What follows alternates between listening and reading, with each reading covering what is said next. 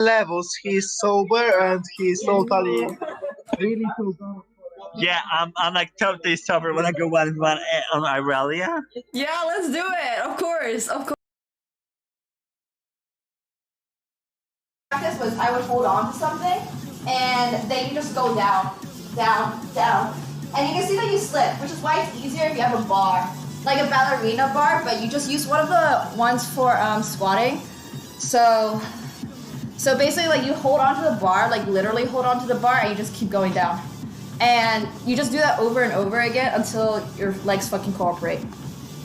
But yeah, use American units. Okay, so 150 pounds.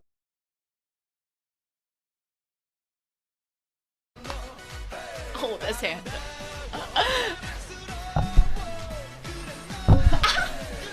No, the headphones are getting in the way.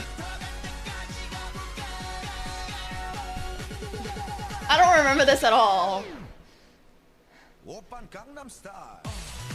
Okay, here we go again. This is fine.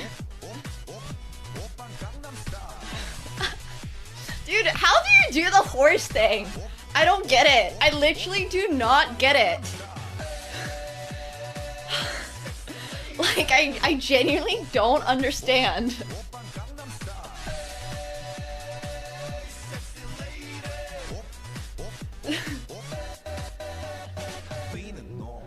Alright, I'm done. No, I'm joking.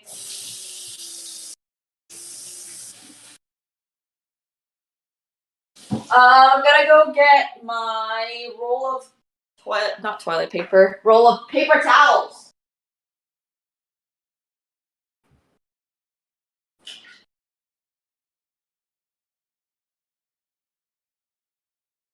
Paper towels, here we go. Always bullying and dread. Do you want Chcę kurwa bana! Mnie zbanujcie, napiszę kurwa słowo retard, kok i kurwa cancer. I chcę dostać kurwa bana! Zreportuj mnie, Remigio. Pierdolona zjebana!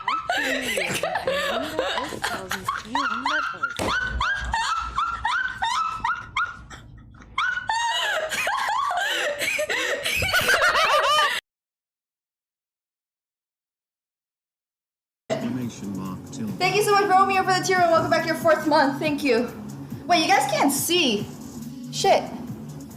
Okay, wait, I'm gonna do it again so you guys can actually see.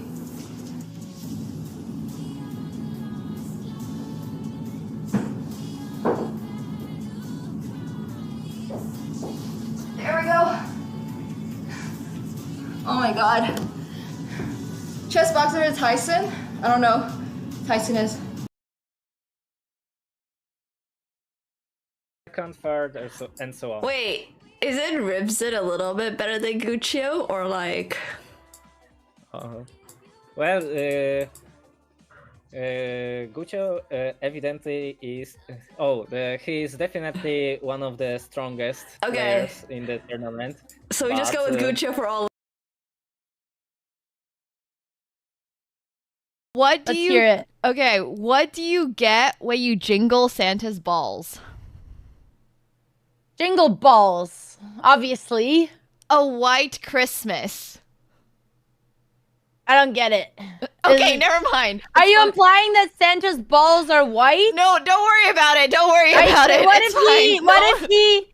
What if he tans nude at the beach? Moving on. How do you know? Maybe he's black from the waist down. How do you know what color Santa's balls are? Oh my god. Okay, don't worry.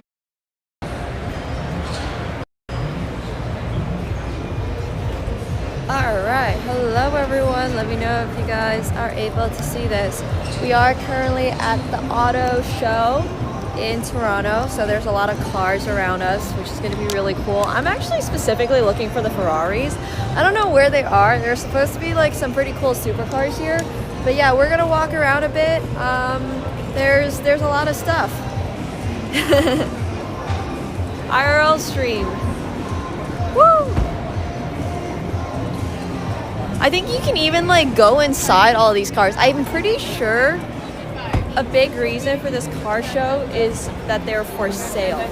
So I'm not here to buy any cars, but like I do think it's pretty cool. You can even go on these rides. You can go like on this little Jeep roller coaster thingy, which looks absolutely sick. I mean, if they allow me to, I might want to try that. That actually looks really, really cool. Yeah, we're at the Toronto Convention Center. Oh, this might be the line for it. That's actually so cool that you can just like do that. They built an entire little Jeep roller coaster. Whoa, that's actually so cool. Oh my gosh, here's some Alfa Romeos. I don't see these that often in Canada or in North America, period. But no, I agree, honestly. That's usually what it is. Look at that, look at that. Look, they're just like driving. I don't even know if it's really on a track. Is somebody just driving them through all this? I think somebody's just like literally driving them. Whoa. Whoa, they're even taking stairs over there. Whoa, that's actually really, really cool. Hello everyone, hope you guys are all having an awesome Thursday. If you're coming in now, we're in Toronto. It is, we are looking at some wonderful, wonderful cars.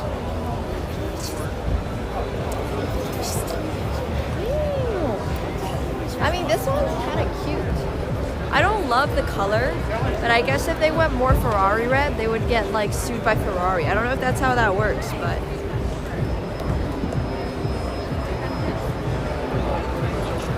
Wowie, I like this one. If I was to have a car, which I'm not right now, but if I were to, this one looks kind of cool. I don't love the color, but it's kind of sweet actually. Starting at $63,000. Oh, I love that you can just get in and out of them. I saw that there was even an area where you can go take a test drive. Nice. If it's already Friday, happy Friday.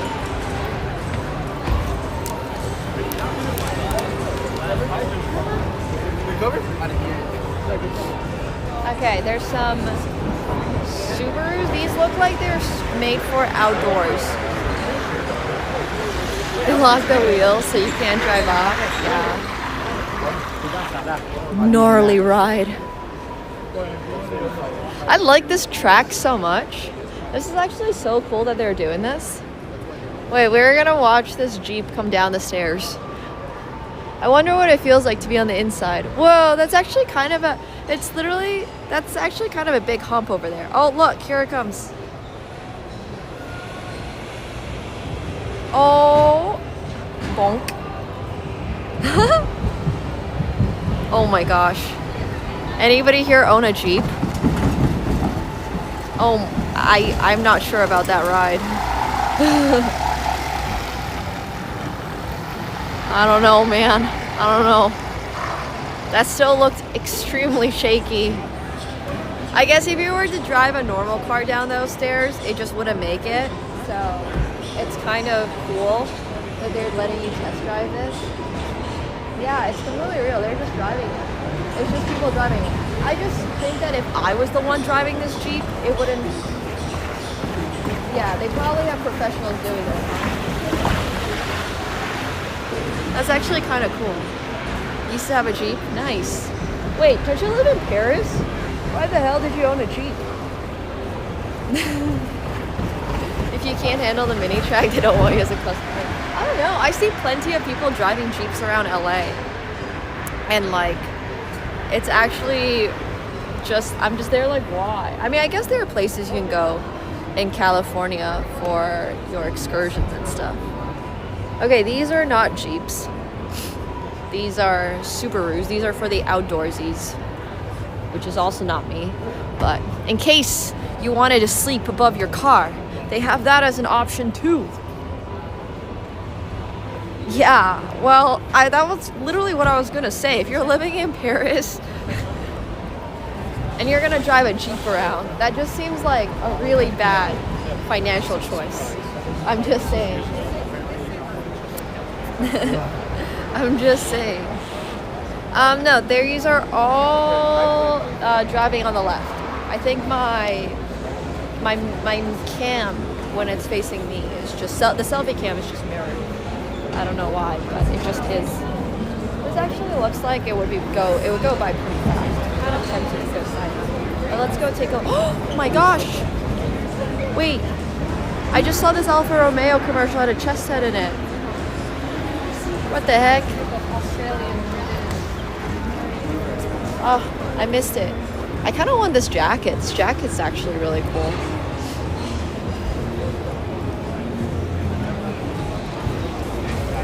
Whoa. I do really like that jacket, actually. You think I can just buy the jacket? Whoa. This one's also really nice. I like the color on this one a lot. What am I driving the Jeep? Yeah, Alfa Romeos are really pretty. I really like their design. This one's really cool. Alfa Romeo, please sponsor me.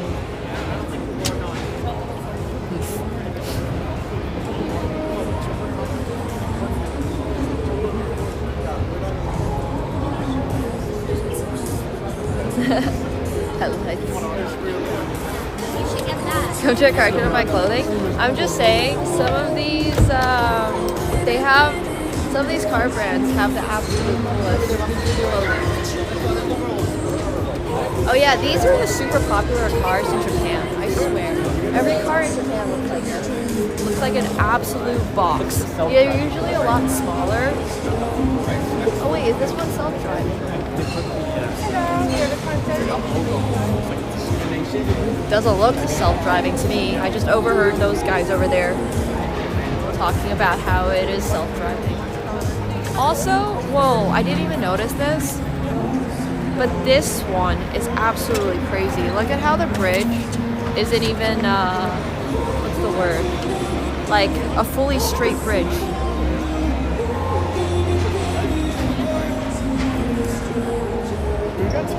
It's like not even, what's the word? It's not even like an actual bridge. Oh, this is the line to you see that? That's crazy. That's actually kind of cool. It's like driving one of those RTVs or whatever when you're on vacation, but imagine that was your daily life. That's funny, Spindletron. Test drive me today. I'm not sure I want to, but... Alright, cool. There's a lot to actually look at, so we're gonna go... Oh my gosh. Of course, there's a Cybertruck over here. Of course. Even the logo looks ridiculous. Looks absolutely ridiculous. All of this looks ridiculous.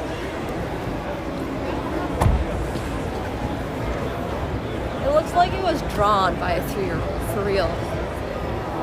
I guess here are the new Teslas. It would appear. The newer Teslas. Disgusting. No, I mean, I don't hate it. Like, some people really do hate it. Wow. Oh my gosh. Okay. Oh, there's Paganis and McLarens over there. Oh, wait, we have to wrap around. Have you ever wanted the ugliest truck of all time? And then you have the option of sleeping in the most dystopian looking tent of all time. If you would like that double whammy for the price of, I don't even know how much this thing is. I'm just gonna make a wild guess of 70,000. It can be yours. Oh my god, that's so mean. I mean, I don't know. The 2-year-old sitting in it just makes me think that's exactly the target audience for this truck.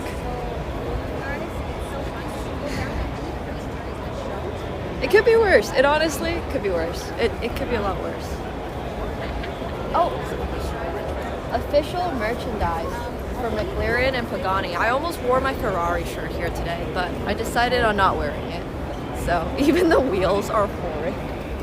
Dude, why does it all just look like an oversized piece of Lego. I just don't understand. Oh, also I can touch these. You can touch and interact with everything. Maybe these are just not legit. Maybe these are just covers. I don't think the wheels can be this ugly. No way. Those are just covers. Okay. At least it's not actually that bad. Yeah, we're gonna go to the Pagani section, of course. Of course. Kinda tempted to buy some. Well, I don't know, man. I'm not gonna wear anything that's not Ferrari. Here is a Pagani. Whoa. Okay, we're kind of looking at it from the back side. It's kind of cool. Whoa.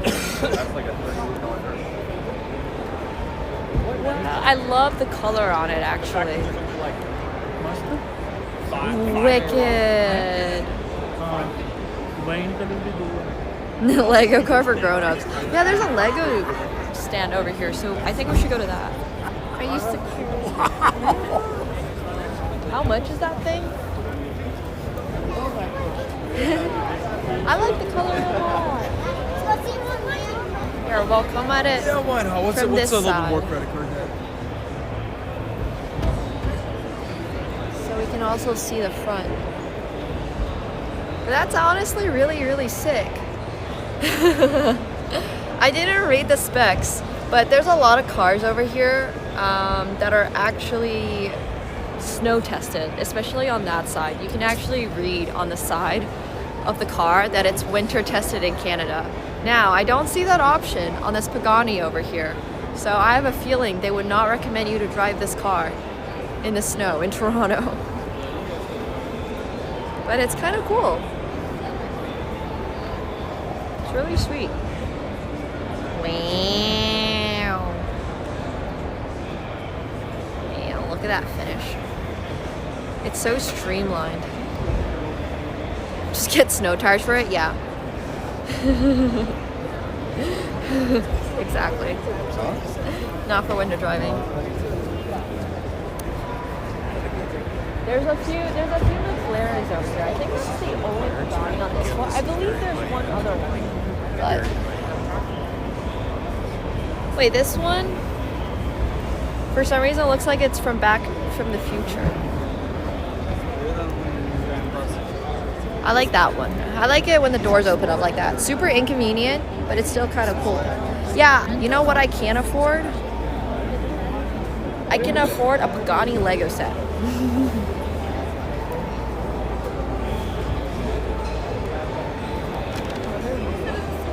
That is the one thing I am able to afford. I mean, actually, that's debatable. Dude, I saw that shit and I immediately got like more plastic. Car Lego sets are so goddamn expensive. It's actually wild stuff. Those things are almost as pricey as the cars itself. You would think for a couple of pieces of plastic it wouldn't be that much, but they're like $700. That's a McLaren for F1. This one is busy. This is the McLaren W1. Or are you talking about the previous one? Oh, the old looking one over there. Ooh. There's a lot of people around here. Sorry. I can go back and read the what's it called? Whatchamacallit? The plaque. Aw, this kid is adorable with his camera. This is the McLaren F1, conceived in 1988. Yeah. That is what this is. Yeah, it looks like you can fly with it. It's kind of hard to tell with the gleam what exactly is happening inside it, but it does look like it has a middle seat. It's honestly really cool. Whoa. Think you have a few of these? Nice. Test drive it? I don't know if I can test drive that, guys. I'm not sure, but it is really sick. This is the W1, I believe. I mean, the chairs look insane. Oh, I see some McLaren fans. It would be really fun to test drive one of those. That's on my bucket list for sure, to test drive that. No, you can't sit in any of these. These are, the ones over here are not for public, what's it called, sitting in. But you can go sit in the back of a Tesla or in the front side of a Tesla. Alright, here's another one. Wasn't this like new model like This is 3-4 years ago? the McLaren. I have no idea. It's a McLaren. You're welcome, guys. It looks like an advanced version of the one over there. Like the one over there looks like it's just the 1980s version of this guy over here. Like right down to the way the windows are designed. P1. Okay. It's kind of cool. Oh yeah, it says here. P1 is propelled by one of the most powerful hybrid powertrains ever fitted to a car.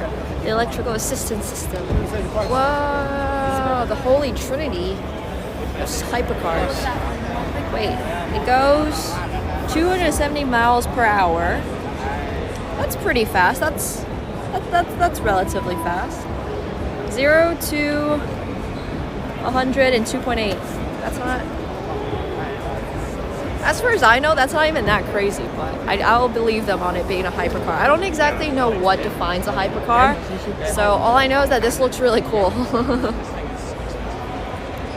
Yeah, I mean, it looks super cool. Yeah, it's an SLR. It's cool, but it's not that. Look at that. I like the sides. It reminds me a little bit of a jaw, like a skull. If you strip down all the flesh off of your face, this is like what I would imagine jaw lines to kind of look like. Oh, the Ferrari LaFerrari. Oh, that's cool.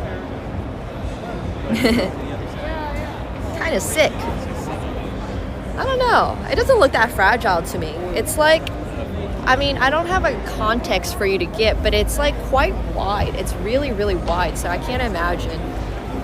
I'm sure the engineers knew what they were doing, is basically what I'm saying. I mean, this one still looks cooler for grocery shopping, though.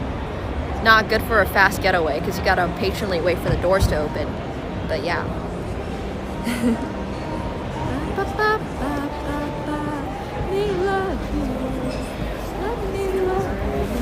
They're playing some nice music. Okay, here's a Mercedes McLaren. I don't love the paint job they did on it. I think it's kind of interesting. The long, like, front. Yeah, the getaway is literally like... It's a Mercedes McLaren is what I'm being told. Yeah, lightweight and tough is not cheap, exactly. This one's kind of cool though. Limited 12 units worldwide. Yo, that implies that I can buy this car if I had enough money right now. I'm not a huge fan of this one, honestly. Not a huge fan. The fact that it says there's 12 worldwide, just implies that there might be a potential for sale.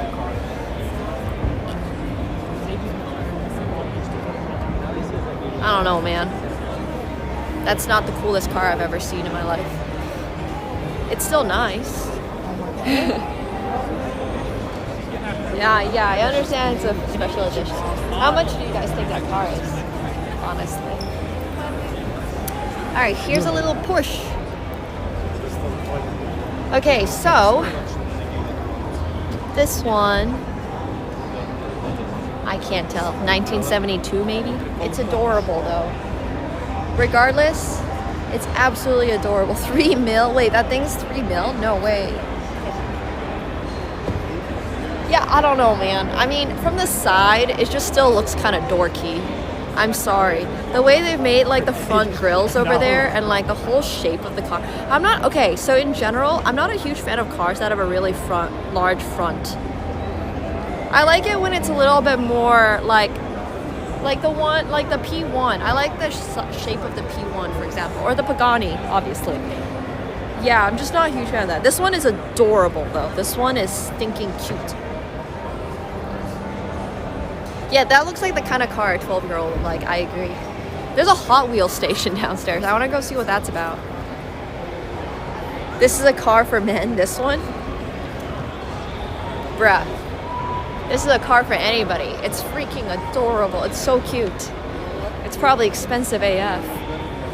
Ooh. It's got the engine open in the back.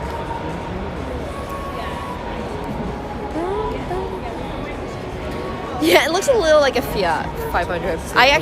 My parents had one. Like, not a Fiat 500, but one of those little one-door Fiats that was green. It actually looked a lot like that, but less cute. It was more boxy.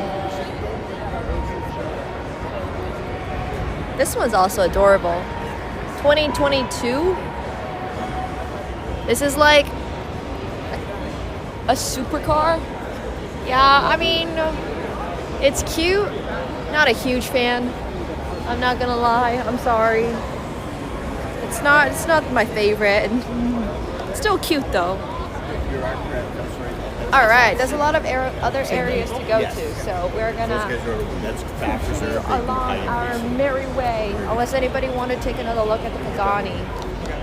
There's some more Porsches.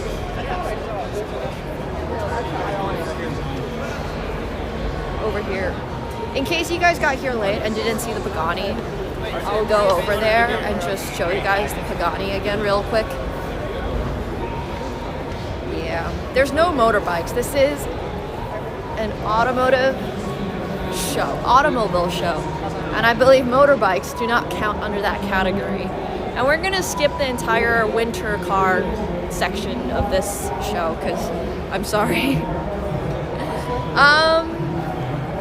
So what I read online is that most of the cars in this room, like all the ones over there and here and like there, are available for sale. I don't know if this one is specifically available for sale. But in case you guys did miss it, this was the highlight. But it's not the same. Yeah, well, I used to have a guy in my garage who parked opposite me. They drove like a Ferrari and it looked so beat up in the winters. I was just like, I mean, props to this guy, honestly, for just having a Ferrari and using that as their daily car. But I can't imagine the upkeep was very affordable. I don't know what specific Ferrari it was. Yeah. So this is a big venue. We're gonna go find the Ferraris. It says that there's a bridge to South Building. And there's a whole ton of other cars. There's Ferraris in this building, which is honestly what I was here for. And there's a couple of different floors. So I hope we will be able to find the Ferraris.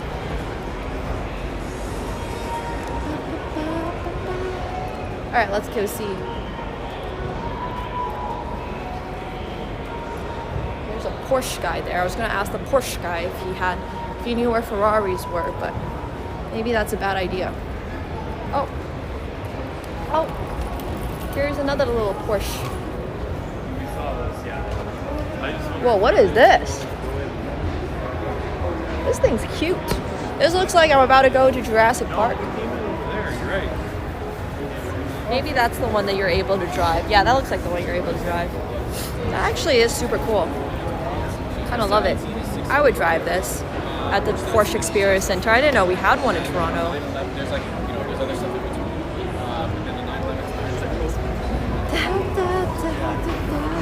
You want to get a 911 Porsche?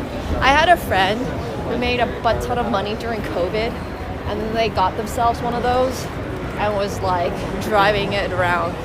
And then I think they traded it in for like just a regular good old Toyota or something, because they're like, this is kind of inconvenient. Yeah, I know, I did not want to do that to Mr. Porsche guy. But let's go see if we're able to find Ferraris. I'm not fully sure where they are, but yeah, no, he made a lot of money in a very short period of time and then was like, wait a second, this was maybe not the most sustainable thing to do. All right, so there is South Hall. Let's go see South Hall. Okay. Yeah, at least they checked it off their bucket list, it's true. But yeah, If anybody wants to see some of the other cars, like the Kias and Infinities and whatnot, I'm just letting you know, I don't mind showing that to you guys. I just assumed that we would be more excited to see some Ferraris. But if anybody wants to take this opportunity to go shopping for the latest model of Kia or something, you can let me know. Or Subaru. Okay, we gotta cross over to the South Hall. It's gonna be a little bit of a walk. I haven't seen Audis. I've seen Mercedes collaborations with Porsche. I haven't seen BMWs either. So I'm not really sure how they're splitting these apart, but maybe in the South Hall is where everything's gonna be. Yeah, if anybody wants to go take a look at some Hondas, I'm sure they're also here.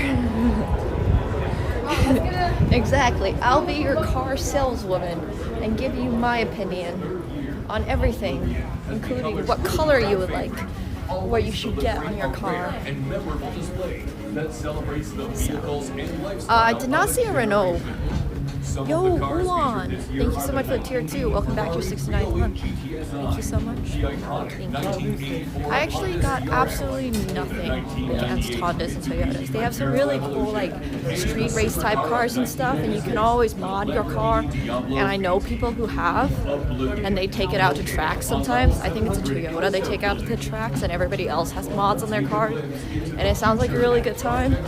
I just don't know enough about that style of cars to really comment much on it. So.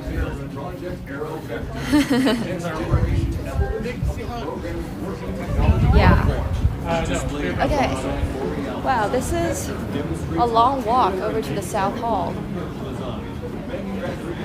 Such a long walk, in fact. We've ended up at the CN Tower? Question mark? I don't think I actually knew.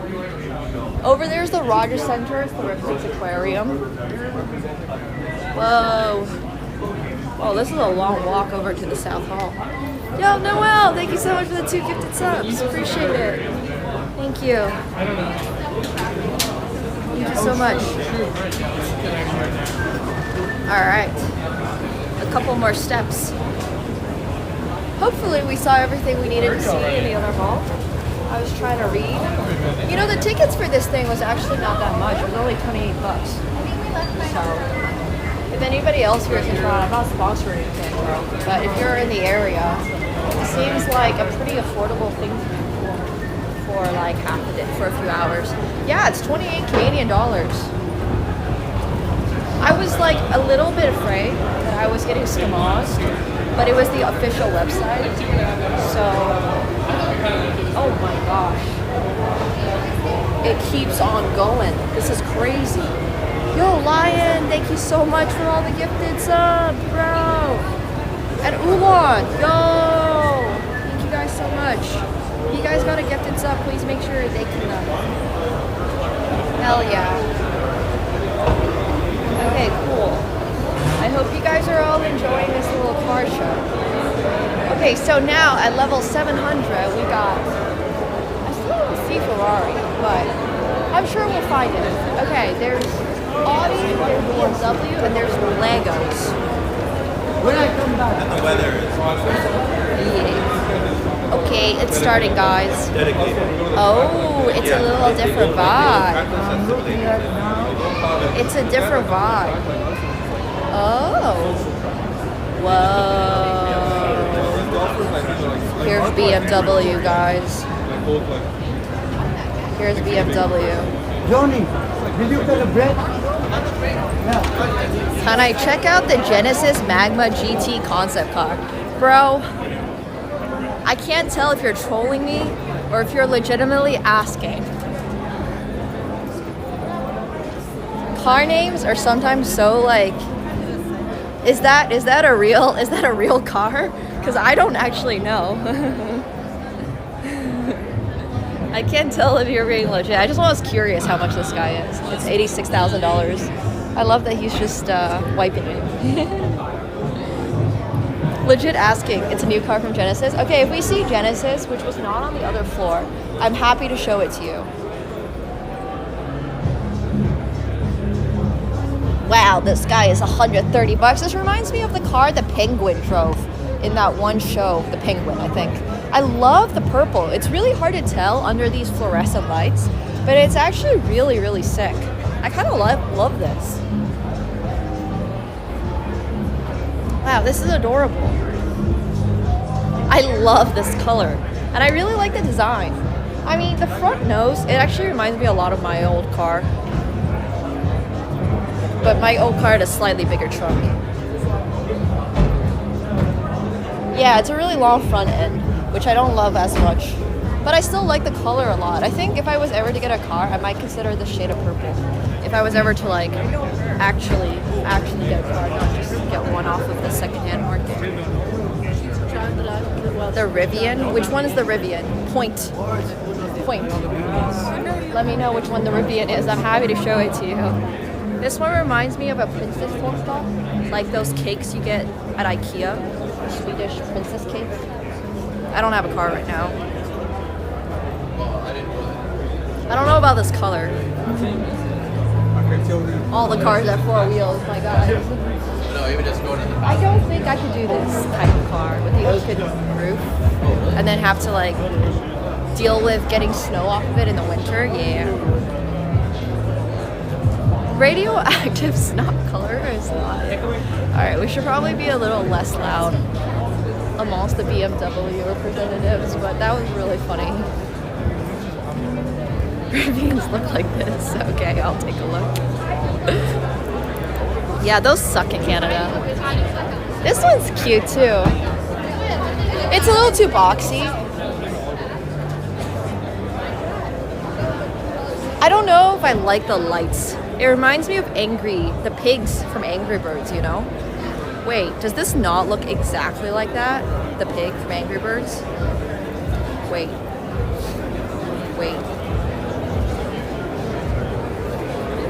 I have to show this to you guys now.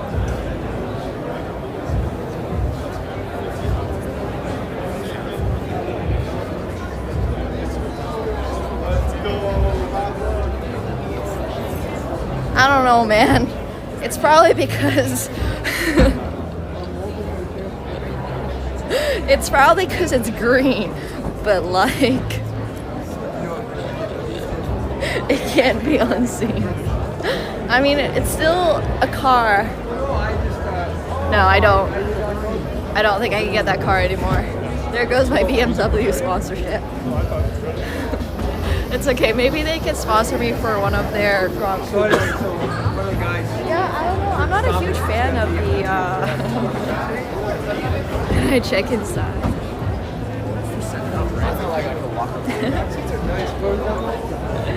Maybe the guys were fans of Angry Birds. There's someone inside there right now. Ooh, what the heck? Oh my gosh, that would be so sick.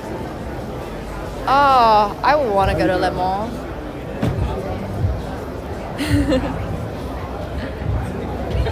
Yeah. It's a little too boxy for me. Can I pose on top of the car? No. We cannot. They have motorcycles. Who's the guy that was all about their motorbikes? They do have them.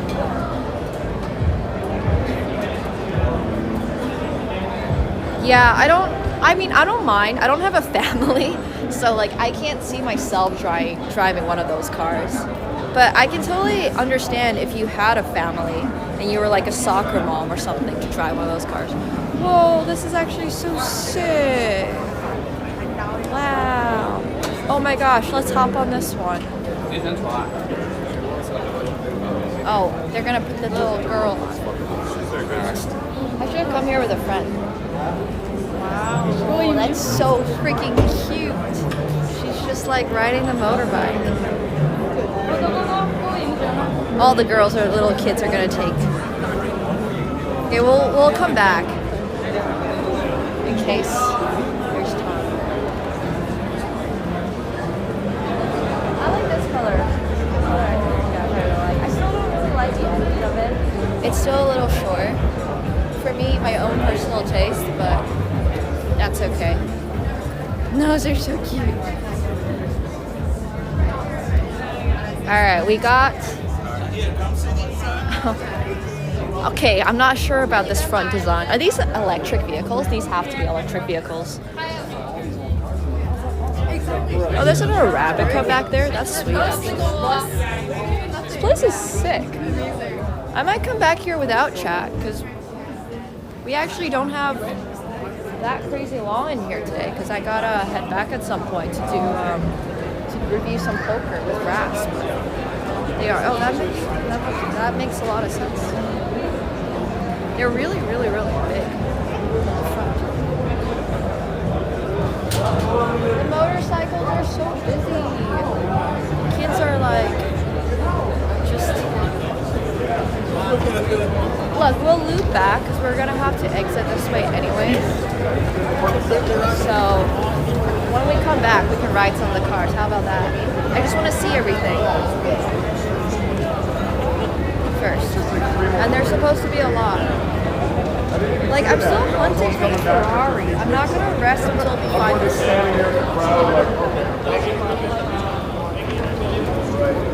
I don't know where they might be, but I do really, really, really, really want to find the Ferrari. There's Rick. Thank you guys for watching. That's how you keep me in business. Okay. Here's a different area over here. Oh, nice. I feel like I'm stuck between the two. Okay, we have to ask somebody. Because I feel like at this point, we can be in here for 2 years and I'm not going to find the Ferrari.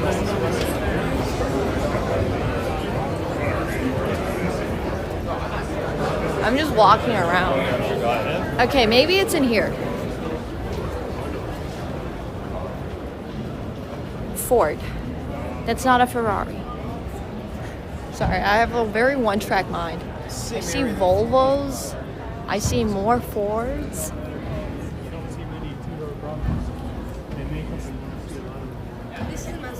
Do they have a map? Yes, it was massive, so I gave up on reading the map. I figured it'd be faster to literally just walk around until we found the Ferrari. Oh, the Mustang. Ooh, I do like Mustangs. I don't want to ask anybody because the awkward thing is I will be at like a Ford place and I'll be like, hey, excuse me, where's the Ferrari? I'm not a huge fan of this one. I'm not a fan of the color. I'm not a fan of the front. I mean, it's still cute, but it's losing a little bit of the old school charm. Oh, here's the... Ooh! No, not this one. Oh, they have electric ones, Mustangs now? You know what? I do really like this electric Mustang. Once again, I have no need for such a large car. But like, as far as SUV-ish type goes, I kind of like it.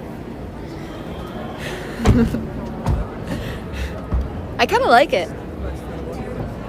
I like the front. Yeah, for an electric vehicle. Oh, you know what?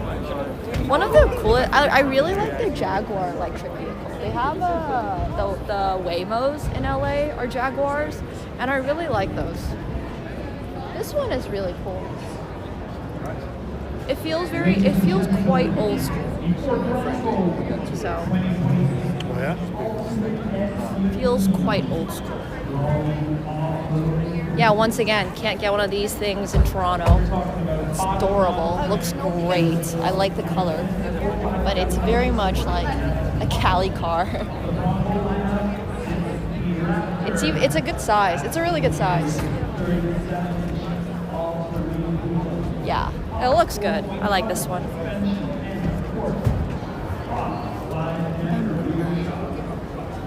Yeah, I like this one too. I'm once again not a fan of the color, but if you get one, you would just get it in a color you actually like. So, You missed the McLarens. They were upstairs. We're now looking for Ferraris.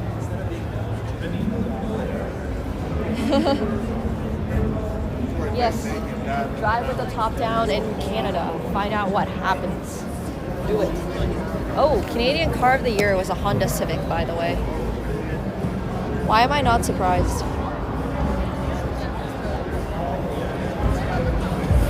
Oh? Oh? Canadian Electric Car of the Year was a Porsche. Wow, I like it. I don't know what this one is, but...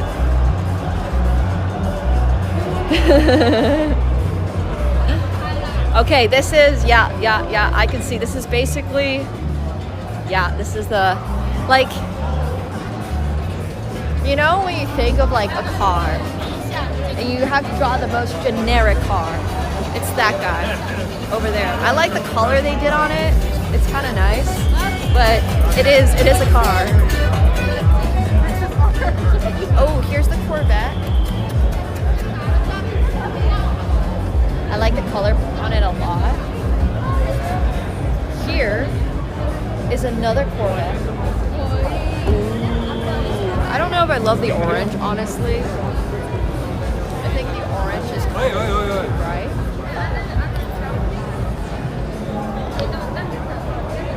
It ain't bad. You have a black Civic, nice. It looks sick. I like the blue Corvette. I like all the Corvettes. If you want to have a sports car looking car.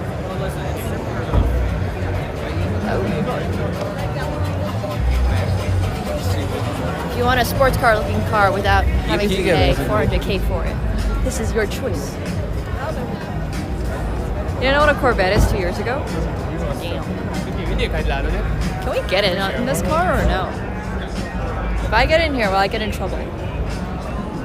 Ooh, this is nice. 0 to 96 under 2 seconds. Top speed of over 275 kilometers on the racetrack. Record a lap time of 6:49 on the Nürburgring.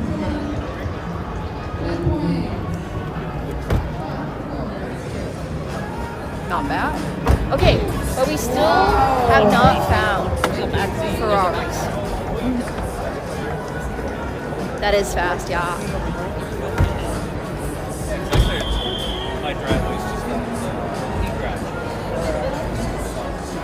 Imagine if somebody accidentally did not lock their car.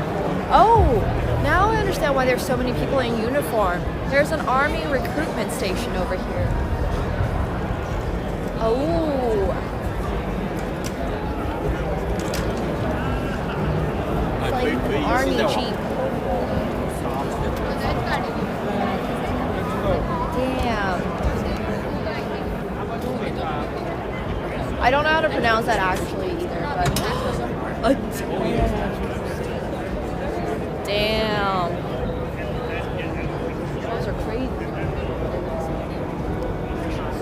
That's actually insane. They sell tanks now. Yeah, imagine if you could just be able to go up to them and be like, hey, so can I buy one of these? This is so Canadian. This tank has like a snow attachment on the front too. That's crazy stuff. There's no, like, yeah. Why own a car? I mean, you could even drive this in the winter in Canada. We finally found the all-season drive vehicle for Canada. It's got 4 wheels and it's got your own built-in snowplow. Perfect. Oh, my bad. It's actually got 8 wheels. 4 on each side. Whoa, would you like a boat? Kind of sick, actually. Parking will not be fun, this is true. Yeah. Can you imagine parking that? Also, sorry, there's just like a padlock over there, which I found kind of funny. It's cool though. Yeah, I wish we could get, that's one thing I would wait to get into. Okay, we got some Lexuses here, right by the tanks. I do like Lexus SUVs a lot.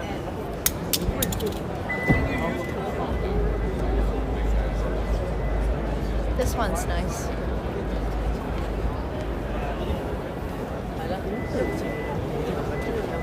They have some interesting patterns on some of these cars. I would never get a car if I was driving around regularly, something like this, because I feel like it's just asking for people to break into it or something. Oh, I do like Polestar as an electric vehicle option. I do think the Polestar is actually kind of cool. I suggested this to my parents when they said they needed an electric vehicle. Or like a sort of smart vehicle.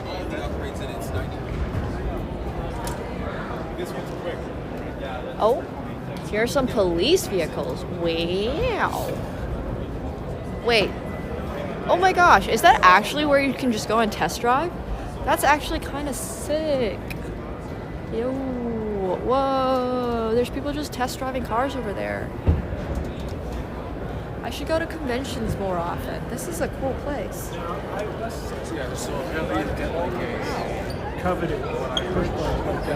Yeah, there's a police snowmobile.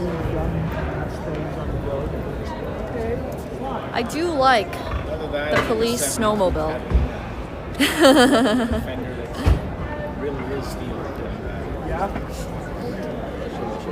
There's also some police over here.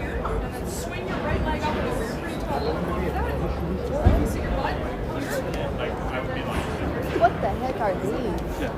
Oh my god. Intelligent electric vehicles. These things are crazy. Whatever is going on there, that's wild stuff.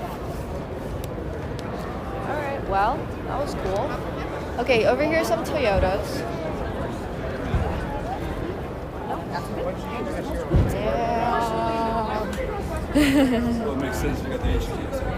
I don't know. Those are kind of cool. They're like future retro. They're like retro futuristic, if that makes sense.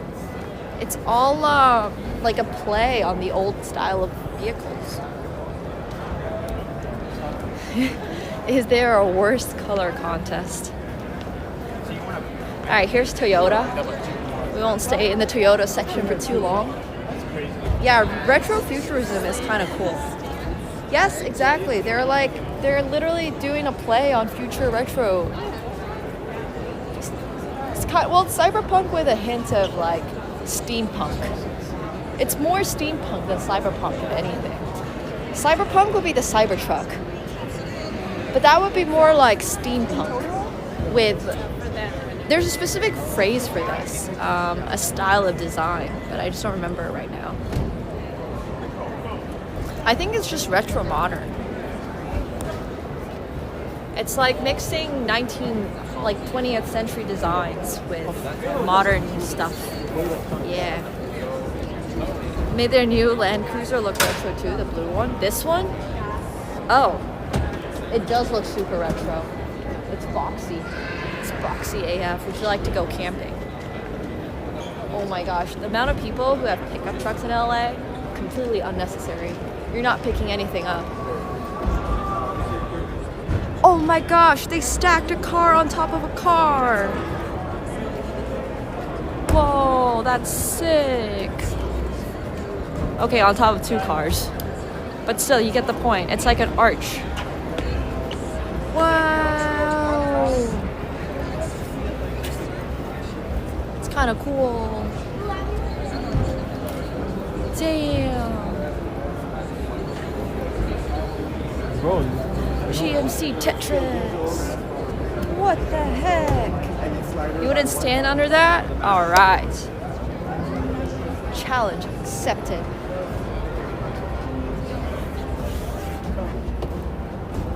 You're underneath a car, guys.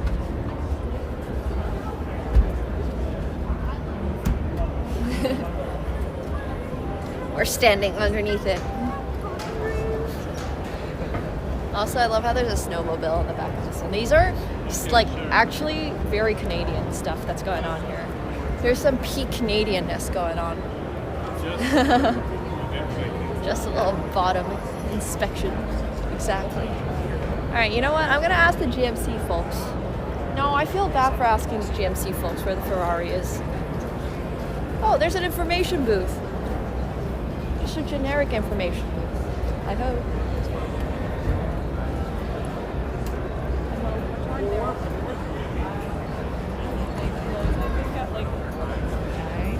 Okay, so okay. I don't know if it's a generic information booth. Okay, let's go ask one of these ladies in. Hello. Do you know where the Ferrari? A Ferrari would be like exotic cars, so you're probably going up with a couple of escalators. Okay. Do you know which, like, is it North Building or South Building? It's probably in the South Building. I'm not entirely sure. Okay. Are we currently in the South Yes. Building? Okay. Okay. Thank you. Where's the Buick? I mean Buick. It's pronounced Buick. Buick is still kind of cool. It's just. At some point, there's a lot of cars that look like a lot of other cars. I don't know what to tell you. Not necessarily just an assessment, I guess, for the. Yeah. I have no idea who that is, Jason, but thank you for letting me know. I've never watched, actually, any of the Fast and Furiouses, except for the Tokyo one. I was like, what? Yeah. No, these cars are cute. They're just... Oh, Lincoln. These are the ones that I always get as my SUV black. Or like the black option. Oh, there's Cadillac over here. Oh, I almost missed this. Okay, we'll take a look at the Lincoln and the Cadillac, and then we'll go find the Ferrari. Is in the North Hall in the back corner? We just came from the North Hall. No, I haven't seen any Chinese brands, unless Polestar. I think Polestar got sold to Volkswagen or something, or Volvo. I'm really not sure, but I'm pretty sure it's not Chinese owned anymore. Southbridge. I'm checking out that one over there. That one got my attention. I don't know which one's the Cadillac Blackwing, so you're gonna have to point it out to me. But this one is sick.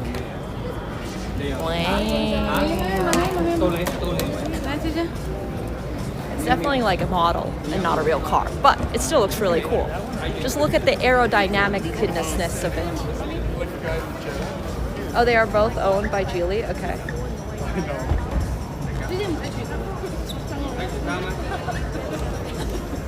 Yeah. Alright, cool with this. That's what I thought. But like, I don't really follow car stock necessarily that much. Yo, AOKs, thank you so much for the 2 gifted subs. Appreciate that. Thank you. Cadillacs are kind of cool. Alright, there's a lot of Cadillacs that I actually don't think I realized existed, but the yellow one, this yellow one, I would describe this more as mustard than yellow, but okay. Blackwing. Beautiful engineering made. Oh, it's like 70,000. All right. I mean, I don't know about the color. Honestly, I don't even know about the car in general. If I looked at it, is this electric? It's like a honey mustard yellow. I gotta admit, I'm not overly impressed by it. It's fine. It's completely fine. It's all right. Yeah.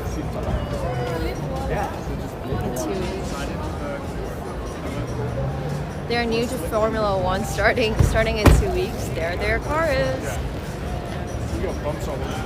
I don't know, man. It's not my dream car. I'm just gonna say that. It's still a very nice car. Don't get me wrong.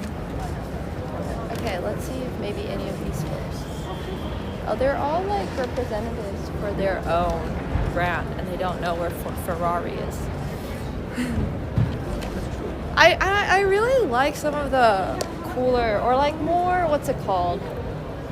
Like out there designs. It just feels like there's a lot of cars that relatively look similar. So, you know. Okay, we are going to find Ferrari. Somehow. Before we leave this building. What cars impressed me? Well, the Ferraris, if I can find them. But these Ferraris are harder to find than, honestly, Chat's girlfriend at this point. Oh, there's some modded stuff over here.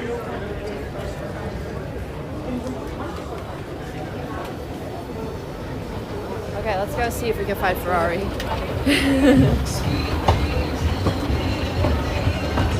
Am I buying a car? Oh! Wait, I kind of regret skipping this. I would buy a model car. Oh, that's so cute. What the heck? You know what else I didn't find? I didn't find Lego. Oh. Wait, here is Audi. I don't know how I ended up here, but... Dreamcaster, thank you so much for the prime. Welcome back to your 7th month. We are at a car show. Well, model cars are the things that I can actually afford. Like, we can go there and go say we bought a car at a car show. How sick would that be? Main floor for P4. We were there. I didn't see any Ferraris. Okay. Is this their Formula 1 option? Revolut.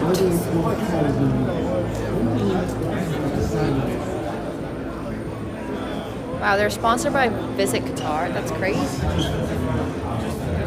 Can we get financing for the model? It's nice. What do we think, guys? Yes, no, maybe.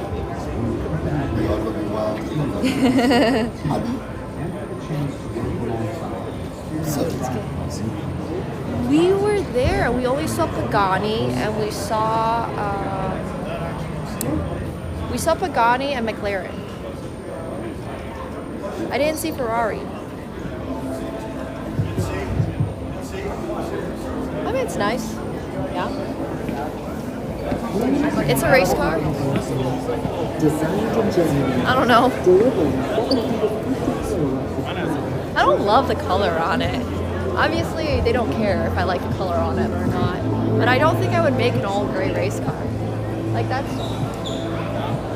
whatever. It's fine. Yeah, the security guard just stared at you. I like the Audi room, though. Gray makes it faster. True. I like the pink. I mean, I like red though. Yeah, these were all nice.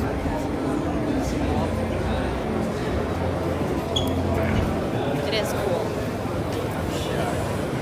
Dun, dun, dun. I kind of like how it's gray-black. And then with a bit of red on, like, the side. You know what? It's starting to grow on me.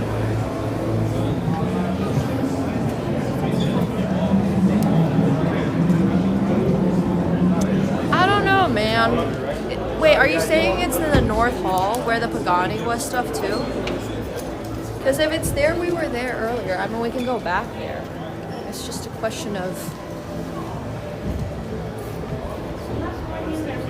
No, we still have a pound for Ferrari. It's okay. We will find it. We shall find Ferrari. Nothing beats a jet. Oh, there's some Mini. These are cute. Yeah, but like I don't think they know anything about where Ferraris are. They're probably just more upset that I asked them at their Buick station. Here's a cute little Lego car. Look, if we can't have a Ferrari, at least we can have a... This thing is probably like $50,000, honestly. I'm not even joking. If you were to buy all the pieces for that Lego car, it's probably like $50K. But it's cute. Is it not pronounced Buick? Okay, so here are some cars we can afford. Here's an Aston Martin we can afford. How much do you think this is? I don't see any price tags. It's the Aston Martin Valkyrie that somebody asked about. This Lego car's your dream car? Hell yeah. These are cute. There's the McLaren. Where's the Ferrari? Here's the Ferrari. Do we like it? Should we get it? Okay, anyways. Oh, there's the Visa Cash App Red Bull. I've seen this car in person at their launch party in Vegas. No price means a lot. But I guess we were just. Oh, there's a much bigger Ferrari. We knew you had money. I was taking it. You like the Porsche? What? It's the Daytona. I had no idea. Wow, this is massive. Oh, there's the Back to the Future car. How much is it? Whoa. How much is it? Too Fast, Too Furious. Yeah, I mean, they're cute. There's like some more kid stuff. Oh, what about if we got a really tiny one? I saw somebody do absolutely adorable stuff with their tiny. Oh, this is just McLaren. I thought they have these for like every single racing team. Because we could get these. These must be like really affordable. But I would only get it if it's a Ferrari one. I don't see a Ferrari one. No, I'm not buying any because they don't have Formula. They don't have Ferrari in that little one. I just want the little one as a Ferrari. Ooh, this is cute. This is like an old Ferrari F40. Yeah. That's cute. Okay, there's a couple of Ferrari options. I'm kind of sad. I'm kind of sad they don't have the other ones. You do media for the auto show? I will find it in the North Hall in the back corner. Okay, sounds good. We're gonna head there then.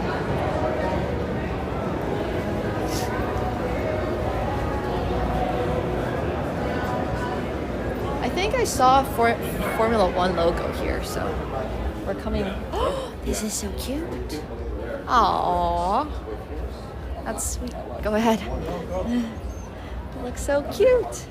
This thing is also probably like $20,000, honestly. Yeah. I wanted to purchase peach, but I only have There it is. It's adorable. How's it going, guys? Any questions? Williams Racing over there. I don't have many answers. That's good. Don't you just say it? Well, this thing is $120. Well, it does have Michael Schumacher. I heard he's like back up and doing things again, which is awesome. And there is the McLaren. All right, we've checked off everything in this to-do list, on my to-do list. Let's go find the Ferrari. Okay, you swear it's the north building, back corner? Jason, I saw you in the chat. If you're in the chat, you better not be lying to me. Is it not Shoemaker? Sorry, how do I pronounce his name? I apologize. The endless quest for the Ferraris. I'm kind of hungry. North Wall. Schumacher. Sorry, I apologize. Schumacher, okay. No, it's not enough. I want to see the freaking Ferraris. That's what we came here for. Whoa! There's more! 80s, 90s, and car culture. Oh my gosh. While you're at a car shop, would you like to buy blind boxes? Who can resist? Definitely. Oh my lord. That's funny. They sell like all the magic cards and stuff. And they have Pokemon cards here too. I think the actual set. This is so random. Oh, there's a Tony Chopper. But it's all like the secret rares. How much do you think that Tony Chopper is? All like SIRs, like mega art rares. Wow, they even brought. This is such a good idea. Slam dunk. Honestly.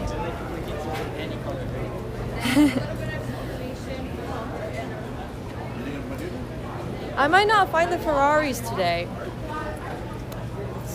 But we have the Ghostbusters car here. Hopefully that cheers you up a bit. I've never watched the OG Ghostbusters.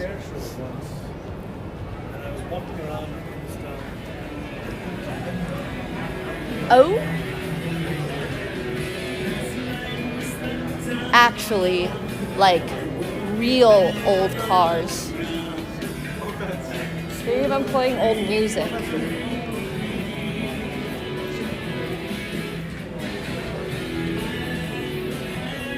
Ah, my gosh, that is so cute.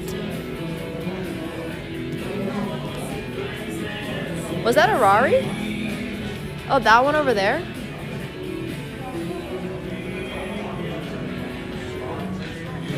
A classic one? I don't think I realized. Just kind of walked by it. Oh my gosh. It's a Lambo. It's a Lambo, guys. You lied to me. Y'all lied. I mean, it still looks sick, but like, why is it in Ferrari colors?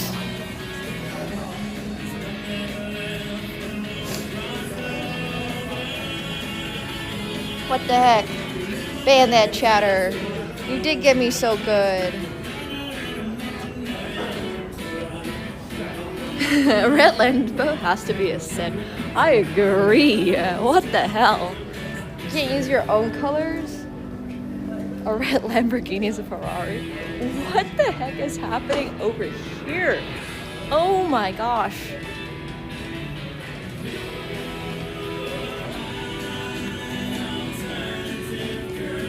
Some of these are actually... Oh, here's a Ferrari. Here is the Ferrari. There is a Lambo and a Ferrari in here. All right, we saw one Ferrari. I'm happy now. Garden.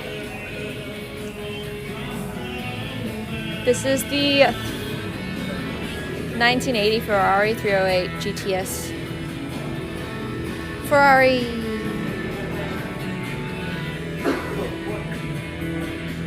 It looks really nice. I love the leather interior. I've actually seen one of these things on the streets before, like one of these really old school ones in LA.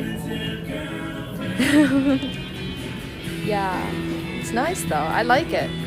I do like it.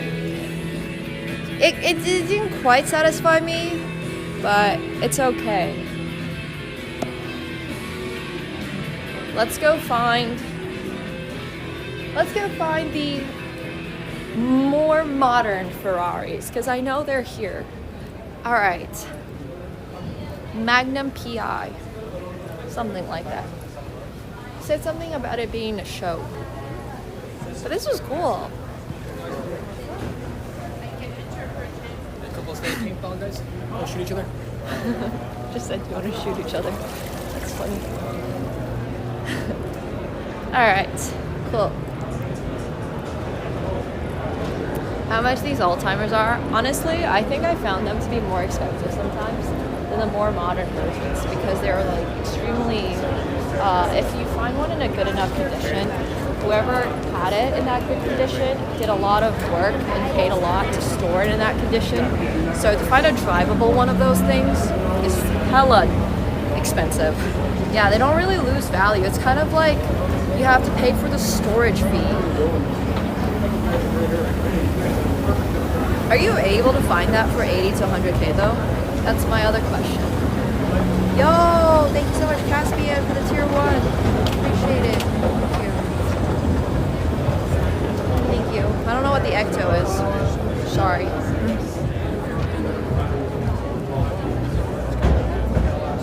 Uh-oh. Can't type websites here, but thanks for sharing that. Okay. You said it's the North Hall. All right, we're leaving this section forever and ever, and we're never coming back here. And we're gonna go find our Ferrari. Oh yeah, we saw the Ghostbusters car. Yep, we already commented on that. Okay. We're gonna find the Ferrari. We've seen, I think, basically every corner. I don't see it. I've seen Maserati. I didn't see any Maseratis. Oh, I do see Ferrari. Okay, we were literally there. What? I was exactly where they said the Ferraris are, and I didn't see them. That's annoying. Alright, maybe we just didn't explore that floor enough. Classic driver, thanks KD, I appreciate that.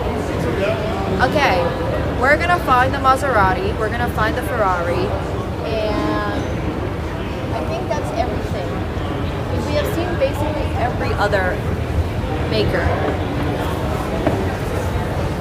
With the money you would win from Chestermans, you would be struggling to afford a Lego Ferrari.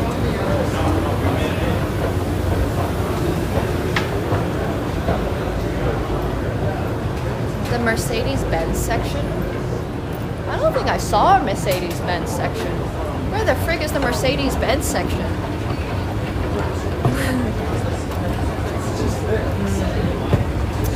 Okay, you promised it's North Hall, right? So we're going back to the North Hall.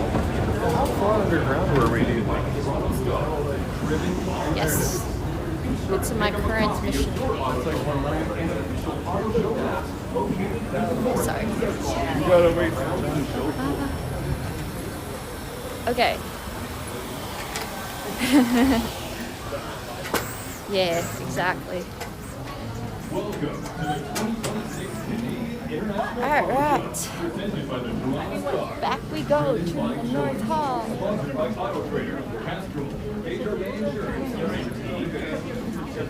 Back we go. So I said, do you take cash or I drove a Maserati once, the manual transmission was bizarre. I don't think I've driven any of these cars. I've driven like, obviously the basic brands like Toyota, Honda, all that. But I don't think I've really test drove many cars in my life. Okay, we're back. We've already seen the Porsches.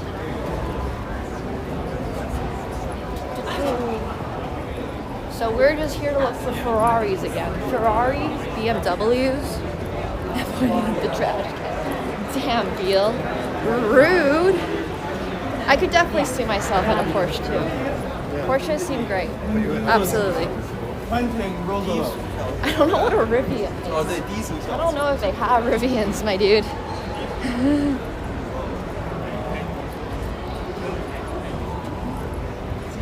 Alright.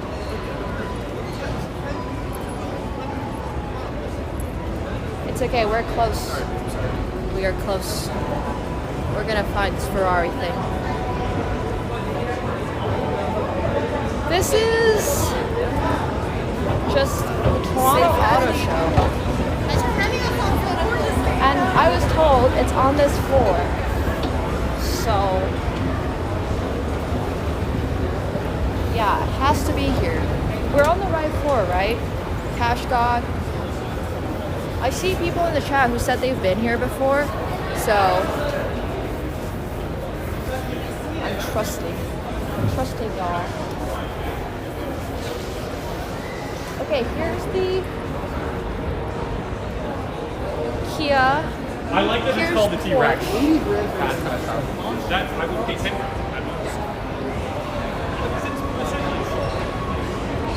And we're back on the Pagani over there. We're looking for Ferraris. Specifically. Here's more Porsches. And then there's like McLarens over there. But I did not see a Ferrari in this corner. Oh, there's a BMW sign. Okay, I think I know. We didn't walk the back side of this wall, so got busy. Gotta hold you all up. See the cars.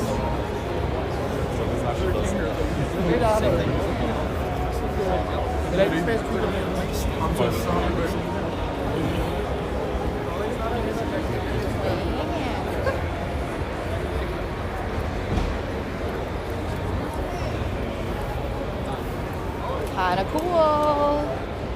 Okay. So, here's where we went wrong. I disregarded all of Canada's winter-tested cars and all that stuff. But what we really should have done is respected it, walked through this, and then we would have found the Ferraris. I see my mistake.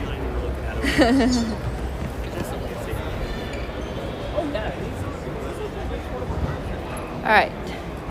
Got some Nissans, got some Ioniqs over here. There's Hyundai in the back, and there is BMW and Ferrari.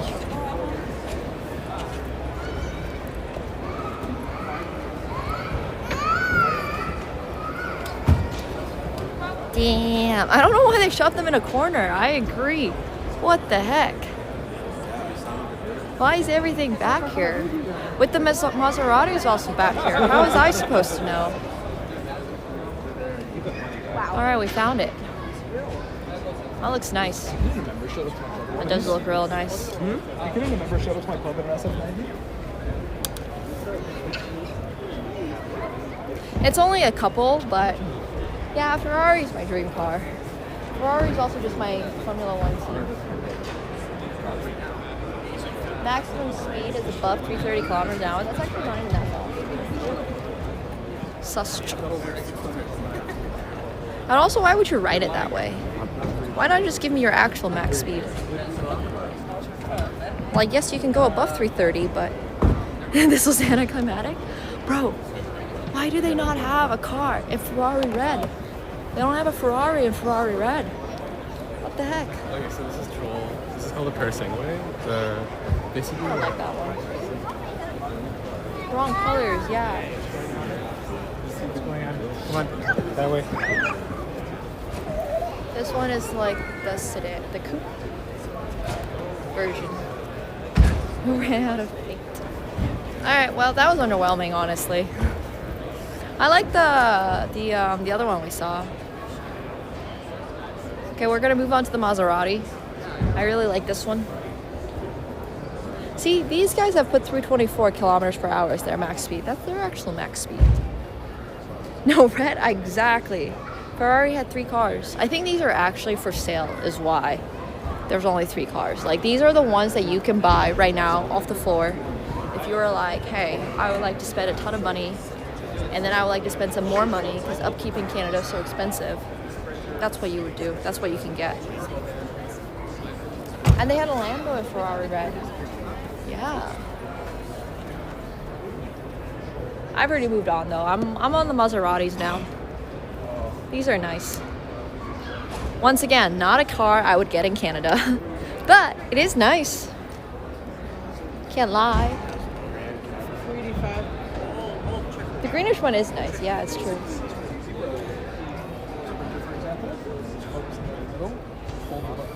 That is nice. This SUV can go 260 kilometers an hour. Good for it. I like the colors a ton. Like, look at that. But look at the seats in that one. I would want to sit in there. That's cool. I think this might be actually my favorite car that I've seen the whole day. I'm totally not biased because I think the Trident logo is so clean. But this is actually really pretty. I've always liked Maserati. Yeah.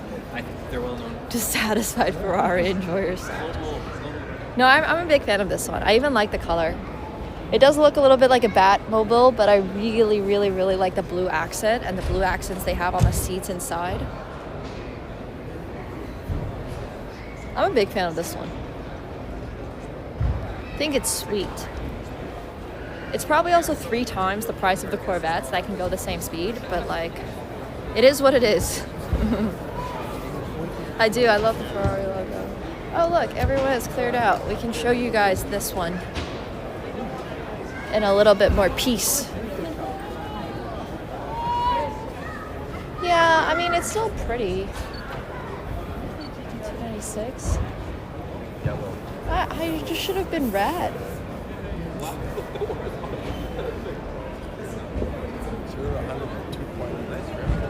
What do we think, guys? I mean, I don't mind the stripes. The stripes are less of an issue than the color. No, 296 special.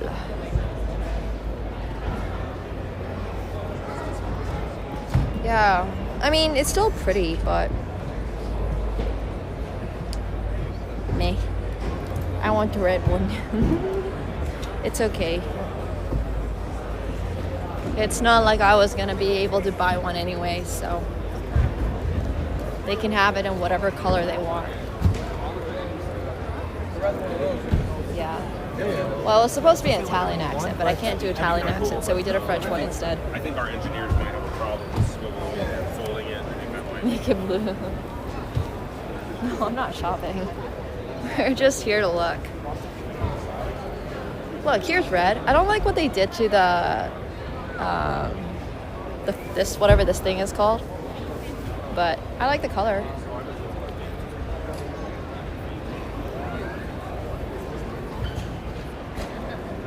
Grand Touring Automobiles. Maybach. The hood, thank you, the hood. I don't like the hood. This one looks nice. Actually, there's too many people here. I'm not convinced it looks nice. It looks a little bit like a shoe. Sit down.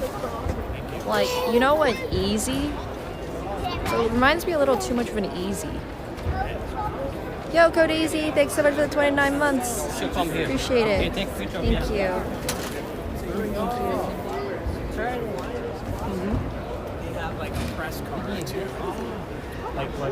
Oh, this is a Bugatti.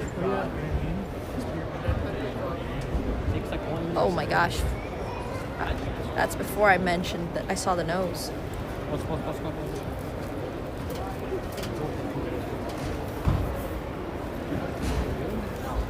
It reminds me a little of like this shoe. Down to the color scheme. I mean, I almost like it.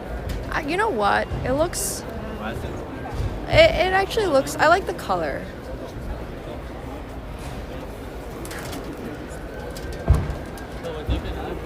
But... What Bugatti is this? Let's find out. It is the Mistral. I mean, I almost like it. I feel like if it was my car, I would absolutely love it.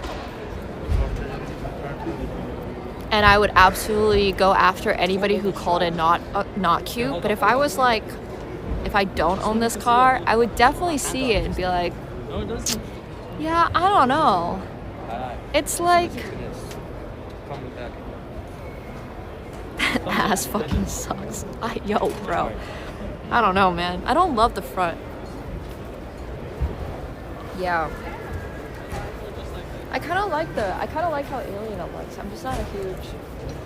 I don't know. I like the wheels. It's fine.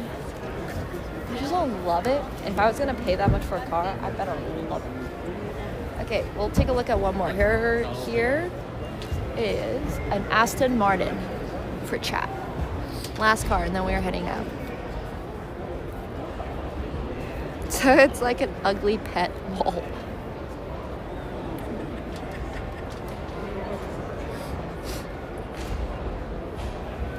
Yeah, that one's cute. There's, I think, 2 more over there that we should go take a look at. We'll go look over there too. We've already been to the basement. We've been to the basement, I think. Of the North Hall. Maybe not. Maybe we didn't. If we missed a section. What is this? I don't even know this brand. Oh, here's another Ferraris. Yeah, kind of. Right?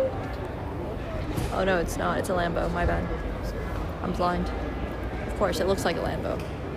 It's flat on the top.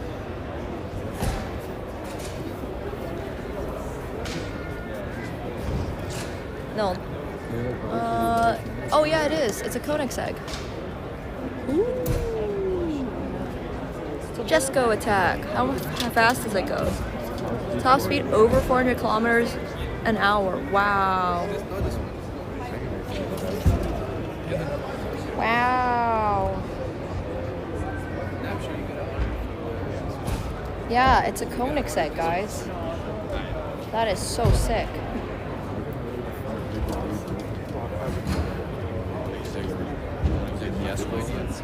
I don't think I knew. I don't know. I mean, I wish I could walk around it, but like, it looks really cool.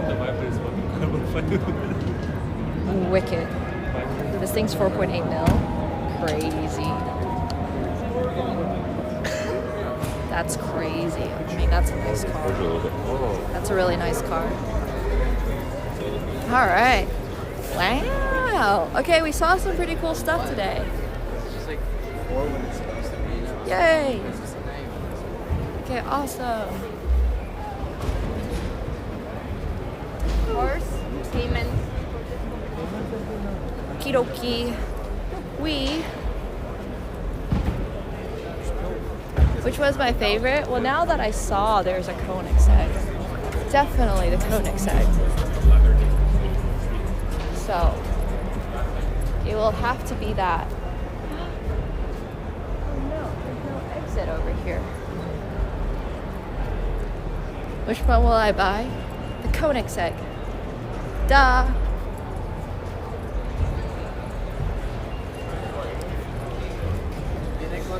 For however many mil it is. Definitely that one. They have 4. They had one in the basement. That was the older one.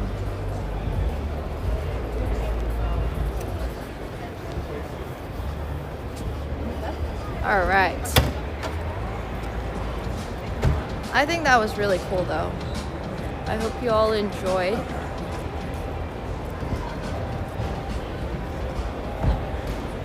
On the way back out, we have a Bugatti over there. In case you missed that. Bugatti's sick. Ooh, sorry, I did not mean to zoom in that much. Bugatti! Hell yeah! The show continues. We're gonna head back.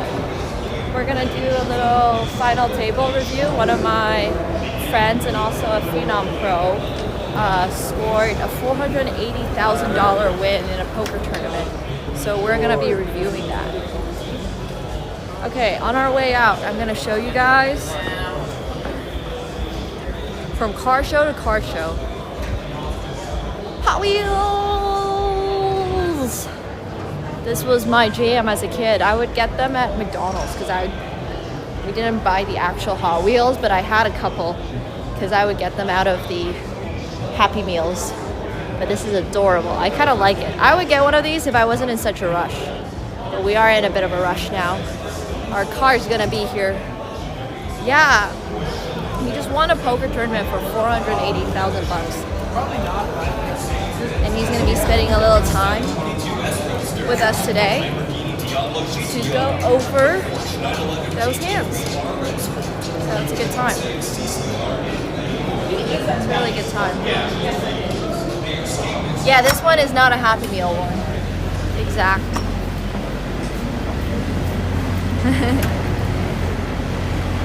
Oh, no, I didn't see that one, but that's okay. That's alright, no problem. Is this Front Street? I think it is.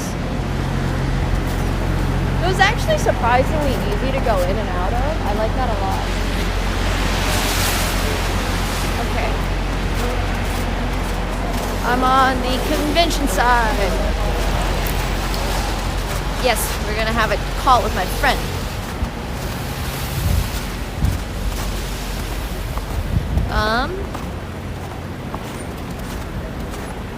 I don't know if he's gonna do a...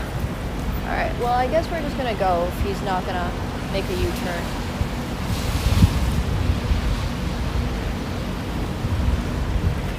Okie dokie. If I get run over... Hello, for you?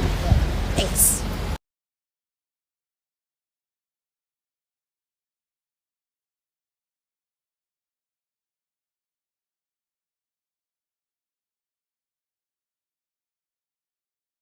Alright, we made it in without getting run over. That would have been poetic if we went to a car show and then probably got run over by a car. Okay. That was fun. That was fun. I think, what was your favorite car, guys?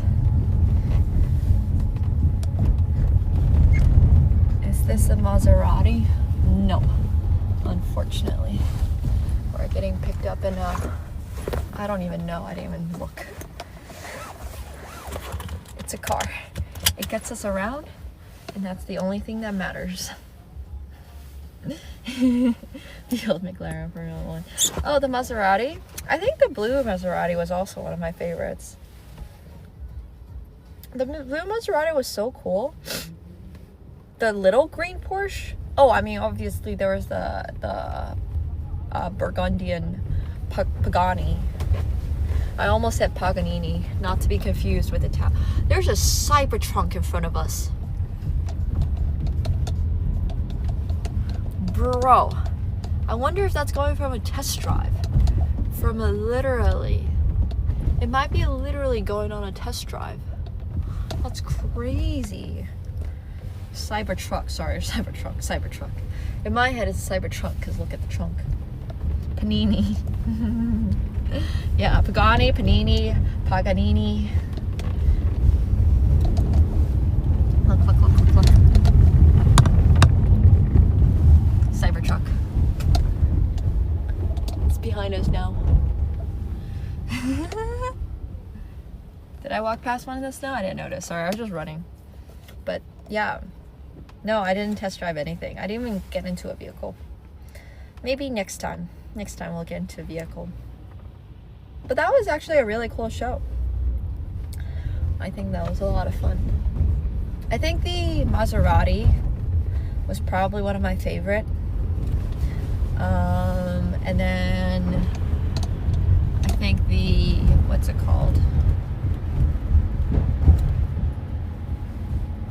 I'm trying to think what else I really liked. The Pagani, obviously. The Koenigsegg. Probably the Koenigsegg is nice. I just wish they did a little bit more with the interior. The Paganini. Exactly. We did stand under a car. It's true. Yeah. I don't have as strong of an opinion about Cybertrucks as some people do. Some people really, really, really hate Cybertrucks. I'm kind of indifferent. Like, I don't like them because I think they're just not the best designed. Oh my gosh, the Angry Bird car was funny. That was actually hilarious. And then I do think that the Koenigsegg was super sick. So yeah, I like the Koenigsegg. But I've always liked Koenigsegg's. So I'm not sure that opinion even really matters.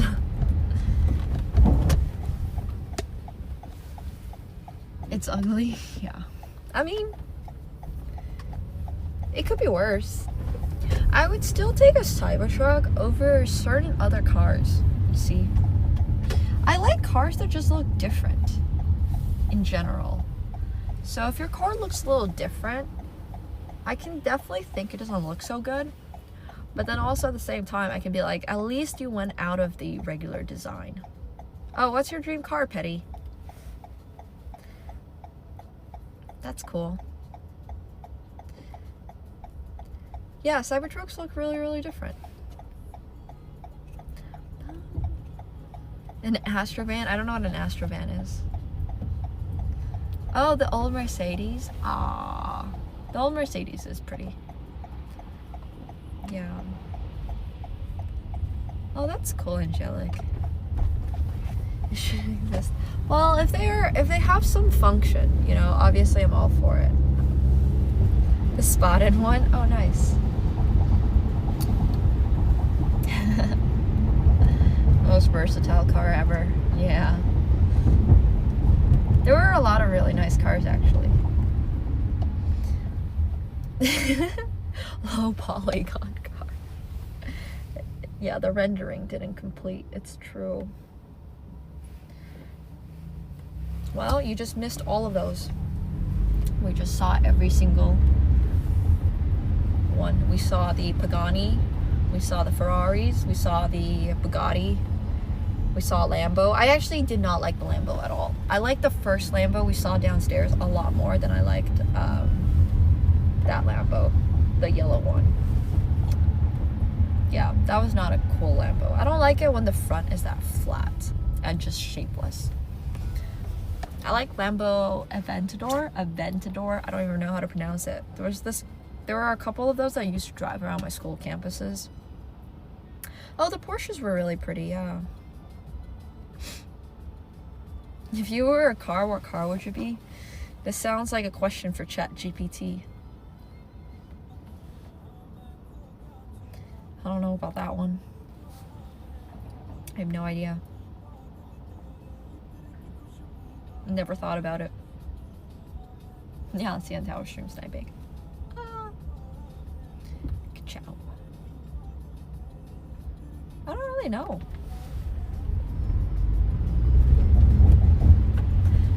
I'm not that materialistic when it comes to cars. Like, I want a nice functioning car that has a rear mirror, like a rear camera, just so I don't crash into things. I would say, like, as far as my materialism goes, I care a lot more about clothing and fashion and stuff rather than cars.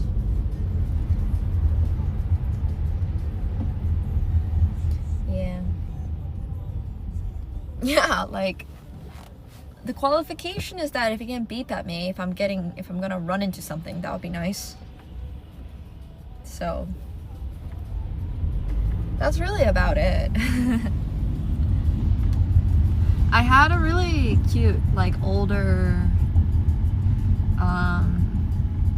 Mercedes when I was in LA, but unfortunately, it's no longer with us. Yeah, just get a jetpack. Yeah, I mean, I also don't particularly, like, I like to drive, but I'm also very grateful that I don't have to commute to work, if that makes sense. Because I could not imagine having to drive for like an hour a day. I like going on drives when it's more of a road trip, or if it's for a specific purpose. Like, this is gonna be a fun activity rather than a, oh, this is my mode of transportation, I have to get around. That's why I really like to live in cities where I can walk. So yeah. Now that it's been so long since I had the Mercedes, it was a C300. I think I can finally share that. It was very cute. My first ever car. And it was very affordable because it was older. And it didn't have a rear view cam. But that's also how I discovered I absolutely need a rear view cam.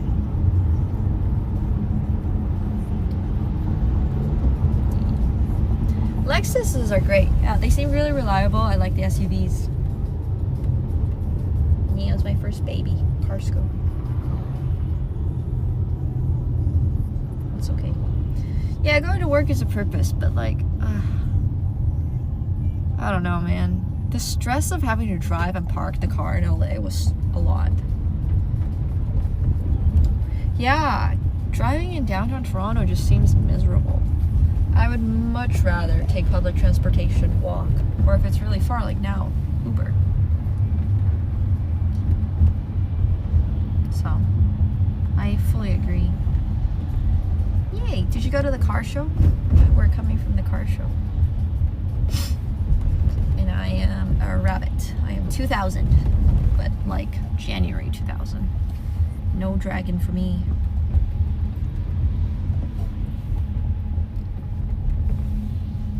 I don't think I can do a motorbike. I don't trust the way people drive. Seems scary. I would get a scooter though. I like those little scooters, like the ones in Paris, the Lime scooters. Okay. Oh my gosh, no. I really did not enjoy. I always did my work in LA Ubers and I would get so car sick. So. Canada's peak motorbike weather. Yeah, exactly. Yeah, probably 4-wheel drive for Canada. Yeah, I don't disagree with this. I think there's a lot of options in Canada, and none of them involve getting like a cute little sunroof, open roof coupe or something.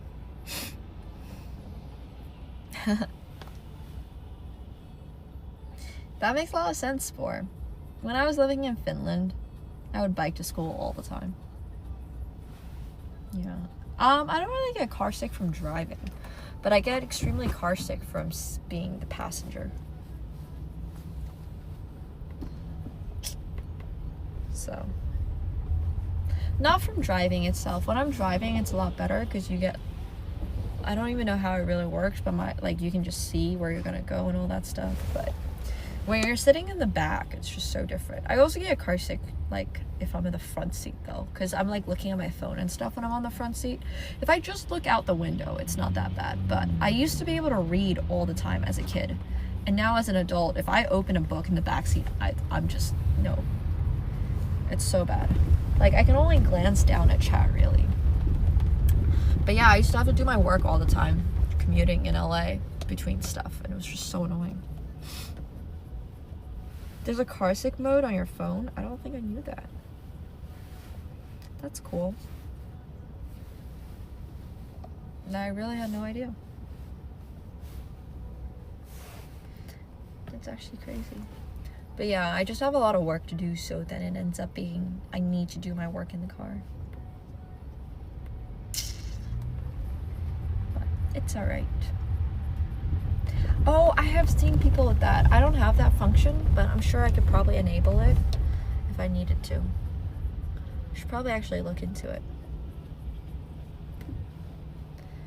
Yay. If I look at the lane marking lines, I've heard. But I don't get car sick when I drive. I only get car sick being in the passenger seat, watching stuff or reading stuff or like trying to write an email. That's what I get car sick from. Otherwise, it's not that bad. Otherwise, it's kind of like, oh, you know, I can just look out at nature and stuff like that. And that's totally fine. Can't read. Definitely cannot read in the car.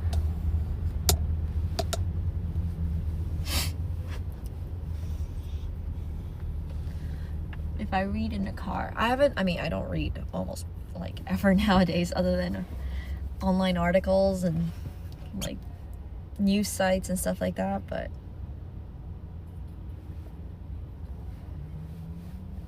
yeah, I feel like if I drove, I would just get so annoyed at bad drivers. Or like, there's just so many things about driving that annoys me.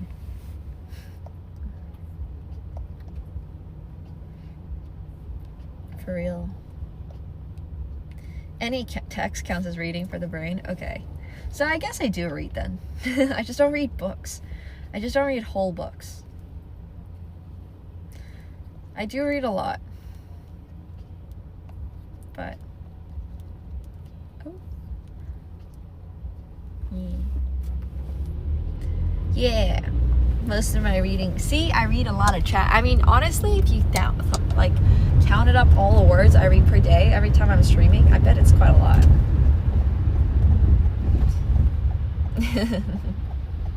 I like to read for utilities. I read signs. That's another thing I read. I read stream titles. Imagine reading stream titles. Couldn't be chat.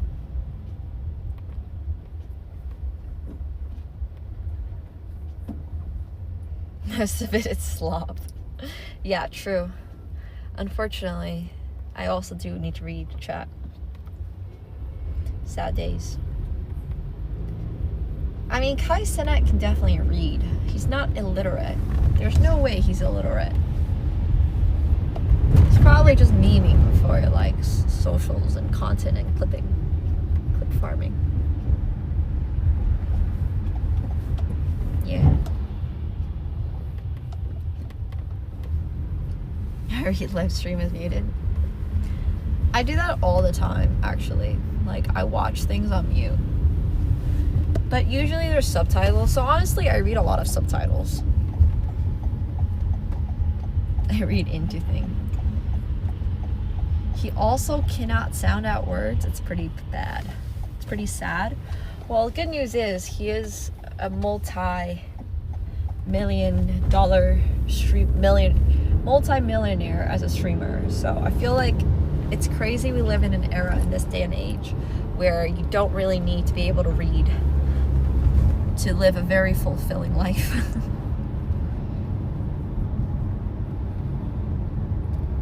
Yeah, I'm sure he's literate. Like, sure, he might not be the best out loud reader and stuff like that, but it's also, we're living in a really strange time. You just don't need to be able to do that many things well in order to make a living. So it's crazy. Oh, Canada versus Finland in the semifinals. Well, I think Canada's gonna win. And I should root for Canada. I'm living in Canada. Alright. I will be right back. Oh, I'm in a Volvo? No, I'm in a Toyota.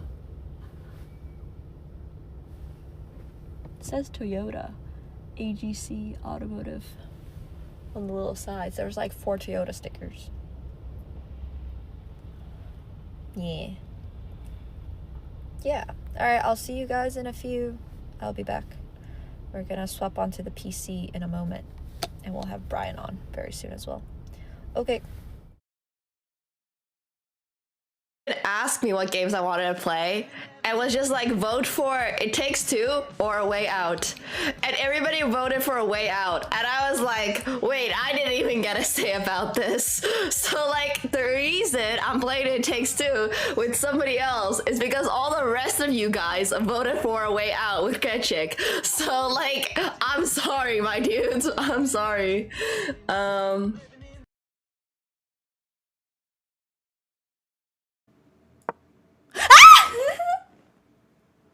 No, I blundered my queen.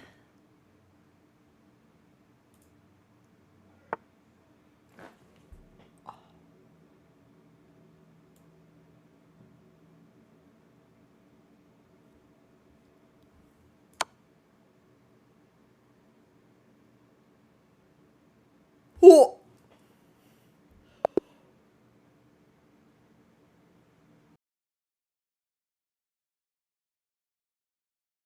If everything works out this summer, right? As like Krechik and I don't kill each other and find out we really hate each other in real life, we're going to do like, we're hopefully going to see each other more often. Like, you know what I mean? Like if we, like, as long as we don't hate each other, like, I don't see why I'm not gonna go back to Poland like a little bit more frequently. So.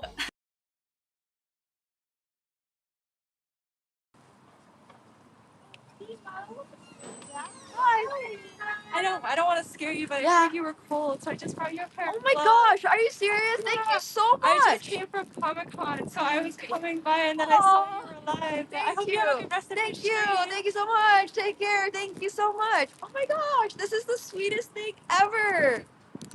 Ah! Oh my god, a girl literally just gave up and like wholesome snipey with a pair of gloves. This is so cute. Sorry, please go ahead.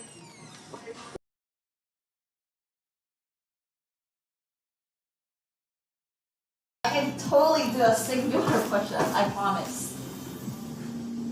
Okay, wait, I already regret my life choices. I regret my life choices so much. Why did I sign up for this? Wait, why did I sign up for this?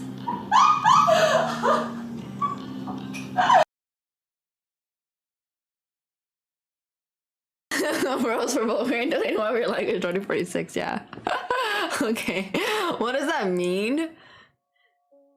Don't say. New.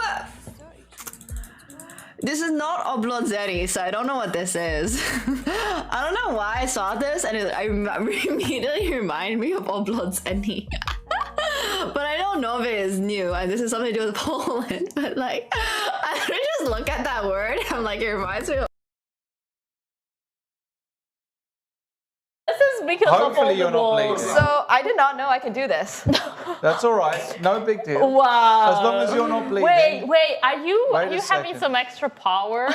Yeah, look at that. Some That powers. is a wonderful, look at that. What? Can We've got someone zoom Superman. in, please? We've got She's a witch. This will make the Twitter rounds, trust me. She's a witch. This is going to be viral. I'm telling you, extra powers. Look at that. I didn't know You could didn't even break do a anything. glass. Yeah. Poker is really frustrating me today.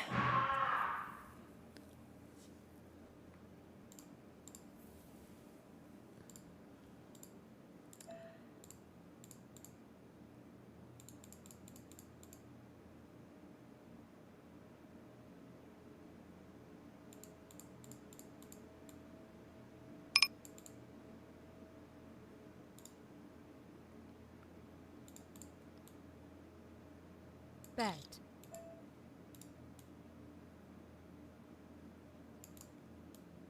Neighbor saw the hand. Fold. That's how it's supposed to be? Well, I'm much more frustrated about my gameplay.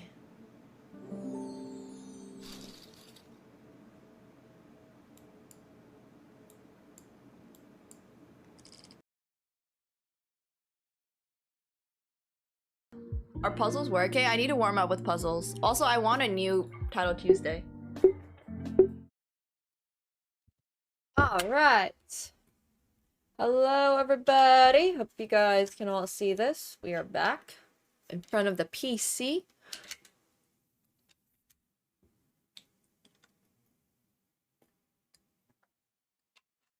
Yay! Okay. Glad that you guys can all see me.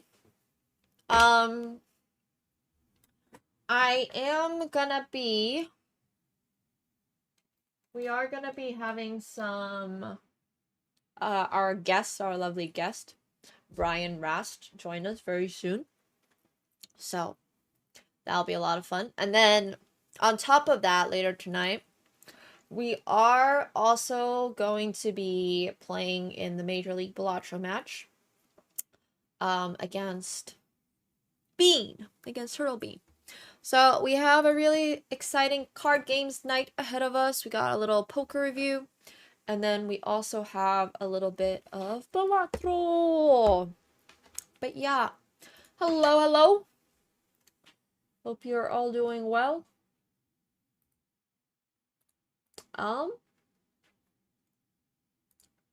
Okay, let me see.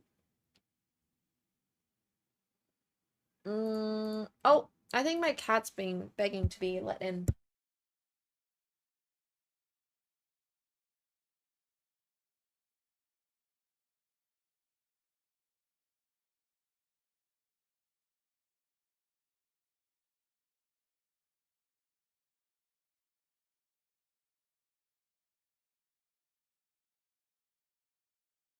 Alright. Katsko is in the room. Whether or not he wants to hang out on stream is an entirely different conversation. Oh, he just wants to sniff the flowers. What a cutie. What a patootie. Look at him sniffing the flowers. We can all learn from him a little bit.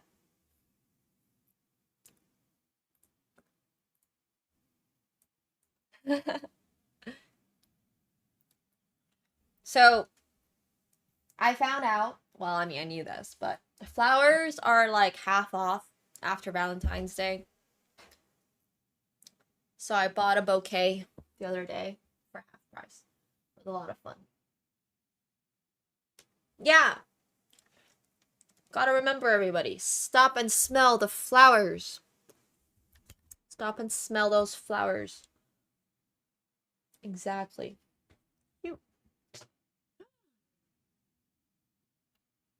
Like getting half off candy after Easter. Precisely. That is exactly what is up. Okay. Let me see. All right, we're gonna have... I'm gonna be in the Google Meets.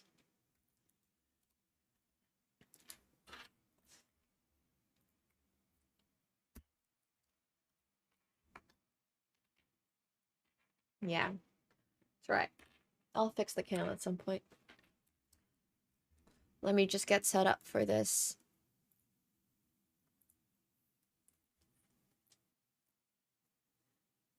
Oh no! Oops.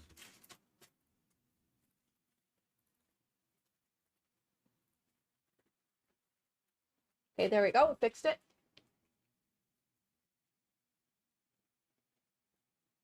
Yeah, it's because I joined the Google Meet. And whenever I join the Google Meet, I automatically have the cam on. So sometimes it just does that.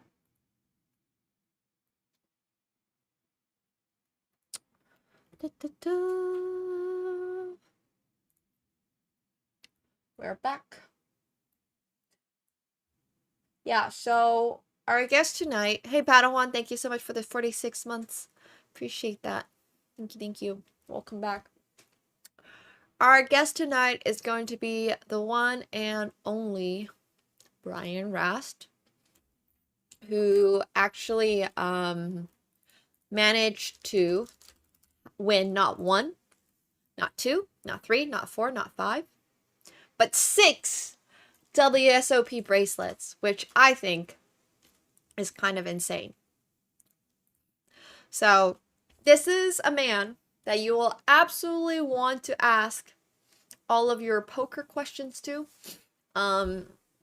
He's got bracelets in like Raz. I don't want to get it wrong, but I'm pretty sure it's Raz. He has one in No Limit Hold'em as well. The one that he won 400, the one that he just won is not a WSOP event, but regardless, he still won $480,000 for it. So it's pretty crazy. I'll just make sure. Okay.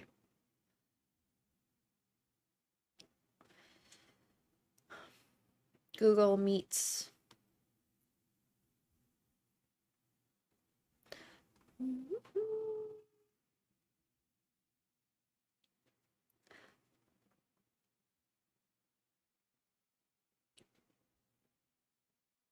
Hopefully I got the time right. Not a bad week at the tables, yeah. But they are also a Phenom Pro. A fellow Phenom Pro. Which is really cool. So. Haha, you're so funny! Look at all of you guys. Making 6, 7 jokes. Yeah. I don't think my life goals are to own a Ferrari. I'm not gonna lie. I feel like there's too many things to do in life relative to trying to run like trying to own a Ferrari. Okay, maybe a Lego Ferrari, but my point still stands. Like,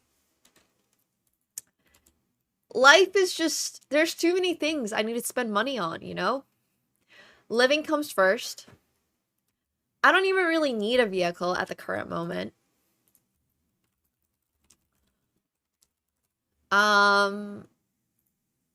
Food's really important. There's a lot of stuff that comes before owning a Ferrari. That's all I'm gonna say. Yeah, water.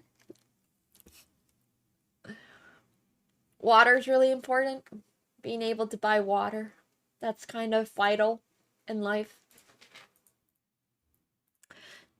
And you also, not only do you need to be able to afford it, you also have to, what's the word? You also have to be able to maintain it. Which is honestly, like, half of the issue.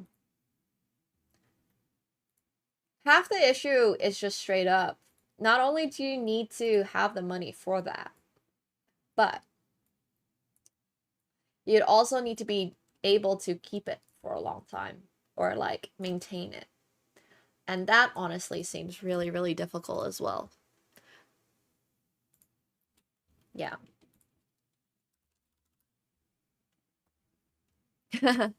Oh, there's the cat. There he is. Awesome. Yeah, just keep it locked up somewhere and never drive it around. Then what's the point of even owning it? Yeah, I don't know about that one.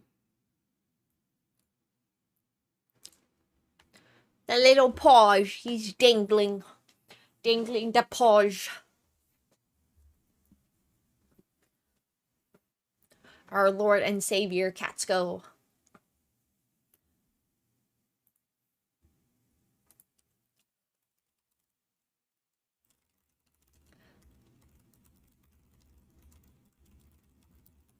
Not meant for North America streets. The preferred customers by Ferrari are men over 40. Oh, that's crazy. I don't think I knew they had like a preferred customer base. Does that mean they just don't take any offers from men that are not in their 40s, or that's just the majority of their target, the majority of their buyer base? Because I'm just saying, they're missing out on a lot. There's not going to be that many men over the age of 40 in the upcoming years. Yeah. He's so cute! And if you have a Lambo, well, good news is I have no intentions of owning a Lambo. So, yeah. Catsko's just like, you're doing what now? Oh my gosh, speaking of the cat, I spent,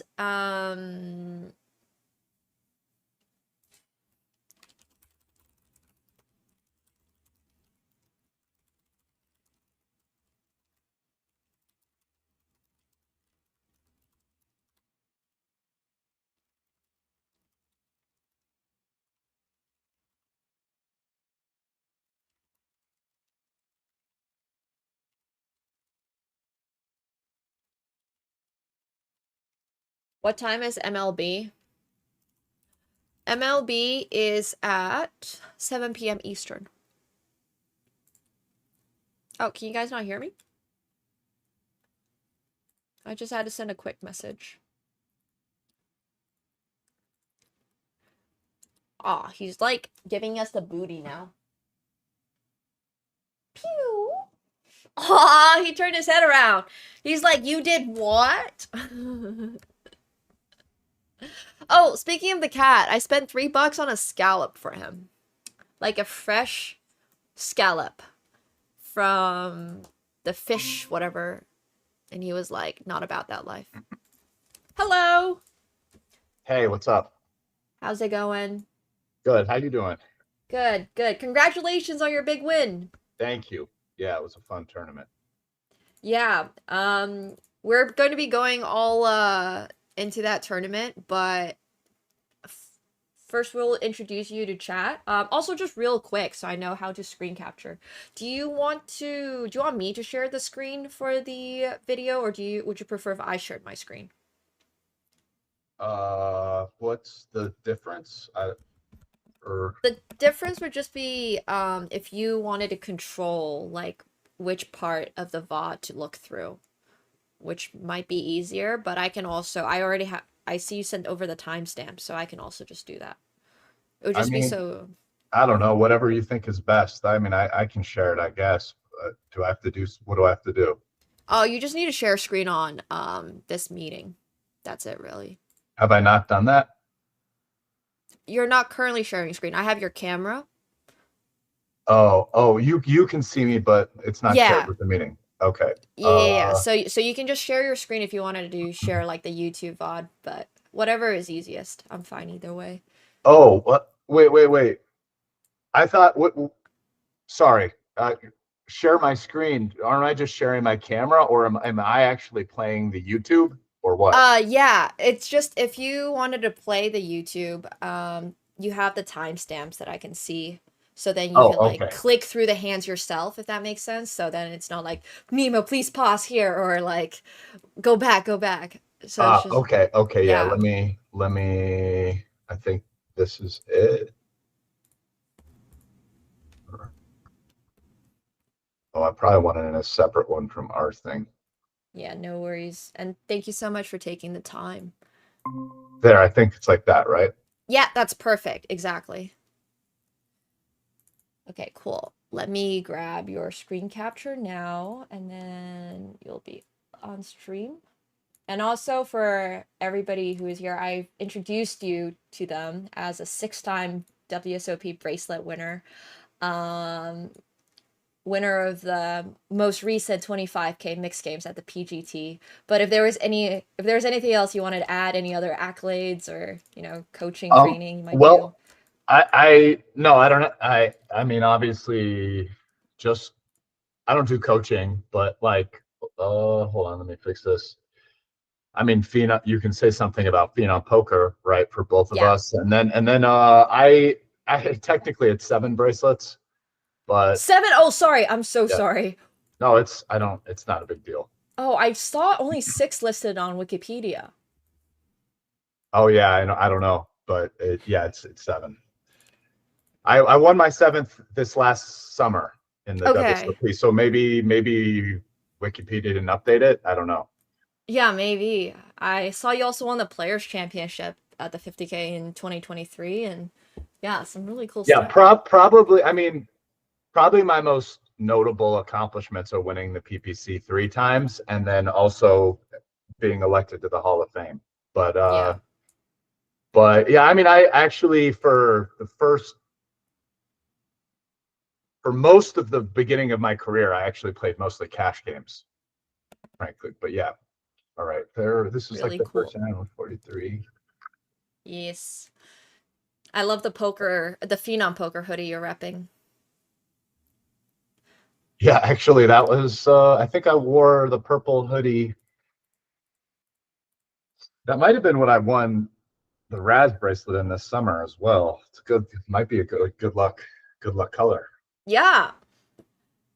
Guys, that's a sign. You should all play on Phenom and get the purple hoodie. Guaranteed better luck. Yep, $30 million in live earnings. People in chat are recognizing the name. Welcome in. Cool. Is there I'm not going to see the chat. Oh, is the chat? I can send you a link to the chat if you wanted to. Yeah, the chat is a different, not the YouTube chat. Oh, okay. Yeah. Yeah, it's just live on my stream, but I don't know if you want to.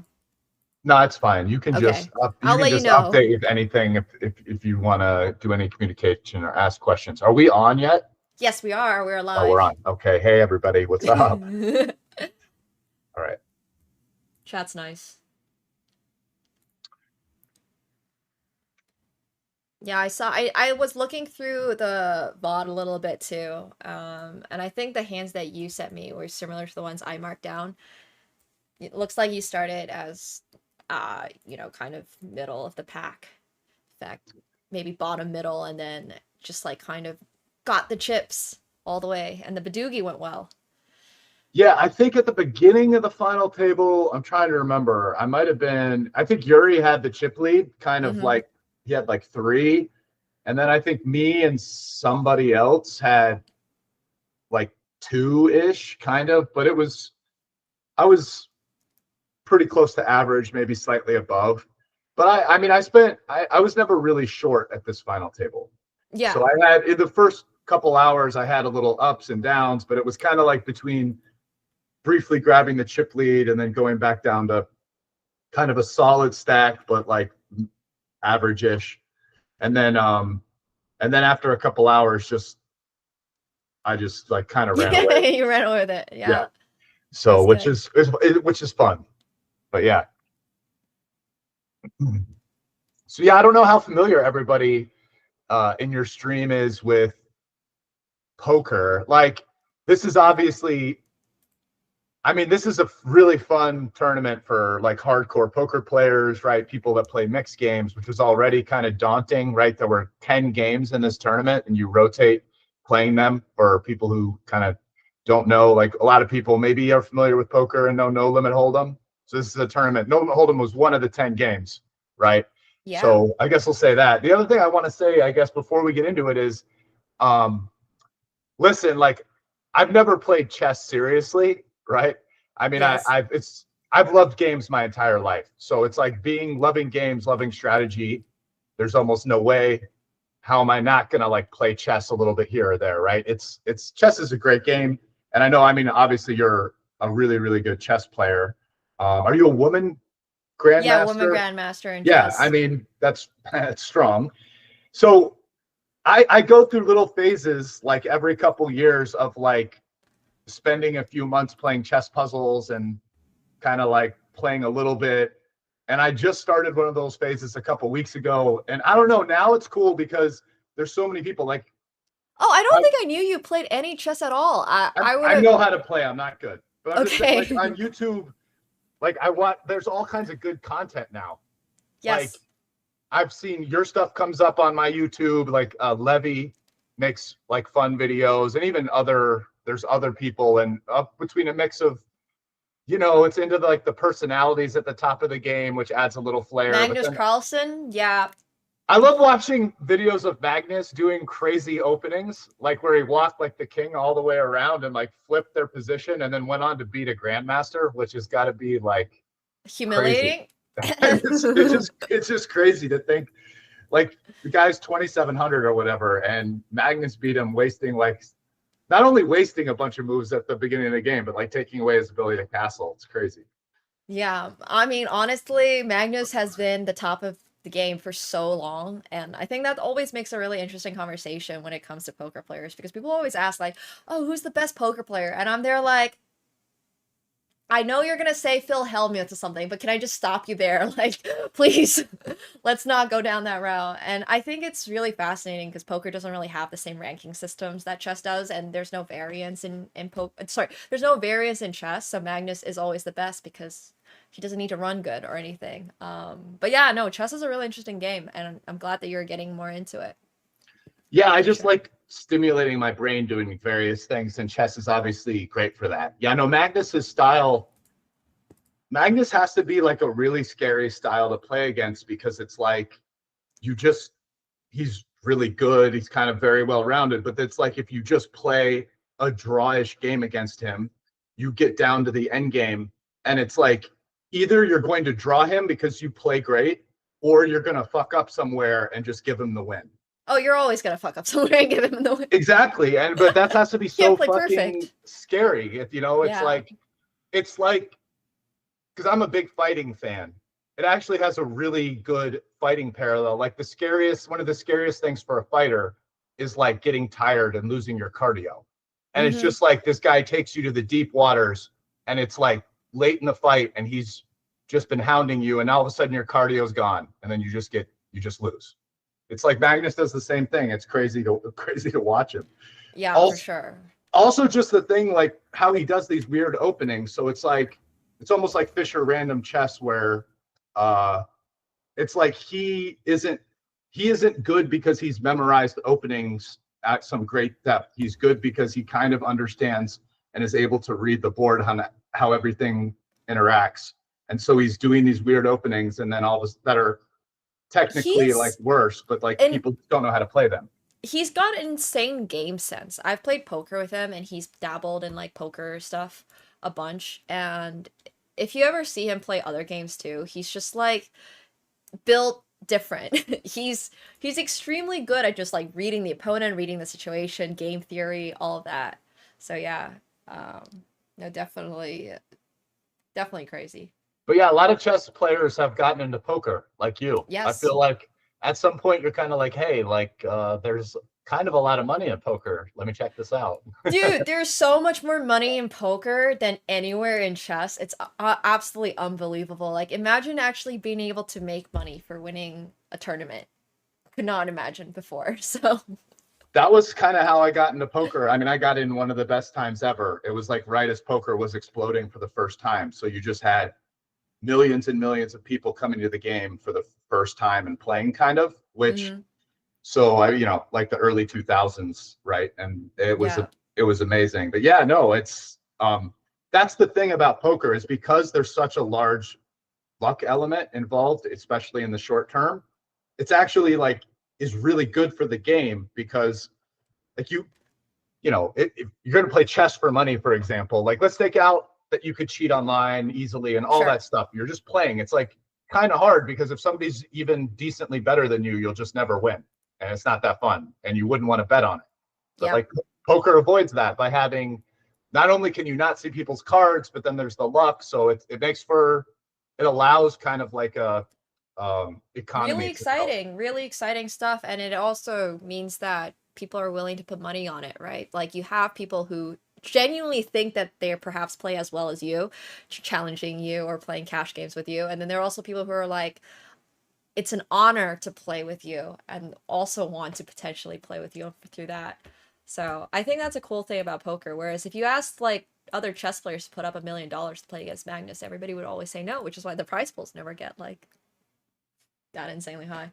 Yeah, it's like only what sponsors basically are willing to put up to fund it, right? And that's where the money comes from, which makes it tough for, like, you have to have a lot of interest in order to get serious money into it, right? Yes. Like in chess, my understanding is if you're not really one of the very top people, it's kind of hard to make a living.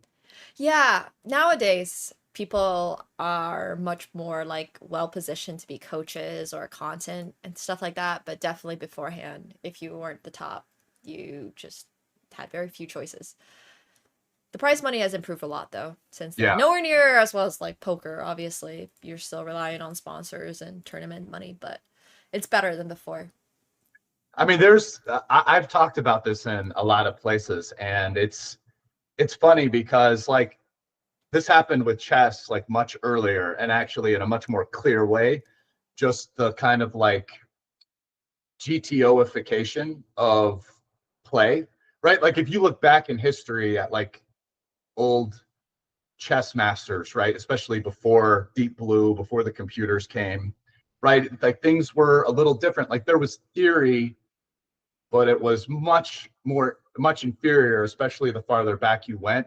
Yeah. Like, right, like in guys like Morphy, for example, just like blitzed everyone because he was just like, it's like you set an alien down and he was just playing with people who were much worse. They just had better game theory than everybody else. We're like, and put in a little bit more time than everybody else. Yeah. But then like what's happened now is it's like computers are so good and you can use them as study tools to like just always see what the best move is and then try to like, you know, dissect why that is. And it's like, that's kind of happening with poker. And it's happened during my lifetime, because when I started playing poker, it was kind of like chess 100+ years ago, where like people were just doing things. They were like, you're playing by their feel. And there were like books and they were fine. But it's like, if you want to go look, like take Morphy. He's like a great example. Like he was the best player at his time. And it's like, he didn't write a book. Like he was just doing stuff. And maybe there were books or some theory back then, but he was on like a better level than that. And like 20 years ago, plus in poker, that was how it worked. You could read Super System, you could read these books, but then But then once you became like a top pro, it's like you and the other people there, everybody had different theories. It's not like they all played the same, but it's like you were on a different level, and the only way to get there was to like play to get there. But now it's like computers are starting to play No Limit Hold'em so well, and there's so much theory out there with people studying it that it's something where, like, if you're going to be one of the best No Limit Hold'em players today, you have to kind of go through this route to some extent, you know. That's why people, I think, are starting to play a lot of mixed games, which is why Phenom is so great, because Phenom has so many different mixed games. I don't know if that's like your experience. I did see that you have a Hold'em bracelet. I'm not super familiar with your background, so I don't know if you came from playing Hold'em into playing all these other types of games, or... I did. Yeah, I actually was like a really amazing deep stack No Limit Hold'em cash player, and that was like my bread and butter back in the day. And then I kind of... So cool. I just am the type of person that always needs like new challenges. And so I just naturally started playing other poker games, even before solvers and stuff. And then, you know, I was already kind of playing in Bobby's room a bit when maybe solvers started to become a thing. And then like after I could feel that some of my competition at the very top of the No Limit Hold'em world was like improving a lot, I got out of, like, I still play a lot, some big No Limit Hold'em tournaments, but I used to play all the biggest No Limit Hold'em tournaments, whatever big cat, like, and I got out of competing with like the very best guys all the time in No Limit Hold'em because they're better than me now, right? But exactly what you said about mix was kind of how I felt about it. It's like, oh yeah, but like, first, there aren't really public solvers for all these mixed games, and also it's just, even if there is information that people have, it's like hard to learn how to play 20 poker games. Yeah, for sure. I mean, we hear this all the time about how like some people are much better at specific, like maybe big bet games or, you know, whatnot in these type of mixed events, and like are terrible perhaps at some other ones. And for everybody who is coming in and maybe not super familiar with poker, a lot of you will have heard of Hold'em and Omaha. So those are probably the two most popular, commonly played ones. If you've been watching me play poker on Phenom, you will have seen games like Badoogie, Big O, which is the high-low PLO5 format. We played the mixed games on Phenom the other day, the free roll one, and we've like dabbled in stud, Raz, stud 8 or better, all that stuff. So yeah, if you guys have any questions about specific games, feel free to ask them. The one that we have on the screen right now is a game called Badoogie. Someone in the chat was actually asking something about this King 10-5-3 seems like a very wide open in Omaha, but I guess fixed limit is different.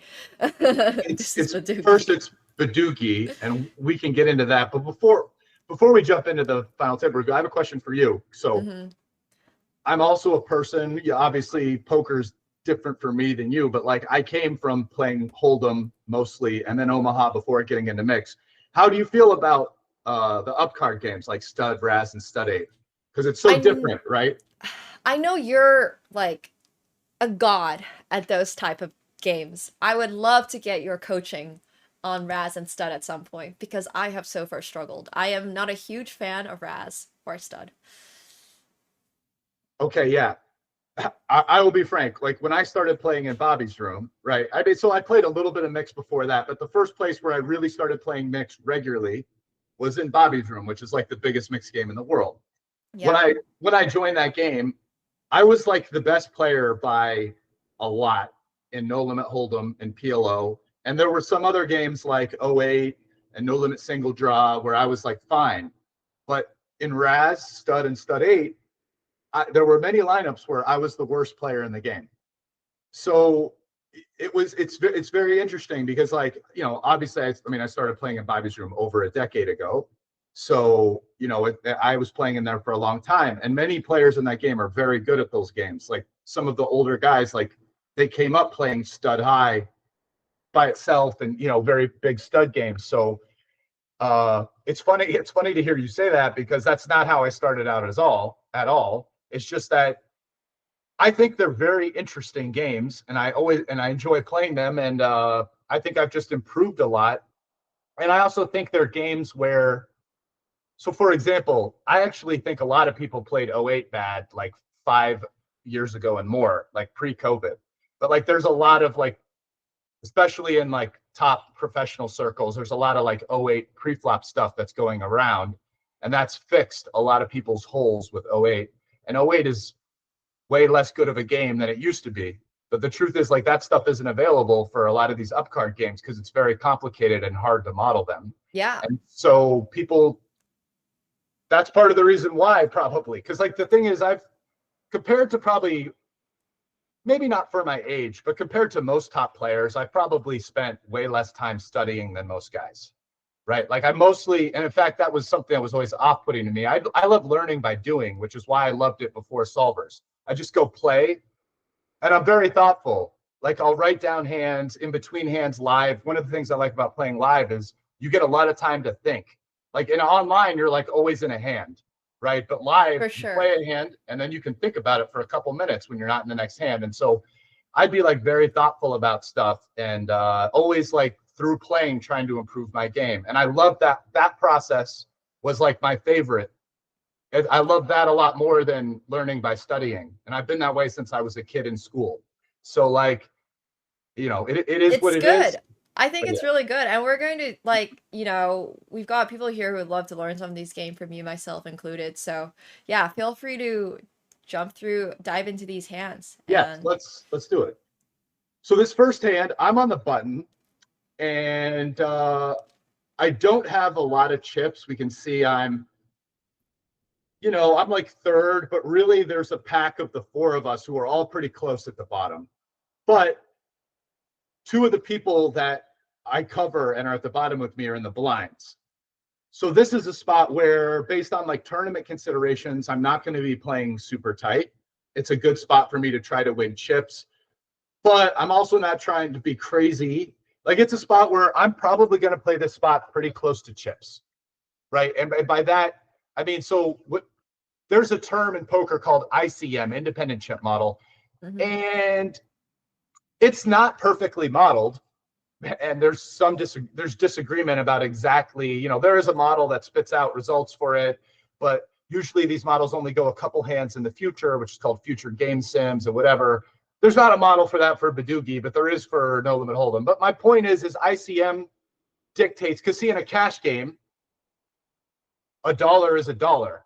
There's like, because there's no payouts. In a tournament, right, you're in a spot where even at the end, when you get all the chips, you only get first place money and everybody else gets some amount. And so it's like worth it to stay alive. And ICM is basically a model that is supposed to help you determine like how aggressive or not you're supposed to play compared to chips. So my point is this is a spot where I think I should mostly play, if not precisely, mostly according to chips. And 5-3. So this is Badoogie, not Omaha. I would raise this and draw 2 to the 5-3. And that's right around my weakest open, right? You're never really raising and drawing 1 from the button. I think from the button, basically drawing 2 to, a 5 or better-ish is kind of like the bottom of your range. And so this qualifies. So that's why I raised it. yeah. Oh, let me, play it. So Just to try and deny the big blind their equity, but now that you're already heads up, don't Oh. mind the call. hold on, let me So Chris, in this 1-2 spot, what's your philosophy on if REL should be leading a lot with Yeah. range? So a lot of players will just kind of bet here in the dark, but I think that's actually a bit of a small mistake. Bit of an improvement over there. Yeah. Sorry. So I Oh, good. listen to things fast, but so he had 3-4-6, I believe, right, and drew 1. I believe in a cash game, he would probably 3-bet me because that rates to be a little bit ahead of what I have. Because sure, I have some 2-card draws, but I'll also raise any 1-card Badoogie draw to an 8 or better, and he has like a 6, so it's close. My guess is you could kind of either call or raise with his hand, but like in a tournament where he's not really pushing very much equity and you'd rather not inflate the size of the pot, I think calling is actually very standard for him here. And then so he draws 1 and I draw 2, and he doesn't improve and I do. And Yeah. mistake, given that you should be defending a pretty wide range in the big blind. So he has a decision now whether he bets or checks. And I would probably bet his hand. I think that's what and he it's does. very easy for your opponent to overtake you to make a good 3-card hand. As we see, Yeah.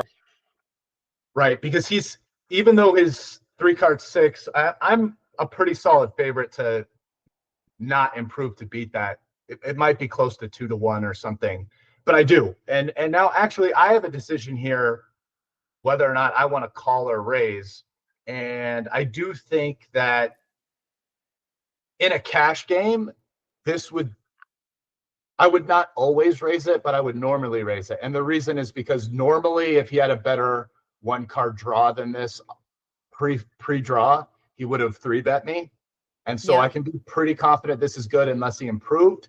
And that said, I might not always want to raise it, even though normally I would. I think in a tournament where he's not 3-betting me as much before the draw, so he's going to have stronger 1-card draws than normal. And for the exact same reason why he didn't 3-bet me, I also don't necessarily need to push small edges. And as you can see, because I don't raise here and my range is a bit disguised, at the very end of the hand, I do end up value betting, I believe, my 5-3-2 unimproved. So anyway, there's a decision there, but I believe the right thing, given the tournament considerations and whatever, is for me, maybe I could raise this some of the time, but like most of the time not to raise it actually. So it's kind of a disaster here if he made a Badoogie as well and I raise and then he 3-bets me and I kind of now have to call. And now I'm basically putting in a whole extra big bet, which we could see is like a 1/6 of my stack, right? Whereas if I call and let's say he pats, right? Now I'm not losing a whole extra big bet on this street by raising and then calling a re-raise. Additionally, it does give him a chance to snow, which I didn't think he was super likely to do, but by just calling, I could call again, and then decide whether or not to call on the river because he's snowing. And actually, might have been on this tournament, but I believe on the previous day in this tournament or earlier that day or something. Oh, yeah, it was. This is day 2. I caught Liberto snowing when we had 2 tables in almost this exact spot. Nice. So, but yeah. Also, by the way, if you have any questions at any time, feel free to chime in because I'm just talking through it. But I don't know if you have questions too. I think your thought process makes a lot of sense here. Yeah, there's a lot of considerations, obviously, with ICM and. Yeah, there's kind of a lot going on in poker hands, and I don't know. Do you like? Am I being too detailed, or do you? No, it's great. This is perfect. I think for us. For just quick side note to chat, if you don't know snowing is basically like not having a made Badoogie and you're bluffing and you're just patting, and yeah. Yeah, because it's kind of hard to make a Badoogie, right? Like both of us with a 1-card draw have only 10 cards that give us a Badoogie. Mm-hmm. So you're kind of a decent favorite not to make one, and especially once you've already used a couple of your draws. But yeah. Yes. Ryan Rass do immediately here, improving his hand to a 2-3-5, which is now in quite good shape. I don't fault Ariel Mantel for betting here, but he did have a small pair. I think he had a 4 of clubs, and now he's caught another kind of reasonable blocker. So it's not like he caught like 2 big card bricks. He's had playable cards in his hand here. Yeah, I think kind of the key takeaway here is that if you have a weak draw 1, say to an 8 or a 7, and your opponent took 2 and you don't improve, you're actually going to be a small equity underdog some of the time there against the player who may now have improved to a D1 that's going to be ahead. Yeah, nice draw. So this street is going to be very interesting because it's a street where, given that he's been 1 the whole time, I have a pretty good 1-card draw to a 5, 5-3. Even if I didn't improve, I'm sorry, I'm confusing this with another hand which isn't this one. This one I made a 6 Badoogie. If he had checked, I would have bet my 1-card draw here anyway. And if he bets, I would call. And I'd be pretty worried if it went 1-1 that my 5-3 wasn't good. And you were going to be betting, sorry, I guess you explained it, that you were betting that for value. And then if you got raised, you would have been unsure. But yeah, makes sense. So, but I don't have to worry about any of that now because I mean, this is kind of a monster. A 6-6 Badugi is a very strong hand. We can see that actually he only has 1 out to beat me with a 6-4-3 draw. If he catches a 5, he has a worse 6 because you start from the top and we both go 6-5, but then he has a 4 and I have a 3. So he can only beat me by catching the ace of hearts right now. So it's not a good spot. Literal 1-outer. Yeah. Look at this. Brian Rast has ginned the 6 of diamonds to make a very, very strong holding. We can see he has Mantell almost drawing dead. We have I a would now question check in the chat Montel's too. hand. If Mantell had led here, would you have considered calling to trap / underrep, or would you have pure raised in this spot? I would pure raise because the problem with trapping like in that is that he's going to find out sort of that I have a Badugi when the draw comes next hand anyway. And I am going to raise versus a bet with him with potentially, very infrequently, but potentially some 1-card draws that maybe want him to break a bad Badugi or are mixing it up. Very infrequent, but I'll probably be raising like basically if I ever caught any Badugi, or at least consider it. Maybe for tournament considerations in this spot, you're actually making me think. What I call some Badugis, it's possible. I'd have to, but this hand I'm always raising. Okay, I saw you make it insane. Maybe insane for me, maybe not that insane for you. Play against Yuri later in this tournament where you got him to break like a queen Badugi or something. But I'm sure we'll go over it later. But okay, always raising this spot. I think I'm pretty close to this hand. I'm always raising. Okay. There's just a lot of value. It's almost certainly good. If he bet, there's a pretty good chance he's going to call, put in money without very many outs. If he bet here, as we can see that he checked, a lot of times when he bets, he'll have either a very good 1-card draw or a Badugi himself, which actually makes me think that there might be some Badugis I don't raise, but those would be Badugis where I'm more looking to freeze him from making any breaks. Okay. Right? Yeah. So like if he clearly has like a decent 1-card draw, so I would maybe consider flatting something like a jack or a queen Badugi, because that way if he caught a king or queen himself, he's clearly going to pat it, then I just pat behind. And now I'm just hoping it goes check, check on the end, and he has one of his worst Badugis. Power position, yeah. But this is all more of like, again, late final table tournament considerations where I'm doing less raising overall than I normally would.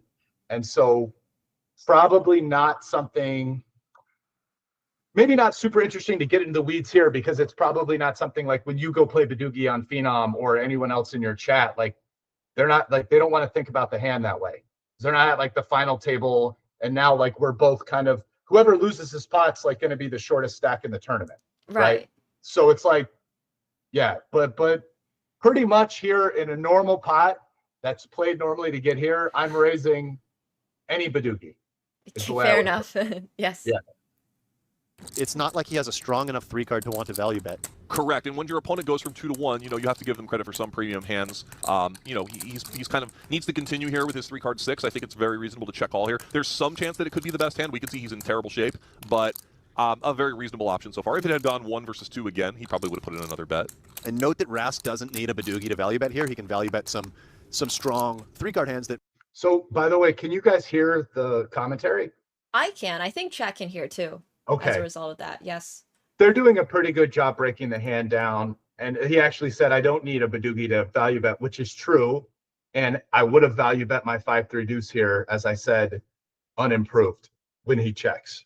Assuming that if he had made a Badugi himself, he's probably betting most all the time. And now, and maybe even his really good 1-card draws. So I would think 5-3-2 is good.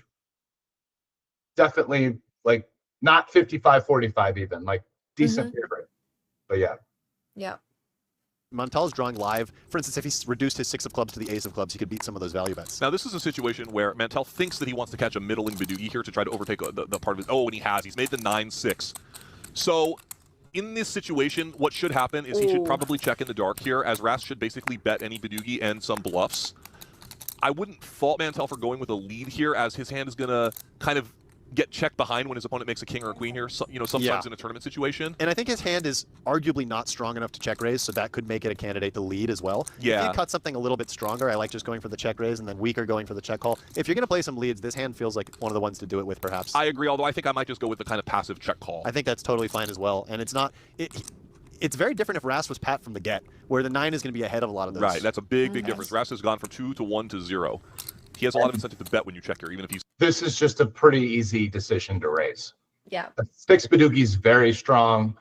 He has been he's been drawing 1 since the beginning as a big blind defense. It's possible, right, that he was dead with rough 6, 7, or even 8 draws that just couldn't even make better than a 6-5-3.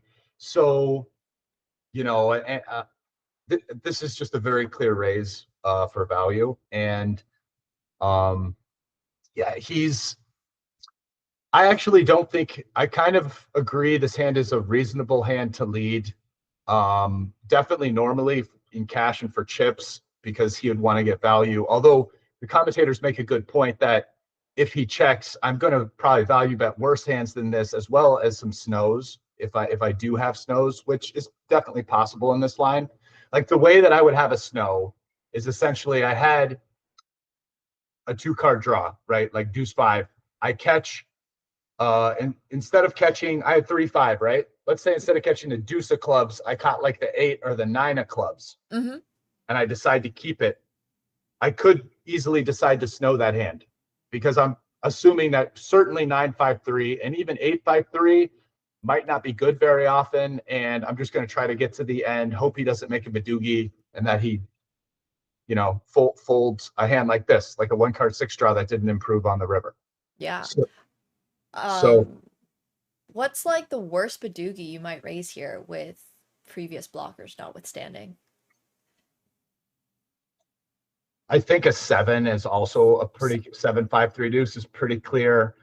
I think it's maybe a very good 8. So like 8-5 or 8-4 is starting to be like probably the bottom. Like I wouldn't have raised him on the end with 9-5-3-2.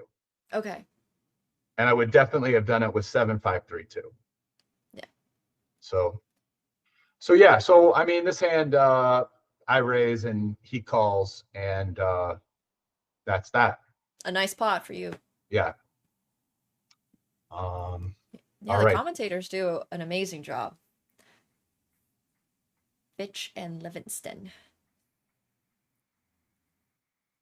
Yeah, they're both pretty accomplished mixed game players who played most of this series. I think maybe they didn't play this tournament because of the commentary. I'm not sure, but otherwise they might have. Pretty cool. All right, so this is a stud 8 hand. Actually were started here at the studio, but that is a tricky one, and I've normally seen that ruled as a dead hand. Ryan Miller may not agree with the quality of the rulings. He may not agree with much right now, though. Which would you say is your best game? Head in his hand. He's not always the most agreeable. Out of curiosity. My best game? Yeah, well, like, what do you think you're strongest at in this mixed tournament? I mean, really, so I'm going to give the real answer is kind of a cop-out answer, and then I'll try to answer your question directly. The real answer is that at this point, my strength is kind of like I don't really have many weaknesses in my game. Really, there's like no games I'm like bad at. So these type of tournaments with 10 games or like the dealer's choice are quite good for me, because really whenever I play in a lineup, it's like almost everybody has games that generally they're pretty weak at, right? Yeah. Or like clusters of games, because like, oh, this is a big bet player, not as good at some of the limit games, or not as good at the up card games, or it's the other way around. It's like a mixed limit player. They're not very good at especially uncapped big bet games, right? So, you know, I would say my strength is kind of being a pretty good to very good at all the games. Awesome. probably not like the best in when this tournament started and there's like 40 players. I'm probably not the best at any one game. Like let's take the 50K PPC. So that one has most of the best mixed players. Like probably somebody in that tournament is better than me at any game, but it's just like at any table, I'm almost certainly not the worst player in any one game. Oftentimes better than average at any table in all the games, basically. So that's kind of like my strength. Now, so what my best game is usually depends on the table. But the games that I'm probably strongest in mixed game tournaments tend to be more big bet games. Probably generally a lot of like no limit and PLO. Now, like I said, you know, you go put me in like the Triton 200K, like I'm going to take a piece of Stevie Chidwick and Nick Petrangelo and Adrian Mateos and all those killers over me. Now, I played with them and I play a lot of the big no limit stuff here and there in the WSOP. I'm good, but I'm not as good as them. But like very few guys that play mix really seriously are on their level or close. You know what I'm saying? Yes. And so it's kind of like in a lot of these mixed tournaments, like no limit PLO are great games for me, even though there's plenty of guys in the world that are better than me at those games now. But yeah, like I actually really enjoy this game a lot, Stud 8. I know I won the bracelet, so it's a but Raz, I think I play Raz quite well. I used to really love 08, like I said, but now I just think like a lot of people play it pretty well and it's not as interesting a game as it used to be, but I still think I play 08 quite well. I would say, you know, like maybe I feel very good in the draw games. Maybe they're not my best though, but normally in like six-handed lineups, I feel very solid in them. But there's some like really great like limit deuce players, you know, who I would not want to play heads up, like Johnny Becker. And limit deuce plays way different heads up than it does six-handed. But yeah, I don't know, probably like Stud 8, Raz, No Limit Hold'em, PLO are some of my favorite games. Good list, for sure. So here's one of them, Stud 8, which I enjoy playing a lot. This is also a game that I think it's like sort of difficult. Like people, they're even pretty good players find themselves in spots where I think they don't really know what to do. I even get in spots where I'm not really sure what to do. I just think I end up guessing a little bit better than a lot of people sometimes. But Game theory it out. Yeah. I think one of the toughest things is true in a lot of these mixed games is people start, right? Like what I said about 08. 10 years ago, 08 was an amazing game because no one knew what the fuck they were doing pre-flop and people played all kinds of goofy hands. And since there's some solvers that have come out that have told people what are good and not good hands to play pre-flop, and 08's gotten a lot worse as a game because people's play is converging, right, towards good play pre-flop, right? I think Stud 8 still kind of is in that old mode where, like, I don't think people necessarily know what to play in some spots on 3rd Street here, and people's ranges can diverge quite a bit. And that just generally makes for a good poker game, right? It's like people are playing kind of different hands to start with. So fundamentally, someone's probably making worse decisions there. Who it is, We'll find out. But the other good thing about games like that is that like you have a game where everyone's playing the exact same hands at the beginning. It's not as interesting, and exploiting them has to go further down the game tree into the flop, turn, and river. Whereas if a game where right off the bat people are playing different starting ranges, if you start to get an idea about who's doing what differently, you can immediately make some exploitive adjustments right off the bat with like the hands you play. Yeah. So that's another reason why I mean, not only is someone probably making a mistake, but it gives you an example to diverge exploitatively more right off the bat. So it makes for a better poker game. And I think Stud 8 is a game like that where, you know, you go play Stud 8, you see some people who play like it's ranging from like very, very tight Like they want really good starting hands that they know what to do with. There's other people who play like kind of garbage because they're like, well, everything, you know, I can make the high, I can make the low, it'll get part of the pot. So It's a fun game. yeah. So Yuri has An 8 showing in pot. quite a good hand in the bring in. It's 5-handed and he has to bring it in with the 5, his buried kings. Unfortunately for him, there's an ace out, which I have, and I have split aces with a low card. This is, I mean, this is basically one of the very best starting hands here. Split aces are just a pair of aces with a wheel card. You know, you have the highest one pair available, and you already have a good start to your low draw. I mean, the only thing better than this hand really is starting with 3 of a kind, which is very difficult.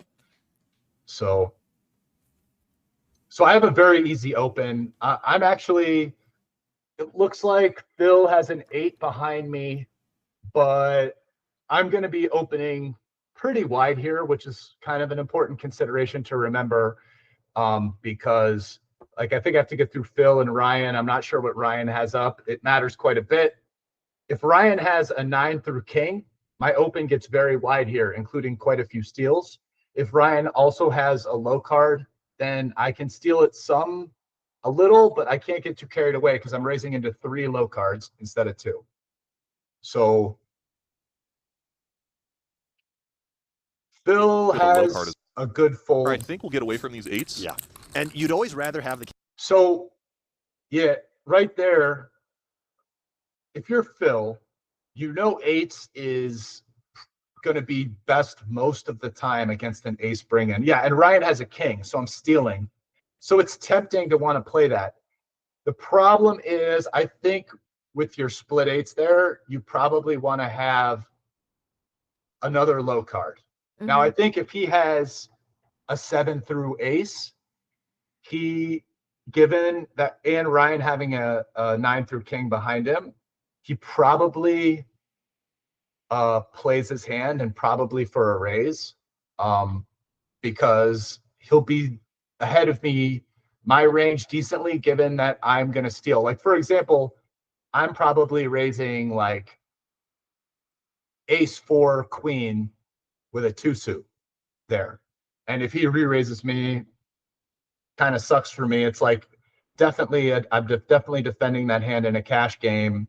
Tournament considerations, I guess I do, but it's like starts to suck kind of. So anyway, but you know, so, and even if I do have a hand like ace 3-7 or ace 4-8 or ace 2-6, yeah, it's kind of a flip, and there's some dead money to play for. So, but because he has 2 8s with a 10, he can't make a low now. So it's right. So it's kind of like he's hoping 8s hold up. The visibility, or he makes 2 pair and it holds up. His visibility is going to be really bad, and he can't really make a low. Or, I'm sorry, he can make a low. He just needs to run out perfect. It's very difficult. So, I like the fold, and I think it's a hand some people might play mistakenly. King's buried like this, although there is a dead king. There's a dead king. Yuri will play carefully here against an ace, but he's going to have a little bit of a tricky time here depending on how the board develops. It's actually nice for Yuri, assuming that he doesn't end up improving, which he does.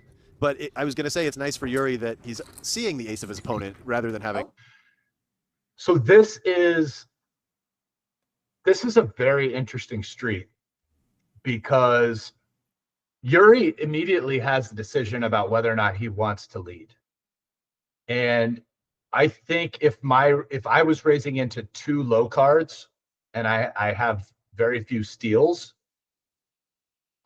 which is he'd probably lead less. But given that I have some more steals, I think leading here is a little bit more reasonable. He can pretty easy, like a decent part of his range now is 3 5s, right? Which is if I have a pair is pretty tough. Like let's say I either paired the 6 or I had a pair to start.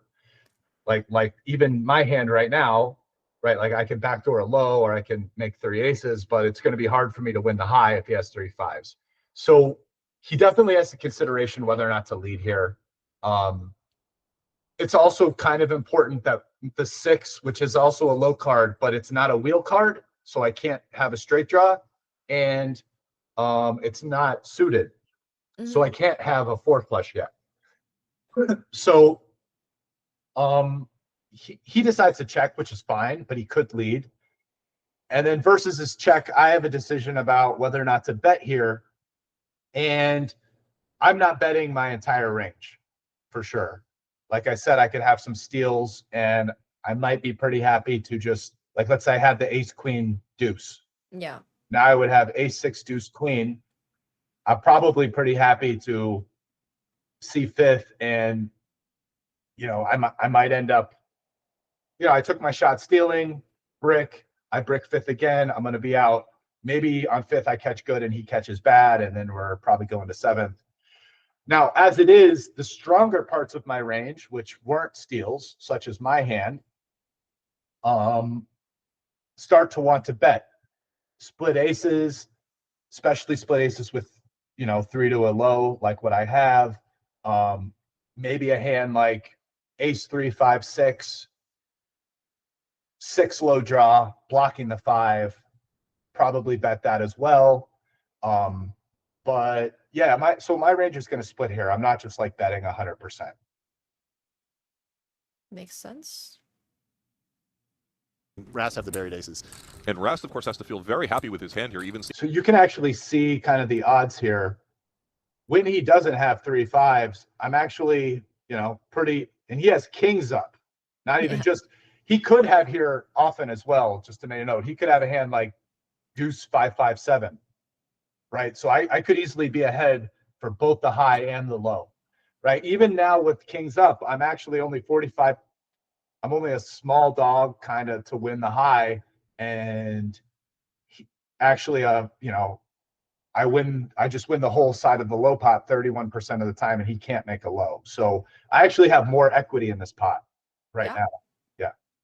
Being the 5s, he's mostly just up against, you know, 5s with 2 random low cards, let's say. Right. Ras should bet, and I would just call as Yuri. I don't think there's any reason to announce your hand as of now. Yeah, and your hand is not even that strong, right? That's part of it. It's not only not announce your hand, but your hand is still fairly vulnerable. Yeah, the one thing that the commentators didn't talk about was like my first piece of analysis, which is that I do have a range that has some steals in it, and he could lead. But after checking, if I bet, it's a little concerning to him, which is also reasonable. I mean, the other reason to do it is that he is the chip leader and could take lines where he's putting pressure a little bit more. But after checking, he gets some information here as well, which is valuable, that like most of the time, I probably don't have weak steals betting this street, right? Okay. Yeah. So he does get information, and when I do bet, it's probably either he's behind or like closest equity wise, but not doing great. So he did get some information from that mostly. You really want to see your opponent catch a high brick on 5th Street. But that does not happen. And now I think Yuri will probably get into call down mode. I don't know about folding with 5s and kings here. No, I would not fold, and I agree. You're just in. So yeah, we can see this was a pretty good street for me. With our actual hands, my high odds, even though I didn't improve, only went down a couple percent, but my low percent, you know, almost doubled. Yeah. You know, went up like 70. So also, when he checks here, I'm given that I bet, I probably bet this street again very frequently. I could already have a 6 low, which basically has a lockdown on the low at this point. If I do have like a 6 low draw and a pair, I have more of a decision. Like, let's say I paired the deuce. That's a bit of a decision, and that one, I'm not going to give you an answer. It's kind of like feel. I might bet it, I might not. It also depends on what do I think he's going to do on 6th Street if I brick, because I could just bet now. Because if I have like ace deuce 5, ace deuce deuce 5 6, and I get a free one on 6th Street because I'm not really that far behind because I'd have a lower percent for the high, but I'd still be a massive favorite for the low. And like if I can get a free card on sixth, if I still only have a pair of deuces and haven't made a low, it's good to bet now and check back sixth if I don't improve. Now, some good stud 8 players may or may not give you that free card. So, right. And also me betting fourth and checking back fifth does face up my hand a little bit that I hit the deuce pretty frequently, which also isn't fun. So it's a pretty interesting streak. But with my actual cards, with a pair of aces and a 6 low draw, this is actually a pretty easy bet, and I'm pushing quite a bit of equity at this point against the vast majority of his hands. Makes sense. You're stuck in call down mode now. Rast can just have all the lows that are free rolling you. He can have aces with a low draw that you're doing okay against, but not great. One thing I'd be curious to see here, imagine if he calls here and then on 6th Street, if Yuri catches the low card and Rast catches a high, if Yuri takes over the betting lead to deny that free card. Rast can have something like a 6 or a 2 in the hole here very easily. And we didn't quite get the scenario you were thinking of. If Rast had caught a 9 through king there, I would be leading Yuri's hand, particularly with this. Yeah, by the way, Vitch just discussed the scenario I was talking about. But the scenario where Yuri would end up betting, which might happen if he caught a 6 there and I caught like a jack, he would probably bet that straight. But that's not what happened. We both caught low cards, but you see a card is a little bit scary looking at Yuri's board, right? 5, 5, 7, 6. Like he can have some very strong hands now. 2 pair and a low draw. He could have a 7 high straight and a 7 low with which normally is very strong. In this case, not quite so strong because I probably have a better 7 low already with ace, deuce, 6, 7. 6 does nothing for his actual hand because he can't make a low.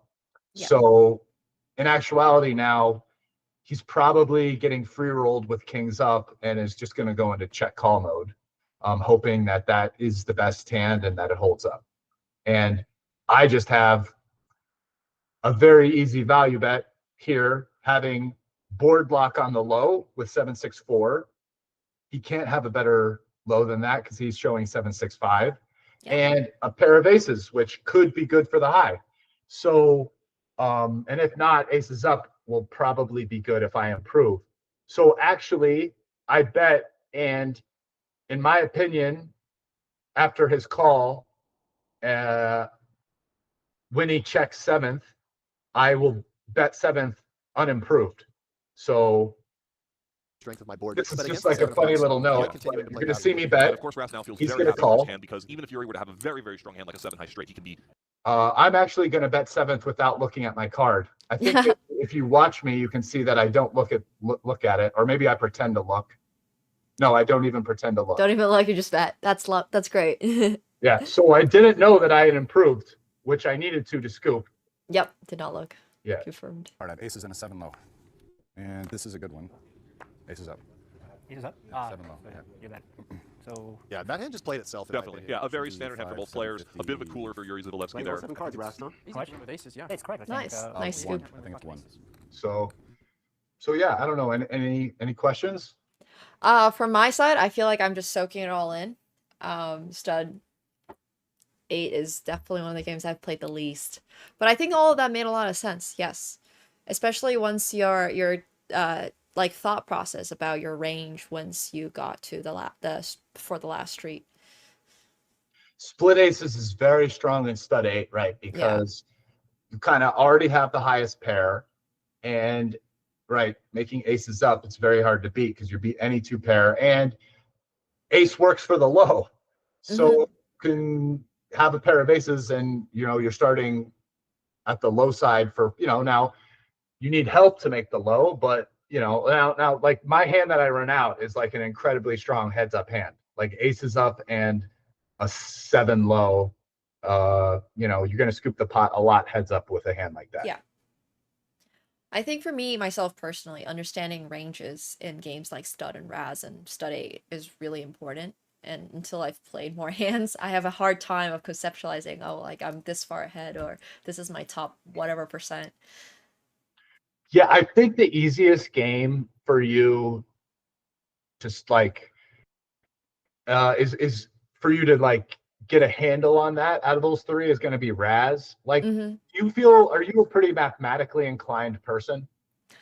Well, I would like to argue yes, but sometimes I struggle with the math.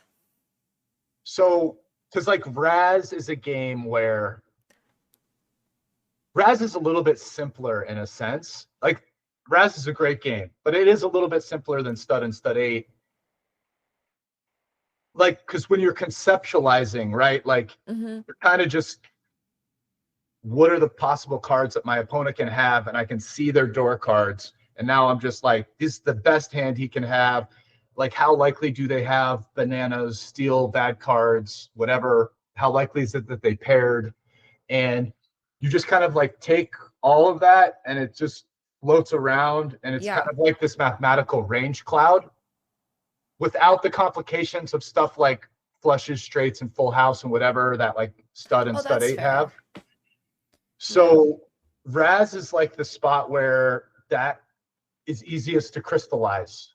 I get, like, right? Because like putting your opponents on ranges and then making decisions with your hand and your range, I would say. Not trying to diminish Raz at all. It's a beautiful game, but that's like, if you want to work, maybe like really, okay, like playing some Raz and getting the feel for that, and then moving on to like Stud and Stud 8 more. Sounds good. I will keep that in mind for sure. Okay, so the next hand I have marked as a PLO pot. That's that's exciting. So I'm under the gun, and now I have the chip lead. I decide to open this hand for pot, under the gun 5-handed. Mostly when I play hands in this spot, I'm either going to be calling or opening for pot. I think ace 10, 10, 9, in particular suited to the 10, is a very good candidate for pot here. I have an ace blocker, which blocks it's the hands that are going to be 3-betting me, because I'm folding this to a 3-bet. Yeah. Also, I'm probably going to mix in some limps with ace 10, 10, 9, single suited, but to the ace, because now with ace high flush draws and just wanting to mix up how I play different parts of my range, I'm a little happier going multi-way with a pair of 10s and a nut flush draw, whereas this hand is a little bit happier going heads up, I would say, like between the two. So that's kind of just what gets into my decision here. Also, we have to remember that at a final table, especially with everybody else at the final table having ICM pressure, and this is a game where it matters because you can get all in, like, people's 3-betting ranges here are going to be a little definitely tighter than normal, and definitely dominated by hands like aces or hands with an ace in it as some of their kind of bluffs that aren't aces. So, you know, my pot range for my weaker hands is mostly, but not always, going to also have an ace in it quite a bit, especially as the chip leader, who this is one of my best games, I think, in this group of players, and I'm going to want to put pressure on them. So this isn't even, I mean, this is I think a pretty normal hand to open here, but yeah. I was at that final table. I think now I like this raise from Raster. I think this is a nice hand to raise fold, and I don't know if he's going to get the opportunity. I think Phil will probably flat.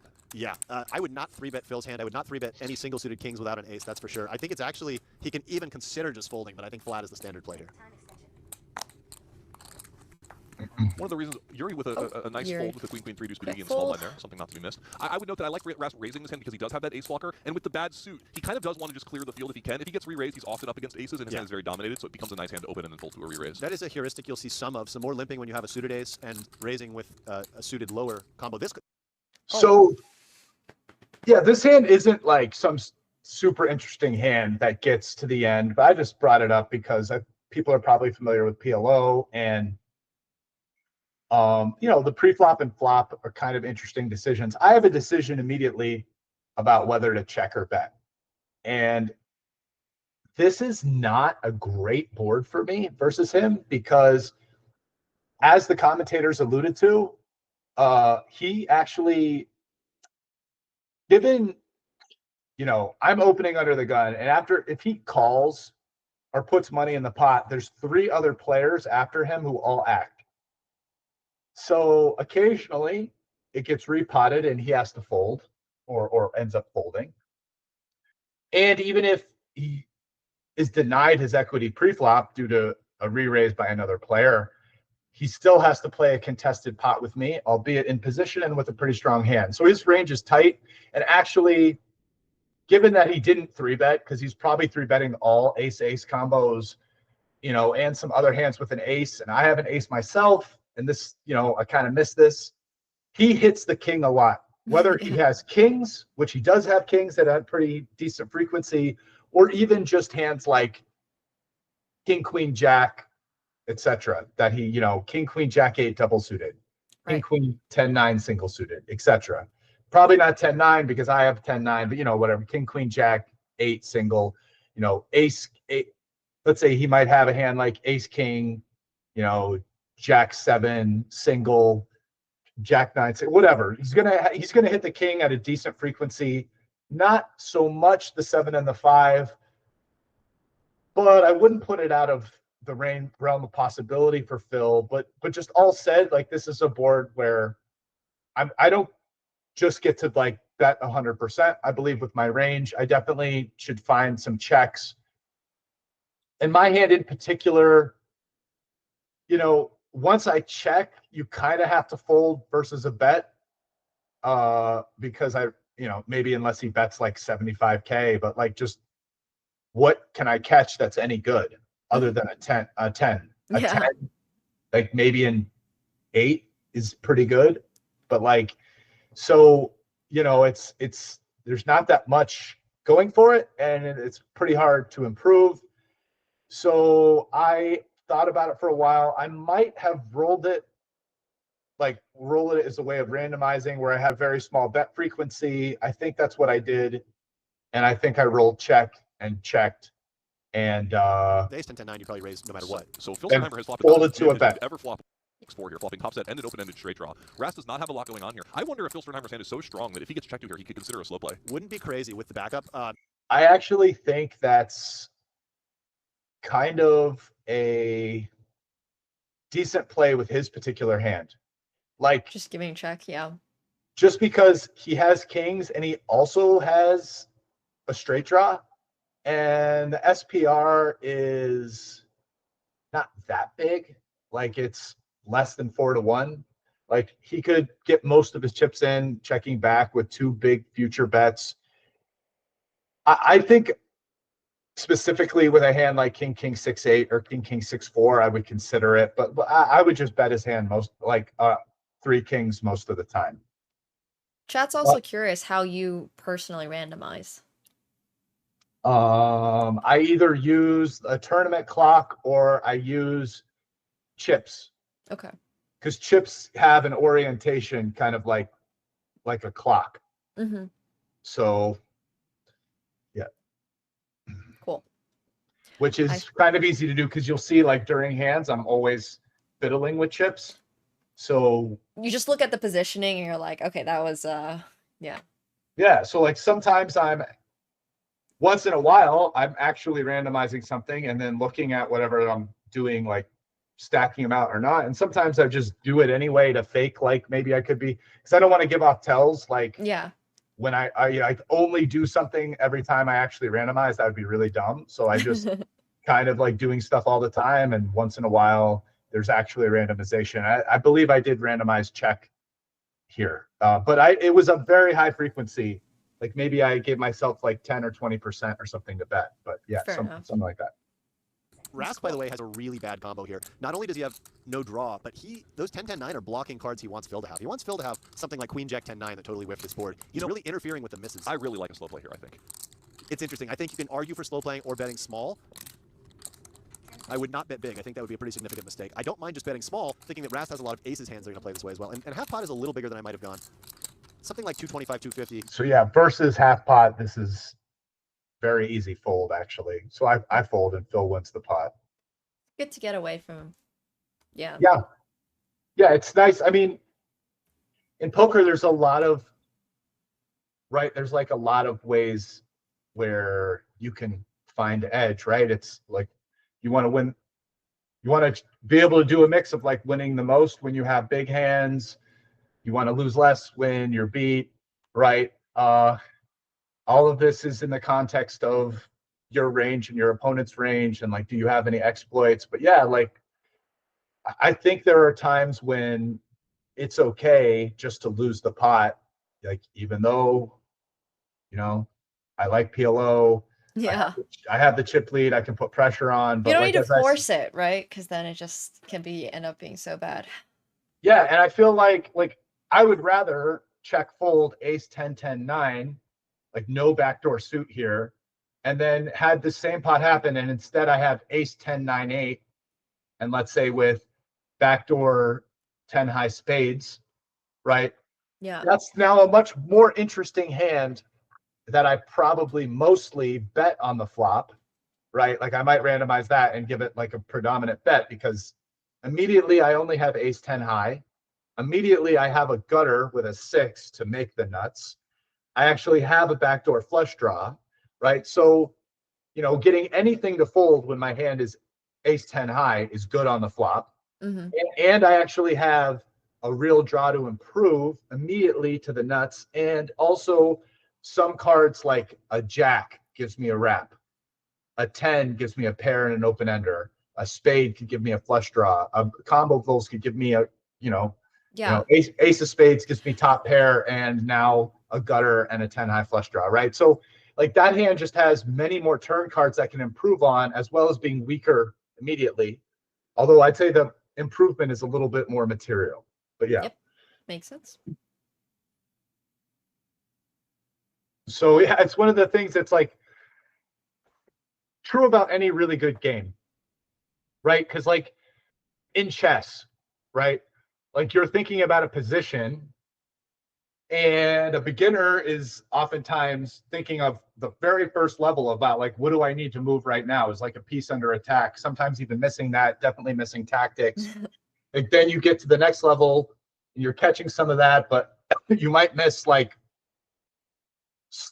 what's making long-term weaknesses in your position or whatever, or like longer calculations, and it just keeps kind of going up. Layers, so many layers.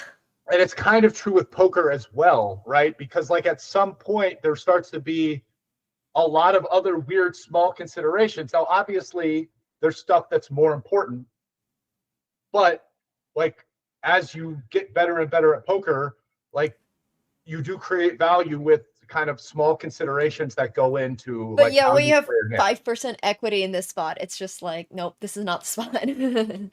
Yeah, and now I'm up against like, kind of like he has almost the best hand you could possibly have on this board. Yeah. Pretty rare, but like my equity is really bad even if he just has one king. Mm-hmm. Now my equity will be better because now I could hit a 10, and if and some other things to win, and ace might be good, so maybe it'll go up to like 20 or 25%. But even that, it's like check calling half pot out of position with 25% and no ways to improve. Yeah. It's not going to be very good. But yeah. Not the spot you're looking for, that's for sure. Okay, and then I think this is where the tournament kind of started getting blown open, I believe, was this next round of triple draw. Mm-hmm. The actual hand strength. No, very, very good point. Now we switch to True Deuce to 7 Triple Draw, my former favorite game. And I think Liberto is just somebody who is going to inspire a lot of fear in his opponents in all of the big bet games, just based on his playing style and his tournament prowess. Absolutely. He felt very comfortable in that orbit and took advantage of some okay hands and managed to make the most out of them. He's somebody I really like watching play, Chris, because he comes from this no-limit hold'em tournament background and then only recently transitioned into mix. So he really shows you a lot of those tournament tendencies that he's honed over the years. And, at this point, he's later if he continues to later if he continues that'll to be catch exciting to see. Yeah, let's see what happens here. Right here, Liberto opens. It looks like a lot of blockers. Oh yeah, this is blind versus blind. So he's in the small blind. Yeah, a lot of blockers. Good observation. He has a 2-card draw, right? You're going to draw to the 3, 5, 6, and that's good enough on its own to play a hand out of the small blind. and the hand becomes even better because he has a lot of blockers. So he could make a pretty good hand with this, right? Like he could still make a 7 or an 8. He would need to catch pretty well. This is also a hand that at some point later, given that he already has 2 blockers, he could snow at some point, right? Yes. So very interesting hand on his part, especially if I just call and my range is weaker. Now that's not what happens. I raise here, which means that I either have a very good 2-card draw, probably with a blocker, or most likely I have a 1-card draw, or maybe pat. Yeah, but most likely kind of 1-card draw. Smooth, but he's already seen some excellent blockers that make it less likely his opponent makes a good hand. Now, hang on, because now Ras is 3-bet. Now, once Ras 3-bets indicating a strong range, it's less likely that Liberto snows later in the hand, but still possible. Yeah, which, by the way, the commentator just pointed out he might snow, but yeah, he's less likely to snow, at least initially, because I've ranged and have a strong hand. But he still, at some point in this hand, could decide to turn it into snow, you know, after a couple draws. But I don't think that's what ends up happening. But yeah. So Ras in the typical situation here can 3-bet a bunch of draw 2 hands, but given the tournament situation, I wonder if he's basically sort of declaring a draw 1 Snowing or is a when pat you don't hand draw here, given the anything 3-bet and is you one like versus one pat. situation. Yeah, I think he'd have Basically only the strongest representing D2s, that maybe you a have deuce 3, made 7, your deuce 4, 7, or something It's with like a blocker. bluffing in He this- does have a draw 1 this like you game thought, format. Chris. And Yeah, and this is a clear. Wow. So these commentators have done a great job. They're basically saying a lot of the stuff I said. Yeah. No, Right, the if you commentators look have been great, like throughout all the mixed games at PGT. So there, now it shows my hand. So I actually have a pat 9. Mm-hmm. And I would be keeping some pat 9s here, but I am most definitely not keeping a pat 9 with a pure 7 draw, right? Deuce 4, Right. 6, 7. It would be a mistake here to keep a 9. Now, if I had a hand like 9, 7, 6, 5, 3, I think now, because it's You like, could draw into a straight or something. Yeah, this is a smooth 7. yeah, I'm like, in order to make a 7, I need to catch a deuce. Right, I now have an inside draw, so it kind of fucks up my cards. To improve, I need to catch a deuce, which gives me a good 7, or an 8, which now gives me like the worst 8 possible. It's much better to keep the 9, but this hand, it's actually a very easy break. So and draw. This hand's very easy break. Okay. Yeah, just because I have 3 draws to improve, a 3 or a 5 giving me a monster, an 8 giving me a good hand that probably rates to win, but you know, not super monster, but you know, 8, 7, 6. So, and that's 3 pulls at it. And by the way, if at any point after pitching this 9, I catch a 9 after 1, 2, or 3 draws, I'll keep it. Okay. Perfect. Oh, You answered one of the chat questions. Actually, that was yeah. Yeah. Good But knowledge. off the bat with a draw this good, I will not keep it. I would not keep it either if it was 9, 8, 6, 4 deuce, for example. I would Okay. also throw the 9 and draw to the 8, 6, 4, 2. But having a 9 with, if I throw it, I have some goofy like straight draw, I would keep the 9. Yeah. Understood. Learning Draw so one, much. so players might look at this hand and think about a patting, but it's definitely a big mistake with money behind to stand pat with this hand and limit triple draw. Both for equity reasons and for, implied odds. Correct. Now, Liberto's caught a card that's going to force him to continue in this hand. And Yeah, just but play a it welcome very- card too, because now his draw is much more legitimate. Right. Notice if he caught the 4, he'd be in a very awkward situation. Yeah, so Liberto, again, might have debated snowing at some point if he didn't catch a deuce, so his draw was worse, and he caught maybe other pairs or like or other relevant cards. But now that he's caught a deuce, he just has a pretty good 1-card draw, deuce 3, 5, 6, right? So he's gonna play the hand straight up at this point, and yeah, there's. Yeah. Now, Ras is not obligated to c-bet here in a 2 versus 1 situation all of the time, but given that his chip stack Can't here is make quite flushes healthy, in I this think he really game. has no fear in the spot to put a bet in. Counts his position. against Not you. only that, but in a blind battle, Liberto can have some rougher D2s than normal, and Ras has one of the strongest possible D1s. Absolutely. Now, both players have bricked. I wonder. Yeah, and that's a good point. It's exactly why I bet. Also, I think the bet on that street is very easy with my hand because he was drawing 2 and I'm drawing 1.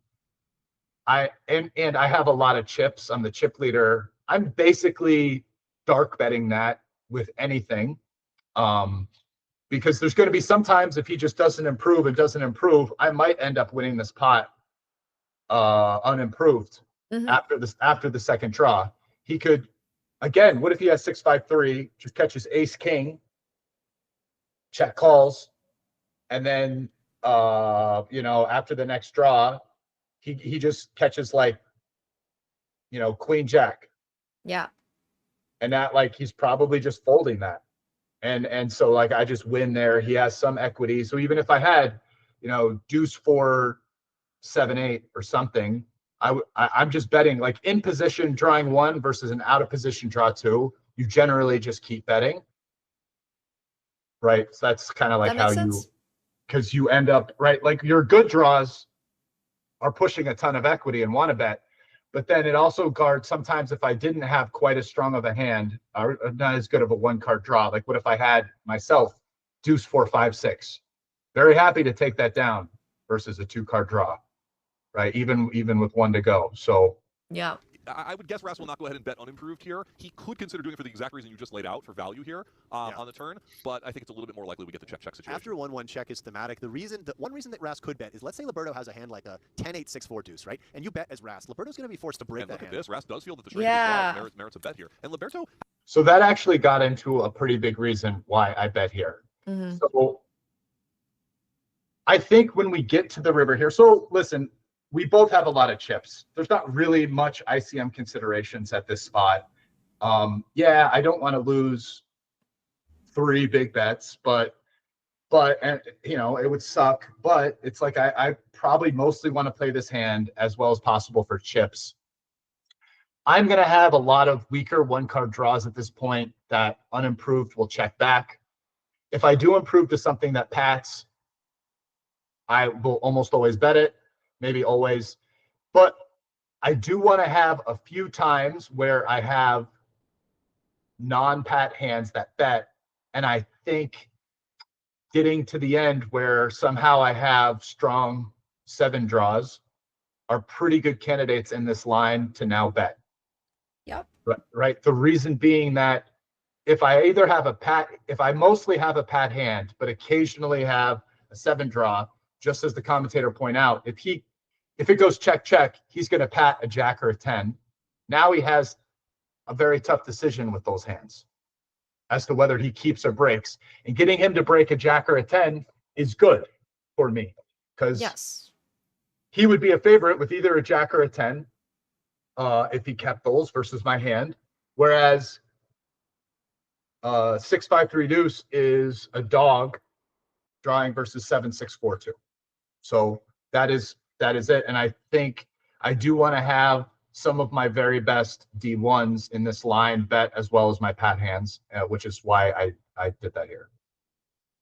Has to at least consider the fact that his opponent's only going to have pat hands here. Yeah. But I think his draws again a little too His draw's too good because Ras can just be betting 9s and 10s here that Liberto is drawing very live against in a spot like this. And now we're going to have a 1.8 million chip pot in a 1 versus 1 river situation here where the equities are running quite close. Now, Ras is in a little bit of a favorable position here as his opponent has the gut shot straight draw, but this is kind of close to a flip here. Yeah, and if Liberto catches a 4, I think he's going to feel obligated to bluff. What's he going to do with a pair of 5s? So I think this is probably too medium to bluff here. I don't really love a bluff with this hand. I think we'll see a check here, but let's see. Now, keep in mind also that Liberto has seen a number of other pair blockers. He does have a lot of blockers. Now, Ras can only beat a bluff, right? But in a pot this large, most people end up paying off their queens. I agree. I mean, it's like his hand is kind of the same as a small pair here, as you say. It might even be worse, right? Like a small pair can block some of the value. I think that's all true. With knowing his opponent's range can be quite weak here, he just decides to pay this one off, and Justin loses a big one. Yeah, nice. Quick call, you're saying Liberto would be more inclined to bluff this because of the early. Yeah, I did. I just decided on that one that I didn't want to go into my time banks, even though I have a bunch of them. It felt like as played, right? I only really need to be good more than 1 in 8 times or something. I'm getting 8 to 1 from the pot. Yeah. So like, I just felt like as played, Liberto probably shows up with a bluff a little bit more frequently than that, but it's close. And then when it comes to like what hands do I call, I mean, I think like if you're just doing it in terms of I think like, so that means I need to call like pretty frequently here, and a queen should be a hand that. I mean, you don't have a pair in your hand, right? So I was thinking if you're calling with a queen, maybe you're also calling with king and ace. Yeah, but if you're trying to order things in any sense, like a queen is better than a king or an ace. Yeah. Probably not ever betting a king or an ace himself, but if for some reason he did, I am beating those hands, or even a queen. Like if he did bet a queen himself, I might have the best hand. So it's like, just even let's say a jack. It's like maybe a jack is never beating any value, but it's like if this is a situation where I need to call 85% of the time, it's like, well, what I should fold should maybe be like a pair of sixes, you know, maybe an ace, maybe a four. You know what I'm saying? So it's like, I see. But like, if you're folding, well, sixes, fours, sevens, deuces, ace, king, well, now I'm just like not even calling half the time. Right. So it's kind of like if I decide I need to call this spot most of the time, getting 8-1, then it's like I really should call a queen basically always. So I sat there and I'm just like, do I feel like making a big fold here? And the answer was no. So I called. Yeah, fair. I don't know, like it just like, because those spots are a little weird, because essentially like most of your range kind of like, or not most, but like a good chunk of your range, like jack, queen, king, ace, a deuce, kind of just all become bluff catchers of like roughly the same value. I think I would probably prefer in this spot calling with a queen or a deuce. And the deuce is just because now that I've seen two deuces, it makes it less likely he has a deuce. And if he doesn't have a deuce, it's probably a little bit more likely he has a rough hand and, you know, might find a bluff. Given how often you're calling in this spot, what do you think about Liberto's bluff? Yeah, I think he does still need to bluff some. And my guess is, normally, I would say the pair of fives is probably too wide, and he should probably stick with pair of sixes or a four here, and maybe have that, because of that, this hand bluffs even a little more than normal with 7 cards, right? The sixes and the fours. But given that he saw a very large number of, I think he saw 2 threes or something as well, and maybe I forget if it was 5s or 6s. Like maybe that influenced him to now bluff with a pair of 5s, which becomes like maybe a little more reasonable. I think he could be over bluffing the spot, but you know, maybe the fact that he had a bunch of pairs already influenced his decision and makes it fine. Okay, that's good to know.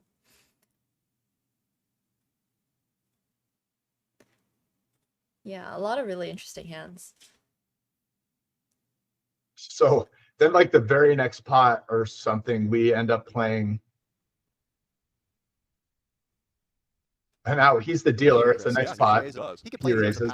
He just has Yeah, a depends on what you see happen 9. after you raise. I definitely agree with coming in for the raise, though. Yeah, you have enough. Again, you have just cards that block your opponent's continues for one thing, and your pat 9 is liable to be ahead. Now this is.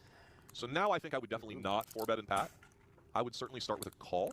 Yeah, but it's kind of funny because if you call and your opponent draws 2, you kind of want to pat now, but you've turned your hand face up. He is raising, so it looks like he's going to go with the patting plan here. And Ras and Liberto are going to play another huge pot. And guess who must love this situation is Ryan Miller, because once you're in a big triple draw pot, you cannot get away from it too easily. Yeah. You cannot love it here when Ras draws 1. No. You have a 9-8-7 against a D1. This is a very vulnerable hand here. And notice that Ras is breaking the winning hand. Well, I don't fault him at all here. Right. This 9-8-6-4-3 he was never going to stand pat with. Correct. He was always going to break it. And So they just said the same thing I said, which is when you have a good 8 or 7 draw. Now this time it's 8-6-4-3 is not as good as deuce 4-6-7, but I'm still going to break it to draw to the 86. Yeah. With 3 pulls. And now he's in a rough spot, and he's just going to pray that this works out for his 9. He has to just hold, right? He can't break because he has Yeah, he had a couple decisions actually after the first part. He can re-raise me and stay pat. Could maybe he could probably flat and draw 1 to the 87, or flat and draw 2 to the 854. Wow. Honestly, they're all pretty shitty decisions. And like maybe with this particular hand, it's probably best to stay with the 9-8-7 just because he's breaking to such a bad 8 draw either or 7-5-4 or whatever. If he had a 1-card 8-7 draw like 8-7-5-3 even, I would probably have broken to that. But I think this is pretty reasonable. But the problem is that basically moving forward from here, he's probably dead if I ever pat unless he breaks, which is what ends up happening.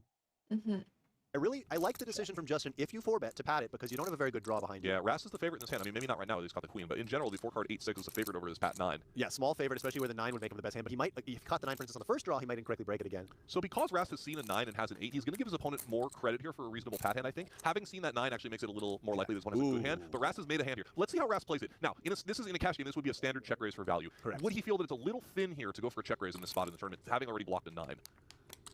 Liberto, I guess, is going to have to fold to a raise. I don't really see what else he can do. Yeah, and again, when you're Liberto in this spot and you face the raise and you think, oh, man. So this is actually a very interesting point in this hand. And it's true that in a cash game, I would basically always raise this hand. I think here in the tournament, like, it's not necessarily that. One of the things that I'm thinking is that if I check and call, this is really like maybe pretty close to the best hand that I would like ever make this play with. I have like the worst 86 because he would never break a better hand than this. Let's say I raise. He's never going to break a better hand than an 86. So, and I have the worst. And he's even going to stay pat with worse hands than this, although he starts to have decisions with 8-7s of various kinds. But what I think when I call, because in general my range is going to be weaker, he will never break an 87. Yeah. And actually might not break some 9s, right? Depending on how good the 9 is. That probably won't break good 9s either. So you're keeping all the worst stuff in. I might not win quite as many chips, but I increase the frequency with which I win the hand, which I feel like at this point is quite nice because if it's one of these situations, I scoop a very big pot. I now take an enormous chip lead, and Liberto, like, it's sort of, I think at this point, there's some different tournament considerations on me increasing my likelihood of winning this pot is a little bit more important than winning a few extra chips. And so it made me want to play this hand this way. And like, maybe if I had like an 8-6-4 or 8-6-5-3-2, I probably don't play it that way. Cause now, or a 7, I'm starting to just, I could win even if he has a very good hand, I could win a bigger pot. But I think like, this is, just kind of fits into like maybe like almost the best hand that I might play this way to freeze, 87s and some 9s. Now, so I call, and I think even if he thinks I do like have a 9 or bad 8s or whatever quite a lot, the problem he runs into bluff some of the time. Just remember that you get to this spot with is that he has not only with better pat, like one of his worst pats. Convertibles even. This hand's just not really a convertible. I wonder if Ras is giving any consideration to playing it carefully. He definitely is, I think, genuinely tanking this spot, although he has been very deliberate in these spots earlier in the tournament.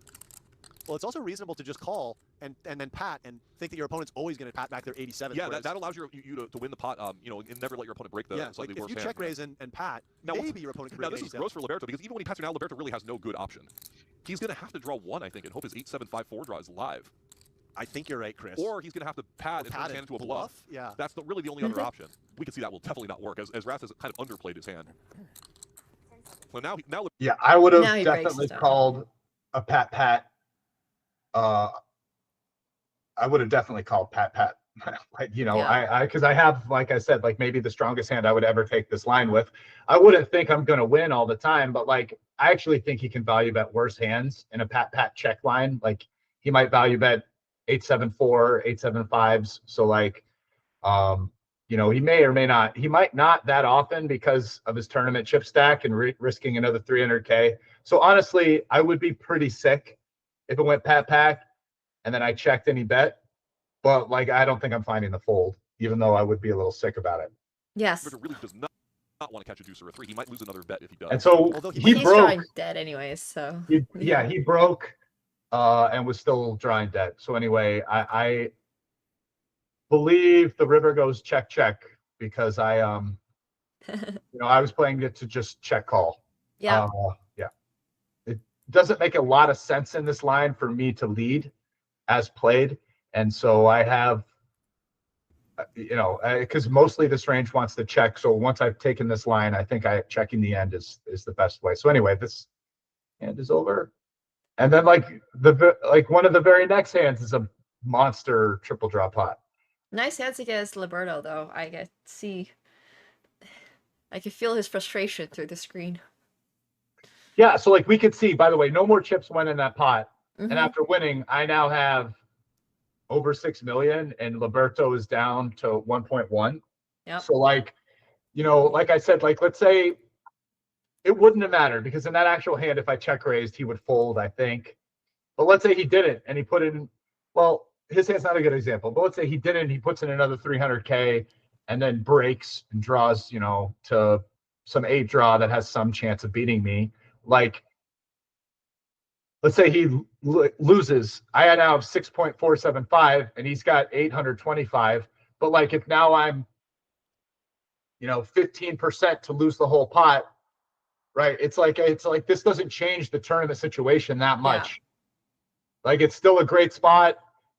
Liberto's pretty short either way, and it's like, so I just think it's kind of an interesting little wrinkle. So it made me play that hand differently than I might otherwise. Anyway, this next pot, Liberto opens again, and again he kind of has, let's call it, not a great hand. Now it's a fine cutoff open, but he ends up getting actually entangled in this spot pre-flop where I 3-bet and Miller comes over the top for a 4-bet.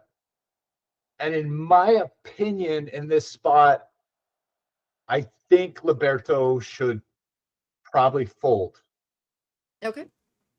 And the reason why is because I'm basically going to be committed to playing this pot with Miller, probably for all of his chips. And after Miller is only 4-betting here with a D1, and his D1 has to be better than Liberto's. Liberto doesn't have a deuce. And I probably have a D1, and if I don't, I probably have a good D2. And in this pot against a better D1 and my range, which is probably better than 8-7-4-3 anyways, although not by a ton. So he just has the worst hand.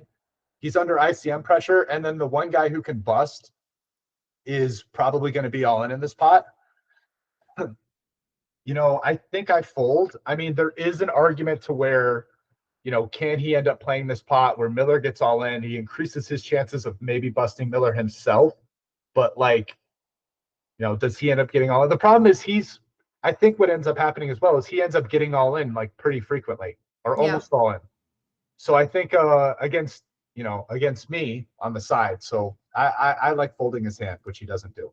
Which he doesn't do, yeah. Liberto is going to be forced to play multiple streets and probably get all in. It really depends on your goal. If you're trying to win the tournament, then no. If you're trying to money jump, yes, I can see it. Yeah. I actually think Liberto could maybe get away from this now. I think I would. And the money jumps are also so important. He says all in, but really the raise is just a 600. I like folding Liberto's hand now. I think so too. I think this is like the only way he could get away from this. Is from knowing that Miller is all in, and if Miller's out, he pay jumps up, and he's up against 2 very strong hands. I mean, sure. 8-7-4-3 is still a lot of hand. Like, if he had 8-7-6-3, definitely fold.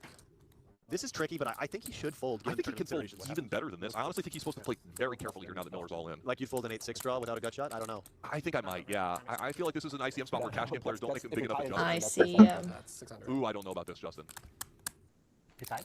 In fact, does this reopen the action? Can Rast 5-bet? He can. He's better looking. And he probably will. He has no real fear He here. should, considering the... I can raise once, right? Yeah, and he's talking about it. Yeah, see, this is really bad for Liberto. Good luck, guys. So this is kind of a nightmare for him. Yeah, he's committed. He's committed, and now it's like, I don't have to have a better hand than him, but he's not in a good spot against me, and like Miller's all in with a better hand than his. It's like, it kind of sucks, but especially with the tournament and like he can fold and preserve like 3 big bets and kind of maybe Ryan bus and try to make something happen. I think I'm folding his hand. But anyway, so this hand isn't super interesting past this pre-flop spot. Miller actually catches a 7 and just has us dead right away. And then Liberto ends up beating me to a small side pot. You're not loving life here in some ways. He is up against hands that are putting his hand in a little bit of trouble. The 8-8-7 being dead. But in the interest of time, I'll skip. So Miller doubles. Liberto wins a small side pot versus me. That was really the interesting part of this pot. And now we'll go to Raz. All right. This is a good hand to end on. Raz for Rast. Yes. So I'm the bring-in with the king. And yeah, Yuri has opened an ace. Liberto. Wow. Okay, so yeah, so this hand was very goofy because this doesn't make like a ton of sense to me. So like normally Yuri's not going to be okay. So this hand's like going to get into kind of complicated here on third. So normally Yuri isn't going to be stealing that much, raising into a 6, like some, but like within reason. Now that said, the 6 is very short. He only has just under 3 small bets. So that actually can raise what Yuri can steal with quite wide because theoretically the 6 is going to be re-raising even with not very good hands, and Yuri doesn't even have to put in a full other re-raise to get all in. I have to fold to that action. If Yuri opens an ace and the 6 re-raises, I have to fold anything with my king. Yep. So because of that dynamic, Yuri is actually going to open quite wide here, knowing that either he's up against a king or he'll get it all in with a 6, but it's only for 3 small bets. And now you have to remember there's my bring in, there's the antes, and this is actually a big ante level. The biggest the ante can be is a third of the small bet, and that's this level. So like, in my opinion, Yuri has quite a wide range here. And it got all the weirder because for some reason, Liberto calls, which I don't think he should ever do. I think he should either raise or fold because raising gets me out of the pot. And I would imagine he would only flat here with weak hands, which is what he has, because there's zero incentive for him to ever slow play strong hands here, right? You don't want to get me in the pot if it even increases his chances of losing a little bit, right, with a king and 2 good ones. So, like, he has to kind of not have a very good hand, and it ends up letting me in the pot. And you can see I'm, like, rubbing my nose because I'm actually trying to figure out what the fuck is going on because already this pot's him calling is weird. But I just kind of come to the conclusion that, I don't know, maybe he's just confused or tilted and doesn't have a very good hand and wasn't sure what to do. So I Given how That's how long you it end took up to in the call, stand with the now, king. Usually you don't want to play these kings and queens multi-way, but in this scenario where you know that one of your opponents is likely to be all in pretty soon, so you're kind of just playing it heads up, and that player has sort of defined themselves as not having top of range. I don't think that Justin's going to do this tank slow call with like 6x4, for instance. I agree. So I don't mind this from Rast. Yuri hits a gin card right away. And Justin pairs So 6s. Justin is going to be able to get away from it, I think. Yeah, Justin just gets away here. This is the exact scenario we're talking about, where he catches a lemon, and not only that, it's a 3-way pot where Rast is likely to have improved. So this is an very interesting street. I catch a good one. Justin pairs 6s, which is pretty important because, you know, I have a 6 and 2 of them are gone. So in a shorthanded game like this, that's a very strong blocker effect, which makes my hand even stronger than it is. Now we can see that Yuri actually has quite a good hand. But as I said before, Yuri could be stealing quite liberally here. And in my view, there's a pretty good chance that my 3 to a 7, like Yuri could easily have a hand now like ace, deuce, like 5, queen. Right. Or ace, deuce, 7, queen, right? Like ace, deuce, 9, queen, right? Like maybe not, maybe ace, deuce, 9, 10. Like he has 9-10 in the hole, right? There's just a pretty wide range. Now, not never. He could have paired the deuce and have a banana, and I'm pretty far ahead of that. Now that's quite the parlay, but I could be doing just fine here. And in fact, what we're looking at is about as bad as it can get for me right now. And in my view, possible, but somewhat unlikely. In other words, he had two good ones in the hole and he didn't pair. Yeah. Which again, 2 6s being gone, because I saw 6-6, makes it pretty unlikely that he has a 6, and therefore more likely he has other low cards with whatever he has. And again, anyway, so this to me is a very standard call. Like Yuri does not need to have a hand anywhere near this good to have taken this line so far. For sure, and notice that Ras is sort of sneakily liking his hand a little bit because of those 2 dead 6s that he saw on Justin Liberto's board with having the 7-6. The commentators know. He's going to get a little stubborn here with this pretty weak holding. I'm curious. So now this is an interesting street because after him catching the queen and me catching the 10, like there's some worlds right here where my 1 card 10 draw is like now in the lead with like 60% plus equity. So like, he bet, which is a little concerning, but given that was a better street for me than him, and like he now has a queen, which is a pretty bad one and probably won't be used for him to make the best hand. Like I have to call. Now it's also like not as clear to me, like how often is Yuri going to be bluffing here, right? Like he does have some tournament considerations with his stack, right? Like firing off 900,000 in 3 big bets and losing the pot would not be great, right? So it's impossible that the 10 pairs me and I'm never folding the street. So he's probably not going to get too carried away firing off bad hands here, but he's going to do it some of the time, right? Like clearly this weights his range a little bit more towards good hands. He could also find checks with either check calls or even some check raises, maybe. I don't know how much he wants to play check raises here with his very good hands. Like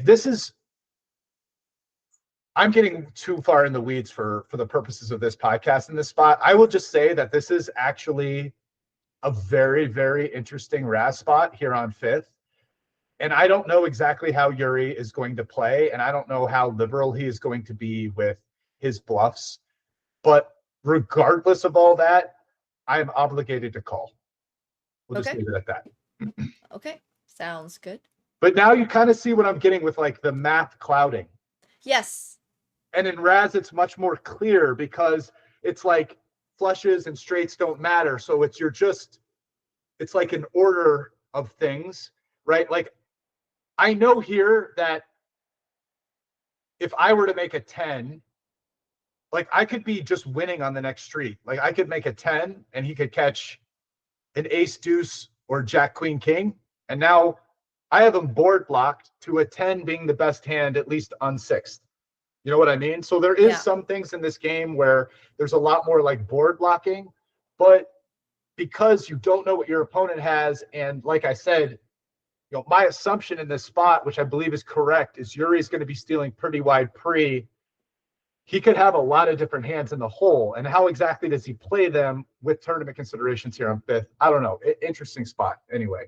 It is super interesting. Yeah. I mean, I'm just going to need to watch so much more Raz to really build up my range. Yeah, definitely wants to call this spot. Interesting to wonder if Yuri is just auto-betting this spot or not. Typically you would with ace-deuce showing against king 10, but in a spot where you can have a pretty wide range, I think he is still just going to auto-bet this spot, but Brian has a very clear call. I think a lot of players would fold around Ras 10 there, though. Yeah, I think you're right. I think people underestimate how well that hand's doing with the 10 draw on the backdoor 7 against a player who can be kind of wide. So now again, we have a weird spot where Yuri catches a complete blank by pairing. I kind of improve, but if Yuri has what he's representing, which is 4 cards that are better than a 10 draw, I'm still behind. And we can actually see that the equity is basically almost purely preserved from the last street, even though Yuri caught a total blank. So, like, again. And now I suppose Rast is supposed to check, because if his opponent has a truly terrible hand, he actually could have them drawing dead. It's a very good point. And Yuri Yuri should should know that he can bet for value. Yeah, He does, absolutely. yeah. And So now Yuri, does he check back here if he has worse than a queen 10? Probably. So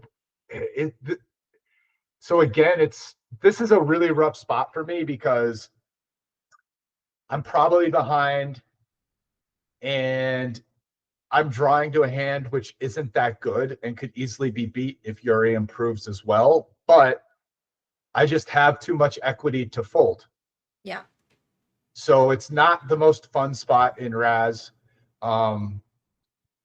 If I improve to make a 10 on the river, it's a very easy check call because he could actually value bet worse at that point.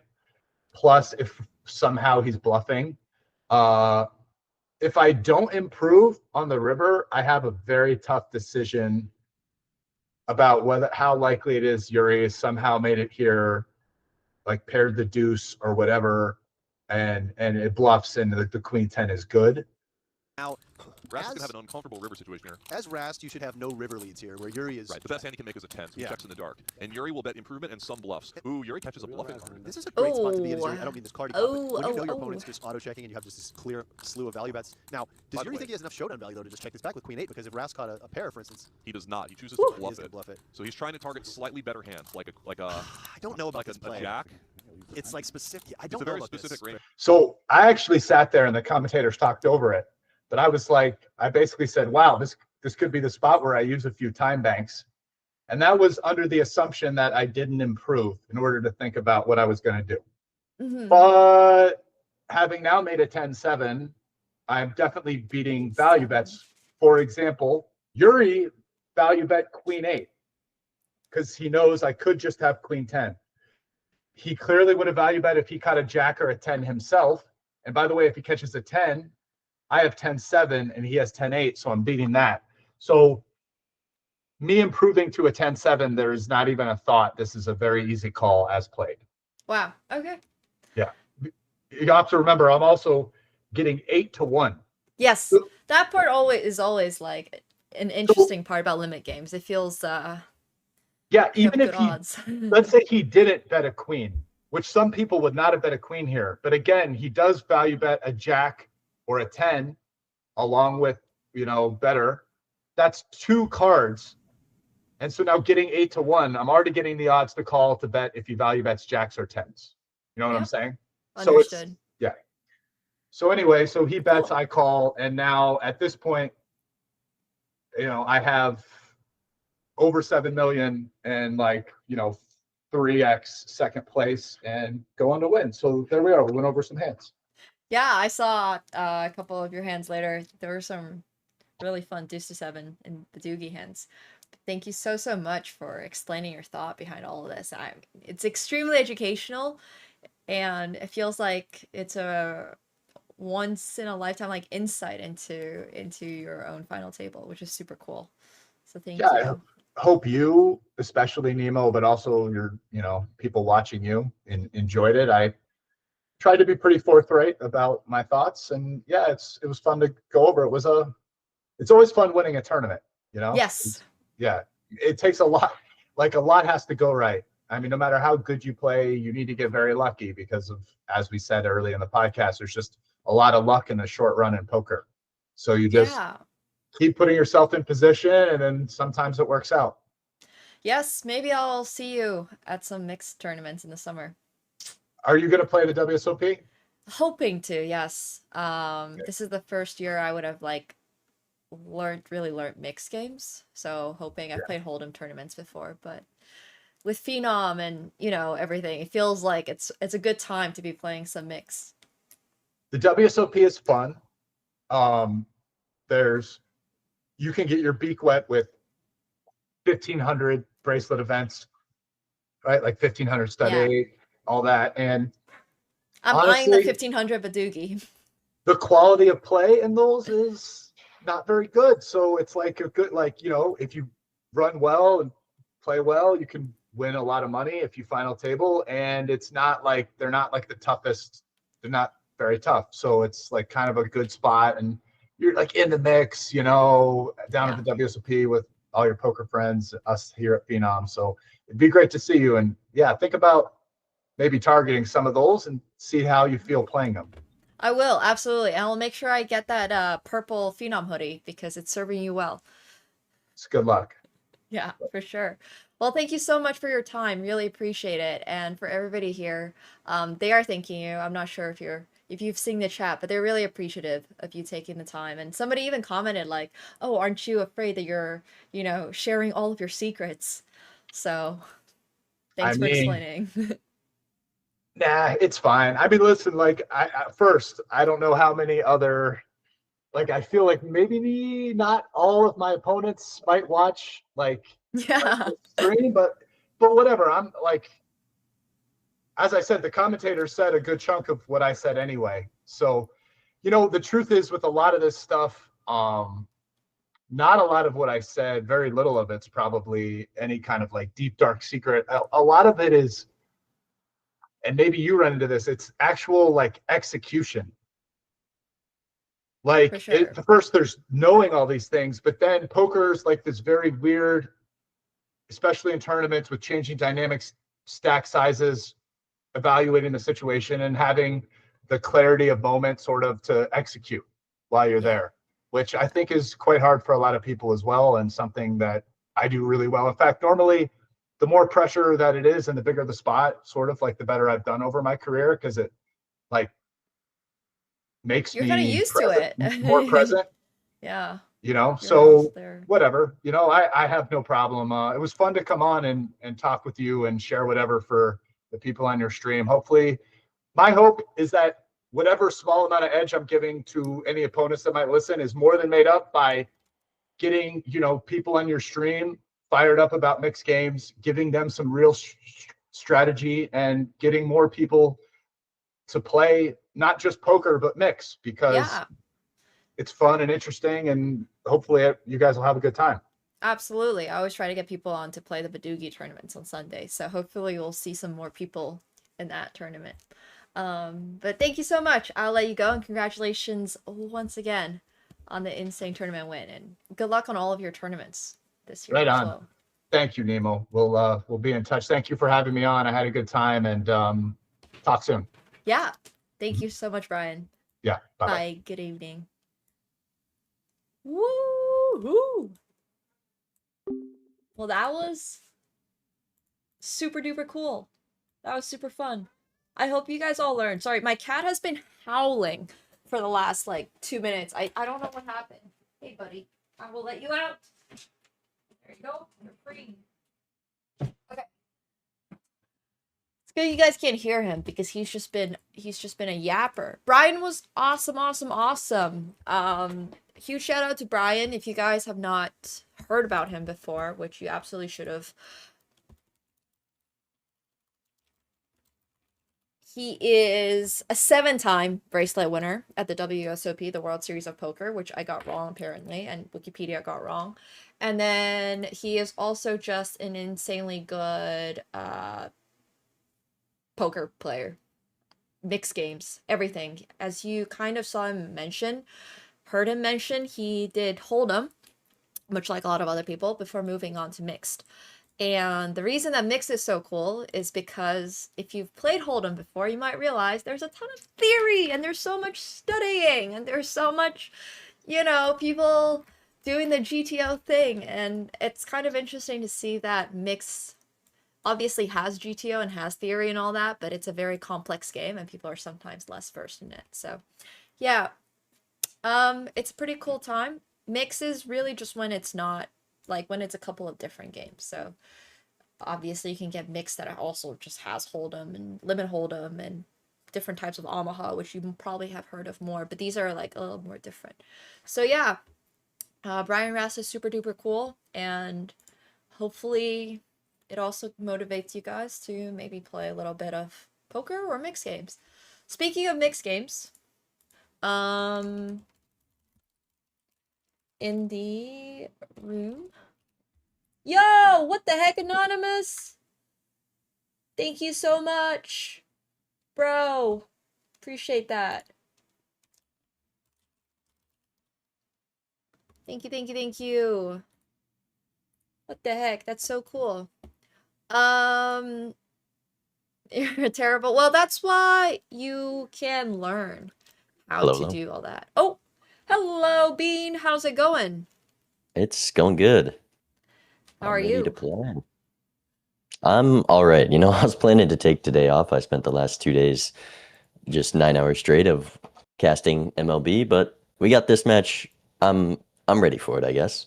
Okay, well, good. That's good for me because I will at least have a chance. We are coming off of. Have you ever played poker? This is just like. I've not, but I've been told I would be good at it. You probably would be good at it, but it's always interesting because obviously you guys are really good at Balatro, and Balatro is loosely based off of poker and all that stuff. But we're just coming off of like a final table of poker review session with like this really, really good poker player. So I'm just saying, I'm ready to go. Okay. So you're in that gambler's mindset. I get it. Yes, exactly. Although it was extremely technical and there was so much game theory, just like Balatro. But yeah, should be fun. How'd you do in your first match for Balatro? And who'd you go against, actually? It was against Nito. It was a pretty quick 3-0, I'm not going to lie, but I think you can put up a fight. I also heard you have me in your fantasy draft. I had you for last week. I can't put you in your draft. Yeah. Maybe that's insider trading at that point. So That's true. I just throw and get the fantasy points. You know, maybe I could use that hat. Yeah, sounds good. Okay. I'll send you a lobby code, but we can wait a couple minutes for Zeno to finish casting the other match so they can catch this one as well. Sounds good. Perfect. No rush on my side. I'll just talk to my chat real quick and then pop back in. All right. Talk to you in a minute. Yes. Alright. Poker shouldn't be too much for me. Honestly, I've spent a relative amount of time on poker, and at some points it feels like I'm doing okay. And then at some others, it feels like I'm doing a little less okay, which I'm sure all of you guys understand that concept, right? Like, sometimes you think you have a game down, and then sometimes you don't. And one of the things is the more I learned about poker, the less I felt like I understood what was happening. So, sorry, that's probably not where everybody expected this to go, but it is where this conversation ended up. It definitely feels like when I first started, I was like, yes, I got this. And then every week after that, it was like, damn, how did I fuck up this bad? How did I just end up in this spot? But poker's a lot of fun, and I really appreciate having people that I know and friends and the Phenom team helping as well, coaches, all that stuff. So yeah, it's a game that I'm actively like trying to get better at, including mix. So it's a good time. And sort of on the subject of poker, we're about to jump into Major League Balatro. So, this game is not poker, it's not chess, this is Balatro, this is round 2, and this is a best of 3 match in this game format. In this game, it's a specific game, it's a roguelike that uses poker elements. It's a bit like playing mixed poker, honestly, if you were really to think about it. You can make up to 5 of a kind, that's as many hand cards you can play at the same time, so it's a really fun game, and we're going to be doing this we're playing against Bean. We're part of this bigger league. I know, it's a flawless transition, also because it does use the element of cards. The other thing I found out about a lot of these Balatro folks is that they don't necessarily play any poker. Like, which I always found was really interesting, because like, how can you not? This game is a poker roguelike, but it makes sense. So yeah, honestly, I don't even know what deck we're playing this week. It's been a little bit busy. I'm in the top 90th percentile in my division. Let's go. So this is, I want to say it's a 10-week series, but I could be wrong on that. We've played last week against Raffle, who's one of the best players in this format, and then I'm playing, this week is against TurtleBean, who's also one of the best players in this format.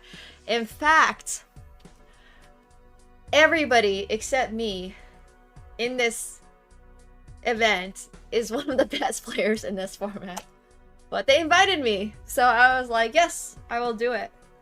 Yeah, poker coaching to Balatro competition is a good time. No, for real.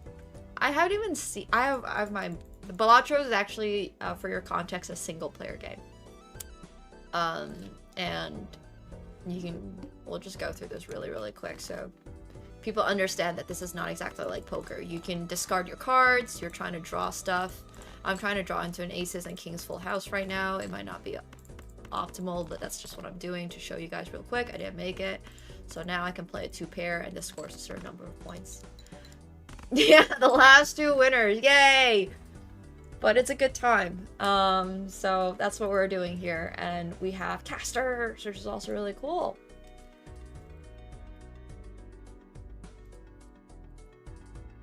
But yeah, playing the best gets you better. You would think that, but I've also I think played the casters are ready, so I'm good to go when you are.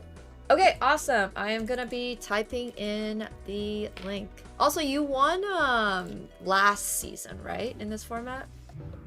That's correct. Yeah! I can't lie, you got unlucky with your seeding. You got Raffle game 1, one of the goats of Balatro, and the last season winner week 2. But hey, you were coached by me. Surely it did It's gotta something. count for something. Just forget everything you learned though. Okay. Before I forget everything I learned, I'm not gonna lie. I forgot to look up what stake and deck we were playing. So give me a really quick rundown of Anaglyph. Which one was this again? Okay. Anaglyph deck is you get a double tag after every blind or every ante. So that double tag is gonna make whatever skip you take give double the reward, and you can keep stacking them up and then use that skip whenever you want when there's something that looks tempting. Okay, sounds good. Alright, thank you. That's very helpful. Okay, good luck. Not that you need it, but... Alright, let's run it. Good luck. Alright. So, we do mute ourselves. I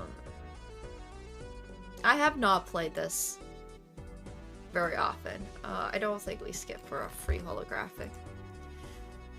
Okay.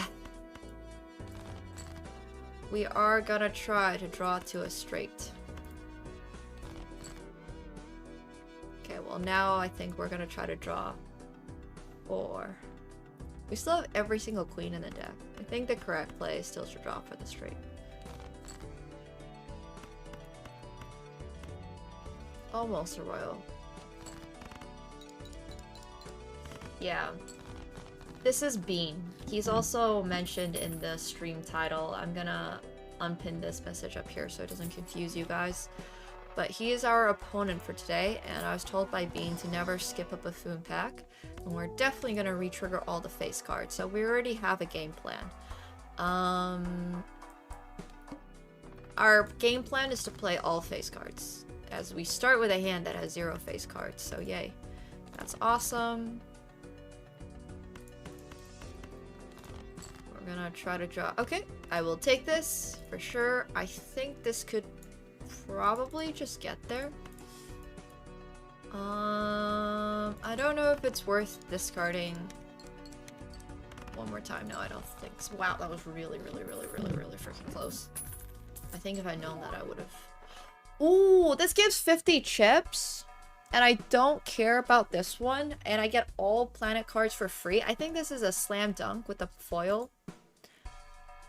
And it also saves me, because I need some chips scoring. That's nice. Okay, I will take that. Yeah. Also, by the way, for everybody who is joining, I am not going to be reading the chat very often. Just letting you all know. I hate to discard a face card, but I think I need to make a full house. Wow. Okay, so there's an argument to be made that this 2-pair could even get there. Okay, let's try this. We are re-triggering all face cards. We have plus 50 chips. Oh, it did not. It's really bad.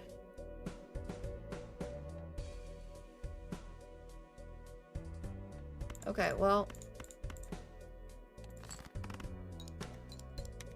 That did not score nearly as much as I thought it would. We're just gonna have to play down our hands to get there. That's very sad. I might be already lost.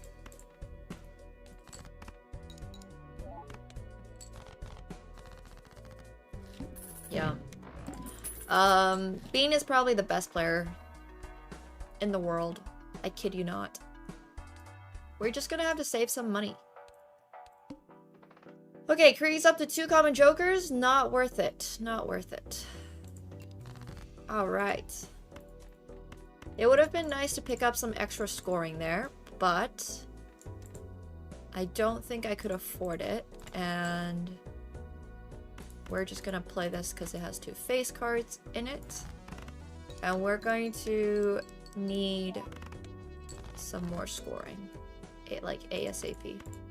Discarding all this because there's no face cards here. We're not going to score anything.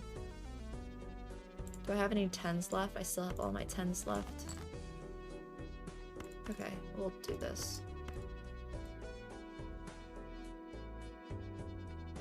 I think we're going to keep the ones with the same suit just in case. I do desperately need flat mold. Absolutely. This is the 3rd season, so I think it's been here for about a year. I really like this ballot. It's not flat mold. Oh, we're just gonna buy this. Can we buy and sell? Yeah. Okay, so I think I'm gonna buy both ballot and the arc. Oh, this is also free. Oh, this is amazing, amazing news. Flushes go up so slowly. And in PvP, I don't think I can afford to do that. So, oh, but it's so consistent, and I currently need the scoring. I honestly currently need the scoring so bad. No, I think we should still do Earth. Oh, I get both? So I'm gonna buy ballot. And then I'm gonna buy this. Oh, I should have done it the other opposite way, obviously. Oh, apparently not. You know what? I will take the 10 gold. Molt helps so much. No, I need the gold. If I let myself get too far behind on gold, I am never making it out of here. Never. Never making it out of here. Okay. Not a great first draw. We leveled up full house. No. I don't even know if 1 full house will get me there. I think with it leveled up, it could. No, that's crazy.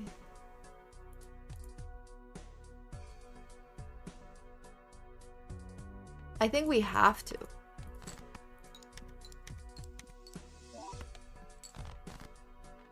Okay, well, how much does a full house score? 65 by 6. 65 by 6. Okay, so I think the 1 extra mult's probably worth it. I'm gonna play quad. Yeah, this also makes a lot more sense to do, because then I can save my kings. Okay. Well, it didn't matter anyways. But then I would have saved my kings. All that makes sense in my head. I do think that we want to buy and use this. Do think we want to open the celestial packs. They're all free. Gonna level up full house. For max value face cards on my full housey. This game is not gambling. This is like... I don't think I'm ever playing Jupiter, honestly, if I'm just trying to play face cards. This is Balatro. It's not Gamba. You buy this game on Steam, and you gamble on whether or not this game is good. That's the level of gambling there is in this game. I don't even know how much this game is. It's not very expensive. This is very tempting. Especially going to PvP against the Bean. I think I'm gonna get it. Because it's 6. And I'm broke as hell anyways. And I can really even do with some scoring past that. Like, I am struggling a little bit with scoring. I think this honestly helps. Every single dollar I can save off of having to play extra hands helps a lot. Okay, I'm gonna do this. I'm gonna... Oh, he's already ready. Alright, how's it looking for you? It's looking alright. You know, I took some interesting plays. That ante may be playing a little different than I normally would. But we'll see if it works out. Okay. Playing differently from how you normally would. How do you normally play? Normally don't make the play that I've already made. Hmm.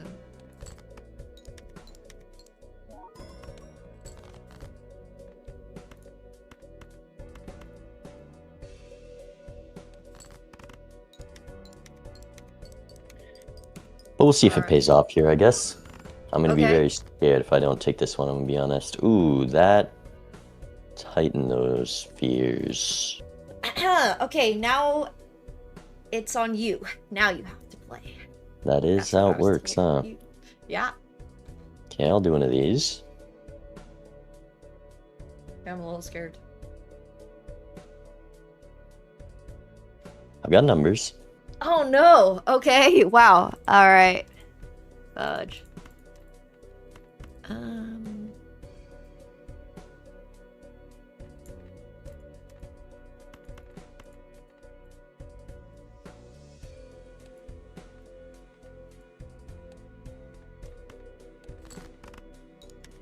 How many Eternals you got right now?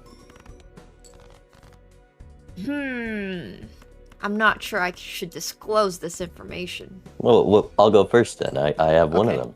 I have one. It's a pretty good one. Oh, I imagine we have the same one then. Yeah. Alright, I don't know how you scored double my score. Or maybe I think I might know, but... Okay. It's a tough line to see, but I will see you soon. Alright. Damn. Okay. He's way ahead. Skip reward. Wow. I might skip this. I would get so much money if I skipped it. I think I'm doing that. I think I can make it. So we should skip. And because we're gonna skip, and we're gonna get so much money, I'm gonna open a jumbo. The purple one. I like the purple one more.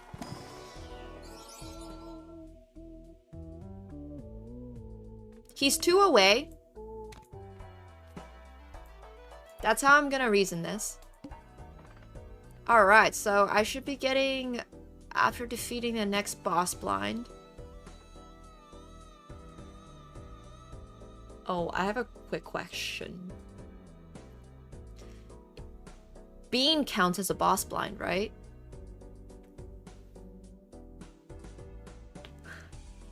I mean, I'm gonna assume so. I don't know if it's verbally that clear. I don't want to ask him now, because then if I ask him, he knows I'm gonna have skipped it. Ah. Okay, it has to. It has to. Bean has to. Okay. Yeah, that's so much money. Alright, let's do it.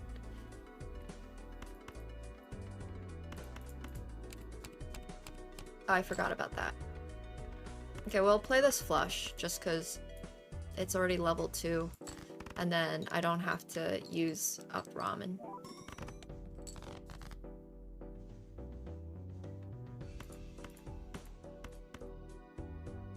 That's crazy. I keep drawing into straights. Is this straight even worth playing? I don't think it is. I do not think it is, actually. Okay, this is fine. I'll take this.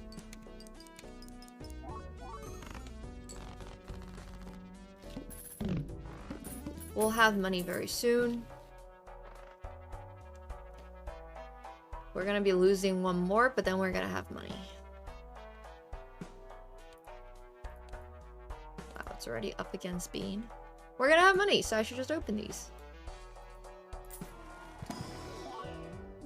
I will take this lucky foil jack.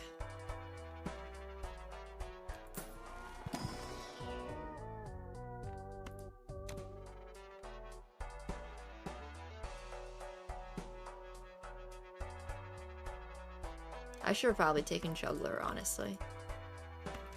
Nah, I regret it, but...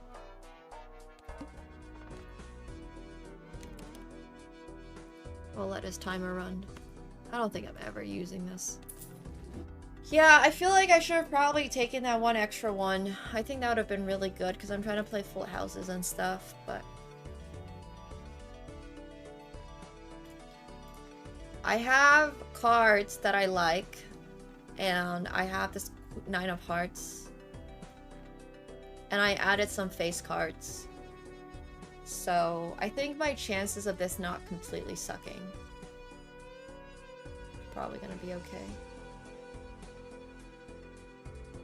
But we'll see, we'll see. I'm gonna have so much money though. I have 25, 25, and 25. Did I miss a gold seal? I actually didn't see it. Maybe I went by too fast.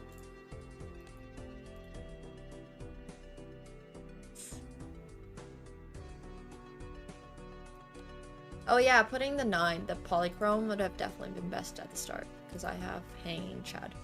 Yes. Yeah, I just need 3 lucky procs coming in, no problem.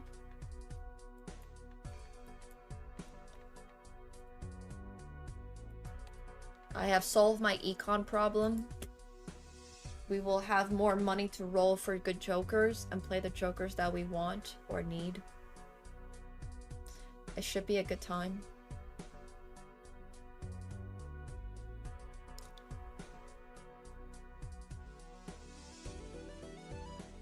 Alright, we're just here chilling, waiting for Bean. What the hell did Bean, what the hell is Bean doing? How does he have this many decisions to make? What did he do? Does he just have infinite money?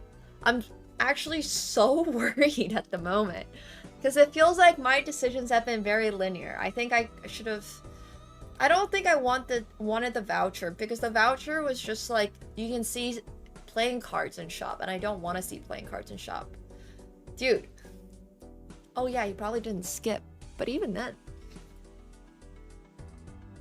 I only skipped once.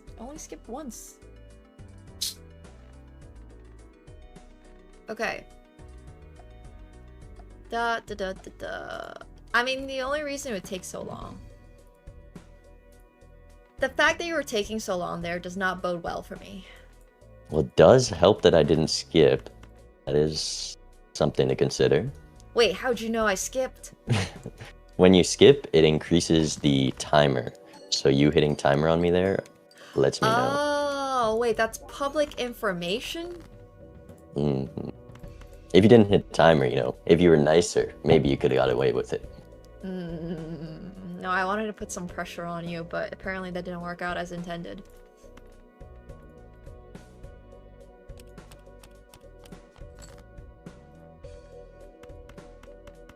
Okay.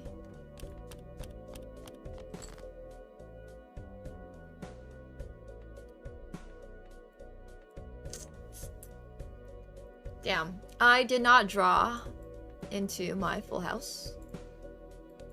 You keep starting out with big numbers, and what I've seen, I don't know where you're getting them. I know where I'm getting them, but I know you don't have what I've gotten to get those numbers. No, I don't have what you have gotten. Wait, how do you know? Well, first off, because you skipped, that you kind of miss out on some stuff when you do that. Okay, fair, then, good point. You know, since you told me, I'll tell you, I also skipped, but it was a different skip than you. Oh. Okay, in the future, I need to learn what's good to skip for. I think the skip you took is fine. You know, you're gonna get $75. That's a lot of money, and it's definitely one of the skips worth considering. Yeah, I did not draw very well, so I am very sad. Okay, that's good for me. But you do have one more hand to play. Oh, you do have turn order. I didn't even notice. Oh, by 600. I guess that leaves it to me. I'll force you to show Ooh. me how high you can score. I guess that is what you're doing, huh? I'll show you. Okay. I don't know if it's better to play this straight or this flush. I think it might be better to play this straight. Jeez! What the heck? Well, that's insane. Okay, well, there's no way I can score that high, so... I'm not sure I can do that again either. There's some luck involved. Alright. Okay, I'm down with 2 lives. Alright. Good luck then. See you on the other side. What the heck? Well, I have 88 gold. I have voucher. I can buy everything. But, like, how is he scoring that much? I don't think I had a line that would have let me score that much, which is really unfortunate. Okay, I'm putting Empress on these. I don't even really have a good direction to go. Maybe I just turn everything into hearts, so I have that extra queen of hearts. Yeah, I think that's what I'm gonna do. Oh, that's freaking wild. I don't even have, like... I'm not even sure where he found the scoring, but that's okay. We'll figure out. Okay, here's a glass. I would love to put a seal on. I think it's time to get rid of ramen, unfortunately.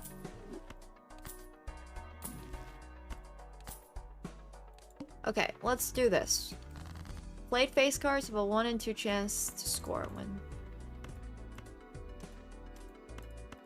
So our only goal here is to play face cards. I need strengthens. I need so many things. I need so many things. Okay, we'll chariot this jack.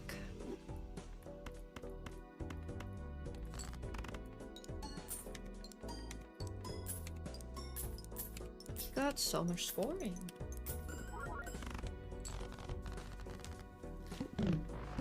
All right.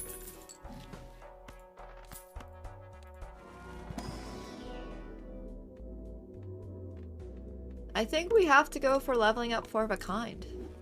I mean, I only have 5 of each. And I have no way of making my, Wow, Hermit. I would love a Hermit, but I'm so far behind that I actually think I just can't afford to take Hermit. And we're gonna have to death. I think we're just gonna have to death.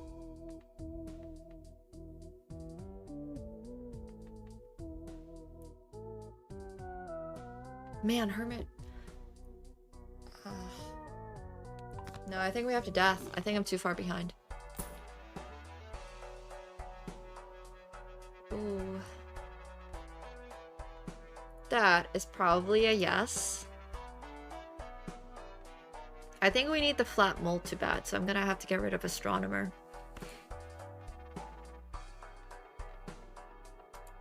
Alright, well, Astronomer kind of did its thing. Because I think I would rather have business card to spend money on. Because right now, what I need are tarot cards. I need tarot cards. Alright, well. No, that's not worth skipping for. I'll roll one more time.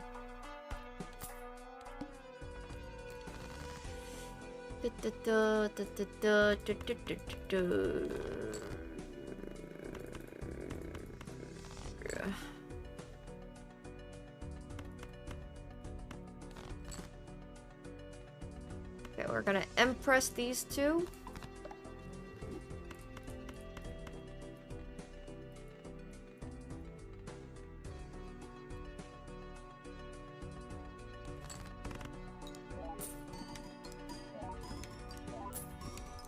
How much is this gonna score?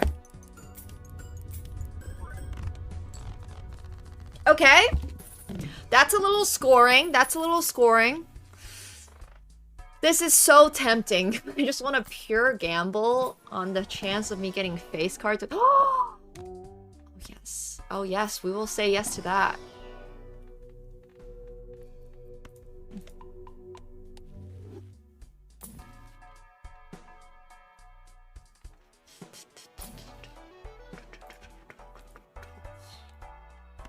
Sure, why not? We'll roll one more time. I don't want to roll down too low. Yo, thank you so much for the prime. Appreciate it. Thank you. Yeah, but I don't think I can get hologram into certificate. I am so freaking far behind. Having 3 extra mold against being at this stage where I have 2 lives left is probably just an FF. Go next. So I think this is just what we gotta do. I should have got an egg instead of business card. Oh no, I don't think that's necessarily true. I think business cards are actually really good into PvP because then I get to play so many face cards.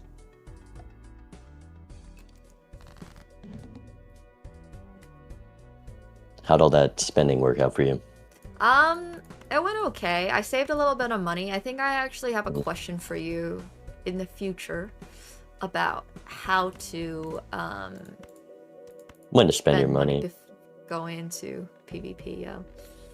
I'm gonna be honest, I spent more than I normally would because I knew you had a lot of money this ante. I didn't want to miss out on all the fun. So I was a little safe. Alright, so I have a Polychrome 9 that I can't use, which is very sad, but I would love to use it. Oh, what about this? Okay, we're gonna hedge. I'm gonna play a flush house with no face cards.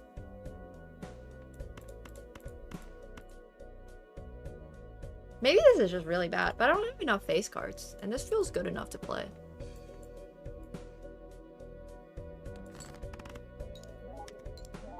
Let's see how much this scores. Lots of decisions here.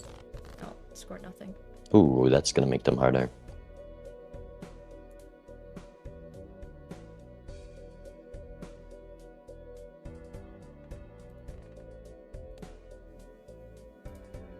Yeah, I'll wait for you. Okay, I'll try to hurry up then. It's okay, take your time. I think that was bad because I should have... Yeah, I should have saved the sun. I think I would have scored a lot more for the... I think I could have won this one. Could be that.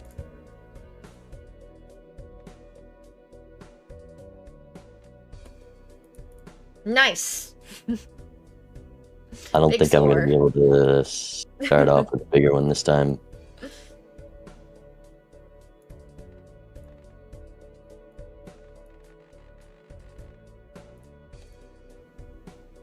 It's okay, all my cards are going to become hearts. I even have a lovers for this.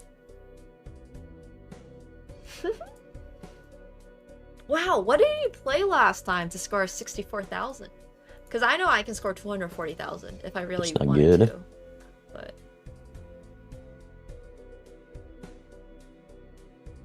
I'm nervous. I'm so nervous. I'm super nervous.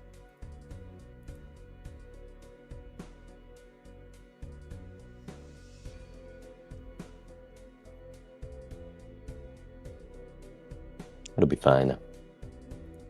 Uh-oh.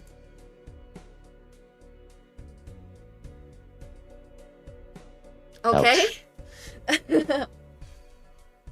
It's kind of an all or nothing here.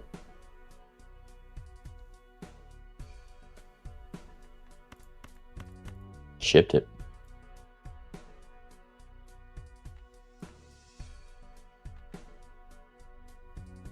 Now I'm a little... Oh my gosh! What? Okay, that's really crazy.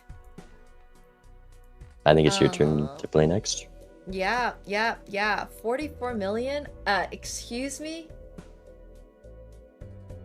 Hey, I mean, that skip, I'm not gonna lie, is a little unlucky. That shop you missed. That's had a good card. I can't even think of what card would be good enough right now. Wow, that's insane. Alright, well.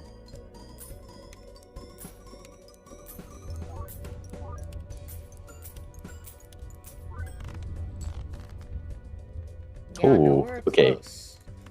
That is close though. But it's about the difference of this Joker, I think. Well, I wasn't paying too close attention. Maybe. We'll see. Yeah, I mean, I am only 44 million behind, so, you know. Okay.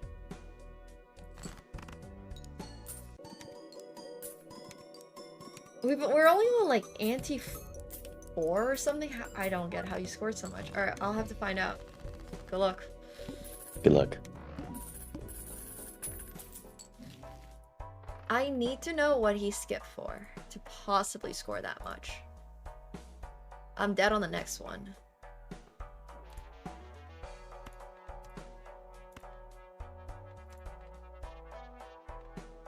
I mean, none of this matters. I'm just dead on the next one.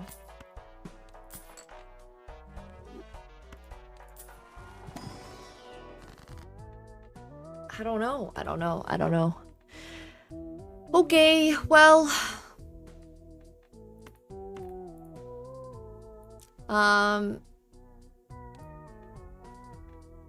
I think I need to start making everything into queens to at least play 5 of a kind to give me a chance, but then I also need to make them glass.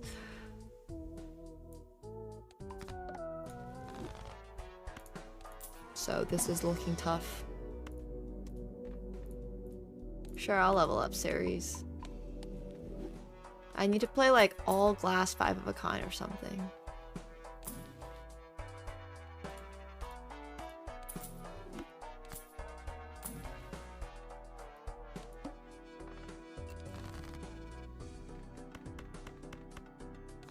Wow. We're in a bit of a pickle.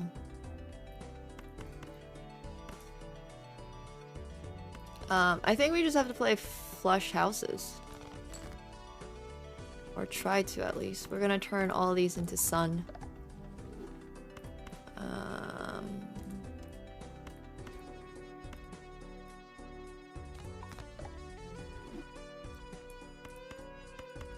Yeah, I think we're just gonna have to play flush houses.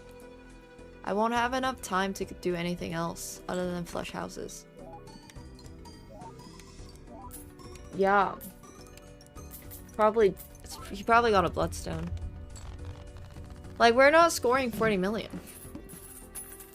At least this will be fast. Also, it's a fast one. No, none of that matters.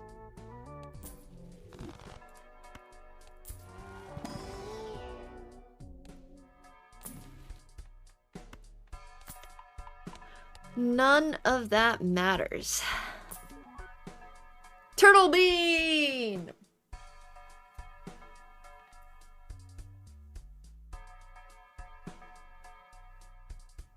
I'm getting TurtleBean and Dusk. Oh my god, even if I get all re-triggers, I don't think I'm gonna win. There's no way I can put up. Yeah, I gotta get TurtleBean. Because I gotta be able to make my flush houses. And I guess I can't worry about the money anymore. So here we are.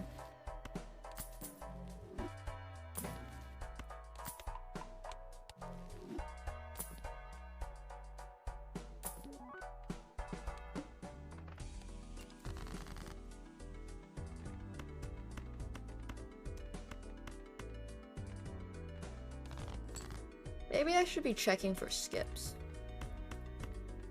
a little bit more consistently. Wait, I do not have a flush house. Is that correct?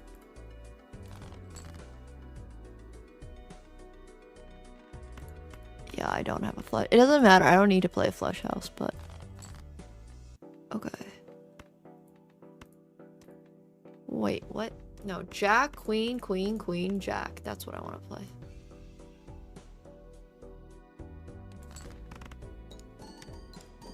I also never found my... Oh, I found my seal now. I forgot to discard it.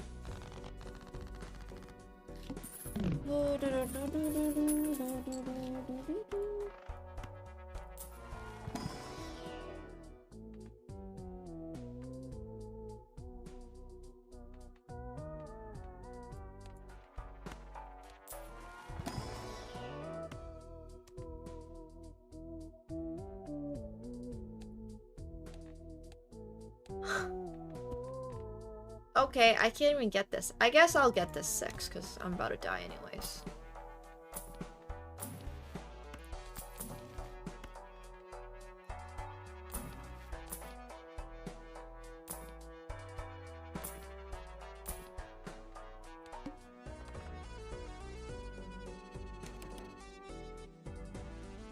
All right, I am ready to lose.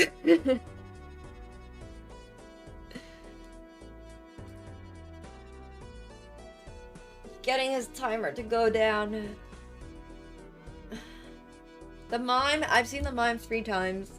I think I need TurtleBean. I don't even have another glass. This has been a disaster. Maybe I'll finally draw into my 6 or the king and discard it so I can do something better.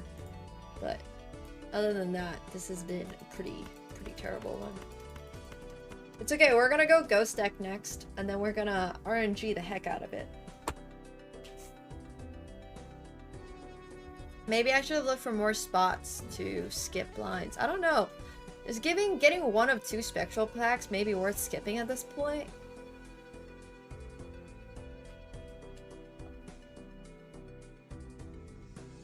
Maybe. Maybe it is.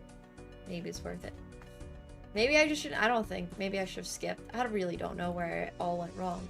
Feels like I was scoring a lot. I could have scored a million. I mean, I was scoring a million. Like, we're on ante 4 or whatever. Okay, how's it looking for you? It's not looking good based on some of the stuff I saw there.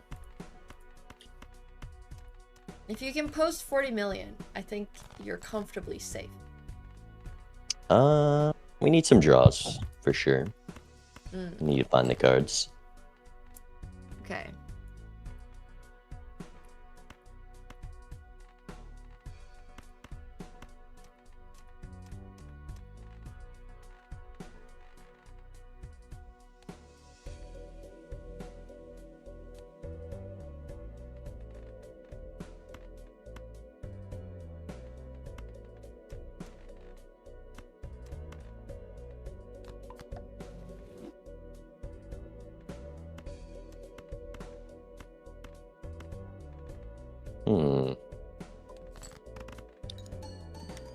Not really finding the cards I want yet.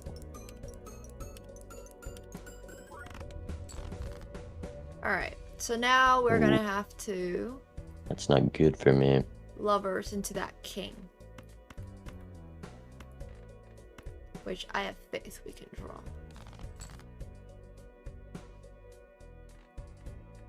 I need to play a flush house as my last hand. So king, king, jack. I have 2 more kings. Yeah, I should be able to get it. I guess it's my turn then.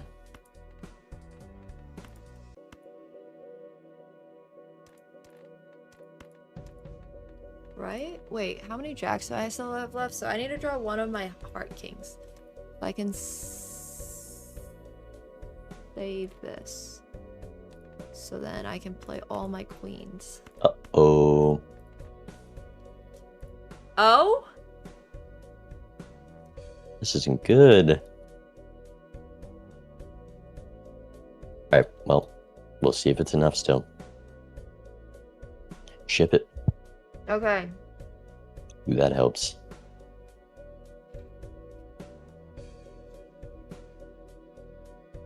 I feel like you're slow rolling me. It's smaller than last time. Yeah, I still don't think I can score that much. So I'm gonna do my best.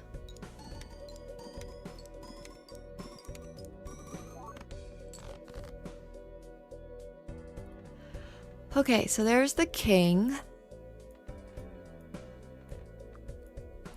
King, jack, jack.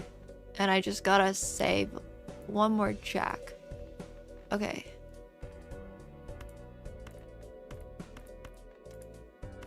So we can just play everything else, because this is gonna be my final dusk hand. With that lover jack.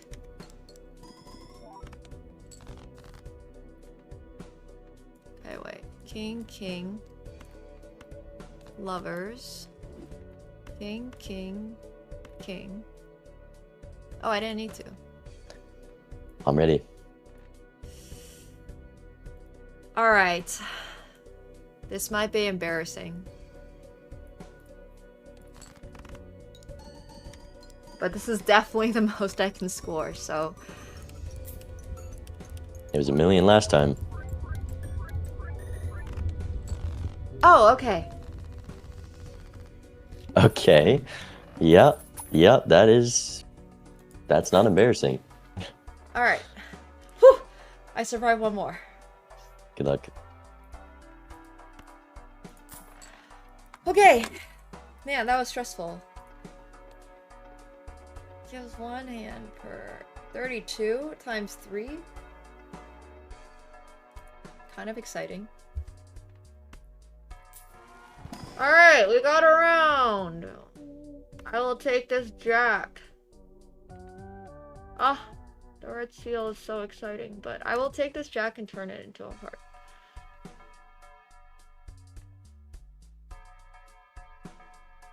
So he's almost dead, yeah?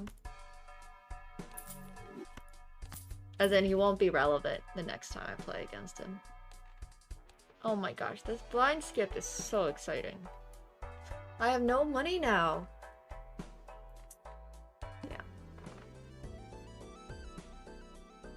But then losing a shop is so bad! Okay, I think I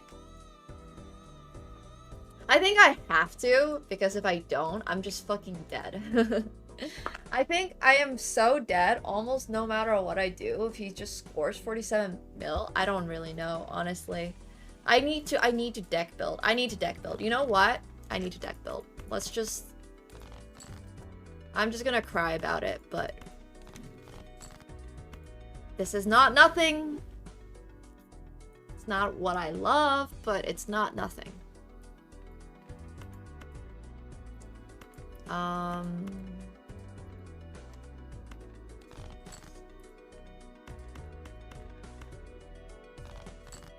Come on. This is nothing. Not exciting. I can't even find my king with the whatchamacallit. There he is.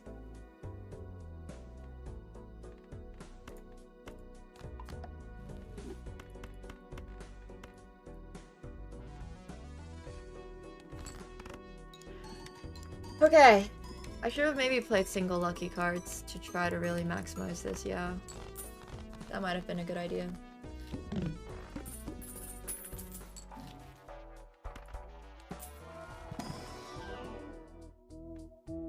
Sure.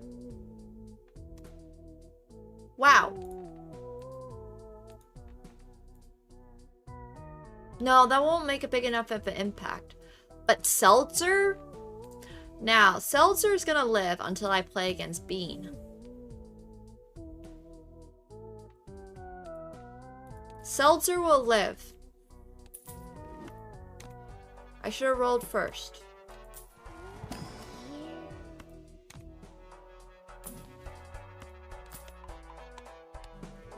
Oh, I also should have used Judgment.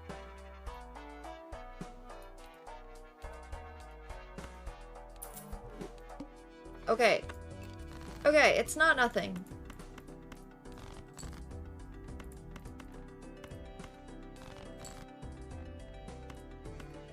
I would really like to see my king. Not this one, the other one. Damn, that really sucks. Alright, well, at least I get a planet card out of all this.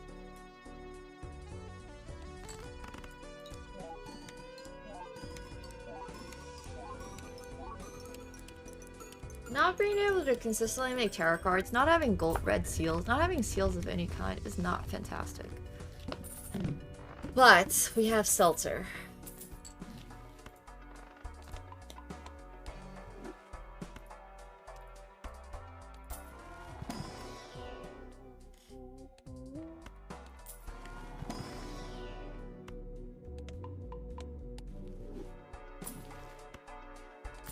Yes, please. No, thank you.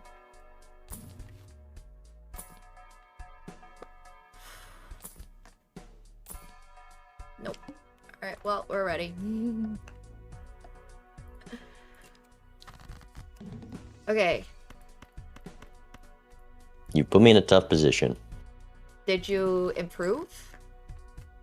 I did. Well, that's not good for me.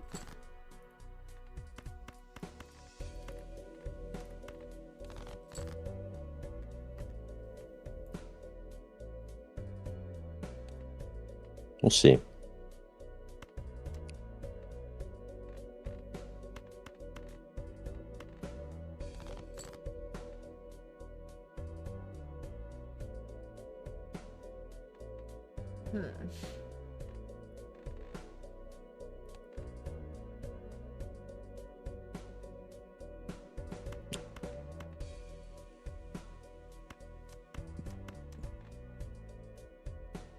I did skip ancient, yeah. I don't know. Do I even have... I do have some hearts. Heart 10.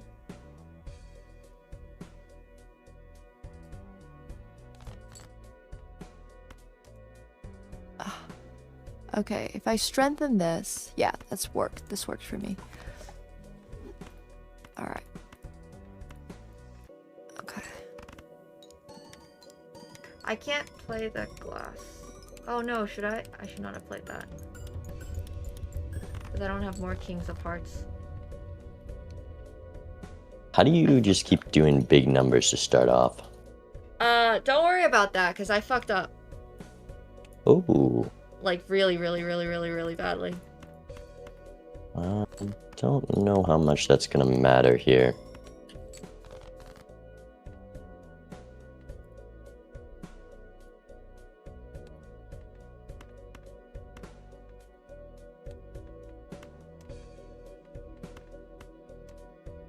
Right, I will play this for you and you can figure out.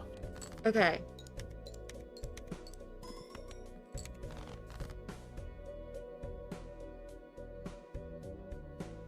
No, I think You I got might that. have... No, I don't. I might have had you if I didn't misplay my hand. But Oh. I super misplayed my hand. I had, I think, the hand that could have beat that. Well, you had it last time. Well, I had it in my hand and I have this dusk thing. But maybe this is... Oh. Yeah. I even... Oh, okay. I messed that up. So basically what happened is I thought I had one more heart. Like, I could make 2 full flush houses, but I couldn't. Oh, you didn't find the ancient guy. Okay, I'm a bit lucky there. But before this, I had a bloodstone, and that's what I was using for scoring, so it was a bit inconsistent. Yeah. I guess last time you just got me with the glass there.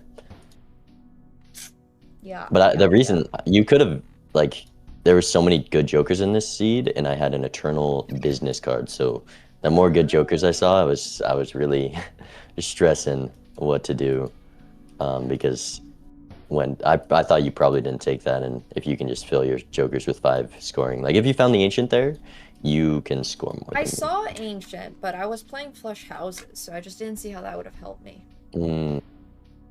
Well, maybe I shouldn't be telling you this, but ancient, definitely a very good card. You need it because you have this Sock and Buskin and this Dusk. That's gonna be 5 card retriggers, retriggering every card, and that makes each of these 7x with ancient, 49x, you know, 350x with the Chad, where that's like a 700x Joker. If it, you just have to hope it hits hearts really, but the top end on it is so high. Yeah, makes sense. Okay, I'll keep that in mind for future. Thank you. Thank you. Cool. All right. All right, we go game 2. It is your pick. Oh you can shit! pick Sorry. any stake or deck. I will go for Ghost Deck. Ooh, okay. Yeah. Who told you to do that? Well. I think Coach Bean did. I know him. Well, we'll see if it bites me in the behind. So, good luck. Okay. Thank you. Good luck. We're going white stake, by the way, if that wasn't obvious. Yeah. Sounds good to me. Okay, we go again. I could have had that game. No, I super punted at the end there. I'm annoyed. Bleh.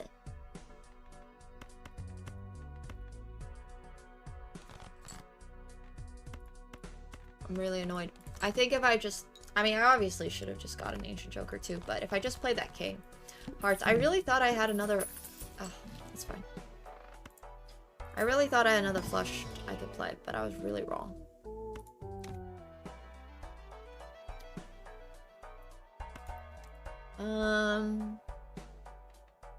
No.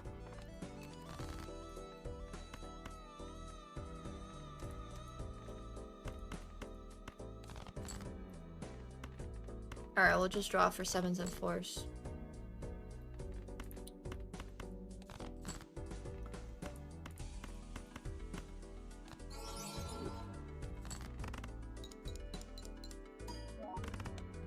Yeah.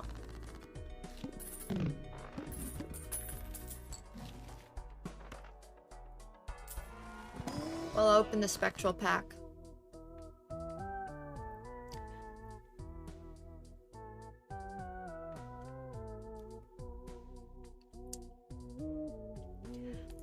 I kind of like 3 random enhanced face cards.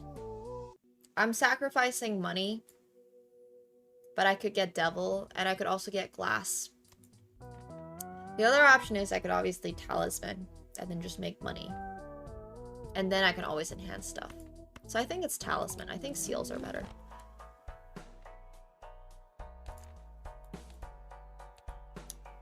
Yeah, I could probably beat it. We have Econ.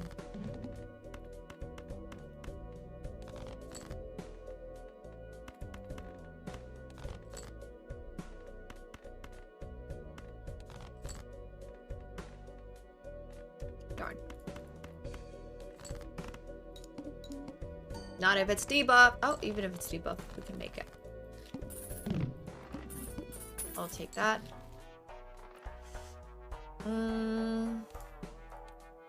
Seems good. Held in hand. I'll open an Arcana. Okay, okay.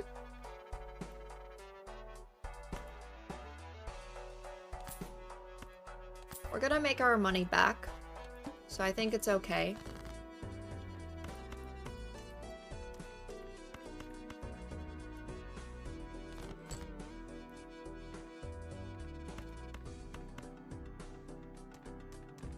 I think that might just win. So we're gonna try to put as many face cards into our hand as possible.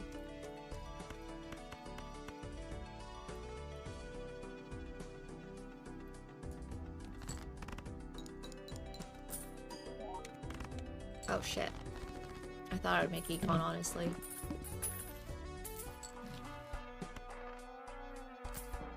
Gamba!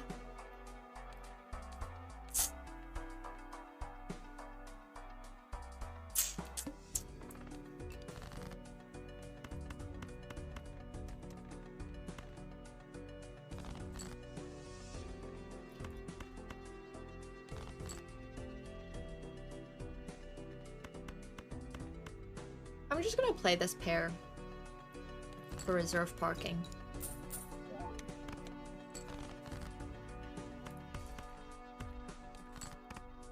And this one too.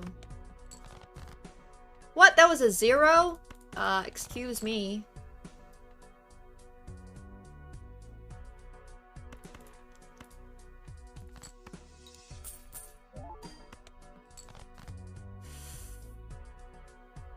Okay. I'm actually gonna sun these.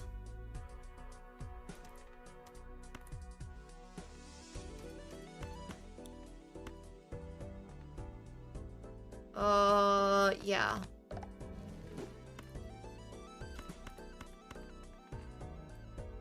And I really don't want to lose. I think this is just gonna get there though. I really want to give myself as much chance as I could possibly have to make reserve parking money, so maybe I could even gotten there with a pair. Okay, we have a little bit of money. I will MLA for 20 bucks, no problem. Give it to me.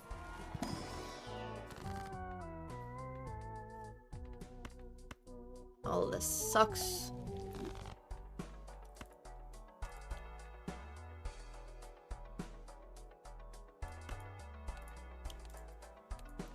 Might as well. And I guess we're just gonna play for money anyway, so it doesn't matter.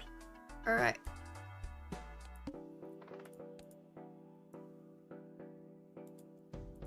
Hello. Oh, not yet.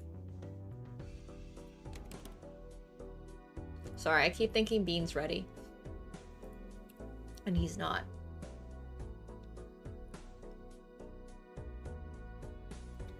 Yeah, I don't know if I need a Justice in the shop yet. Man. I could have played that Flush House. Okay, now hello. Hello.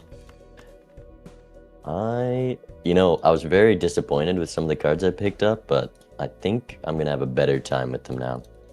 Okay. That's not good news for me. We'll see. I do miss a Joker I sold at the moment.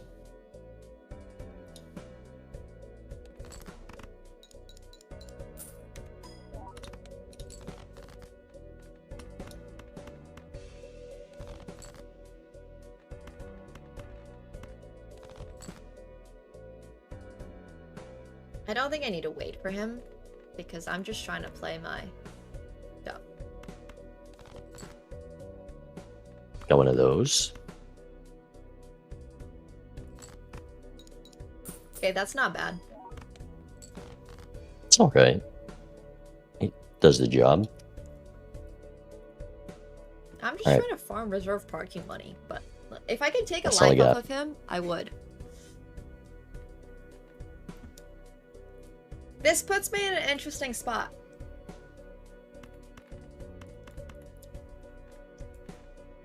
It does.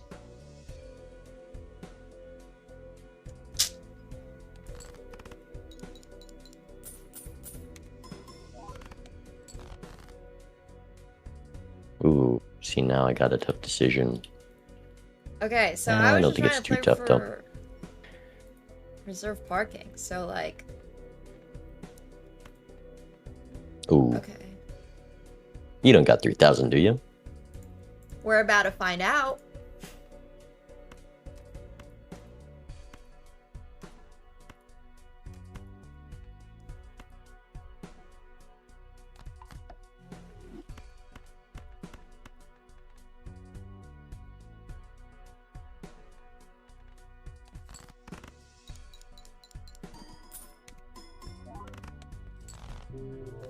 Ooh, she does.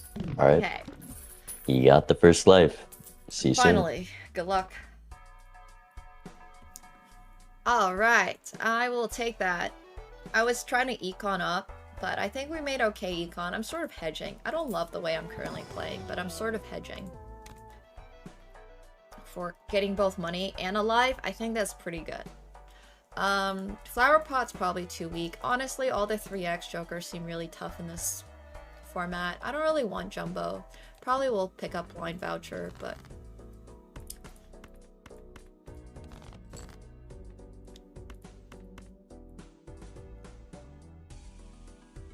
I think we just play this for our econing, because we're just econing. Okay, that's probably a little too weak to econ with. I mean, I don't really care. Wow.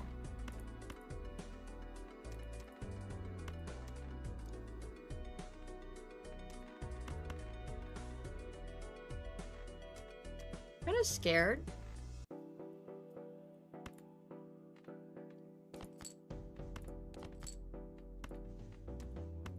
How much does this score? Probably nothing, but like... Alright, well, we're just gonna play a full house. So I don't lose. but it's good enough for money. I feel like I did okay on the money there. Yeah, I'll admit. Wow, I've never seen this queen. I forgot I have her. I am 1 king down, so we need to add that. Okay, I guess we're adding a queen instead. I sure look like a queen's deck. We'll roll once.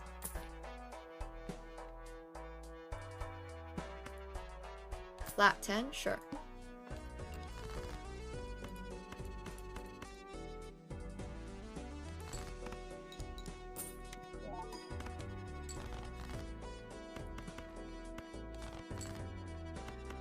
Ooh, well that's exciting. We're just gonna play it. Did not hit.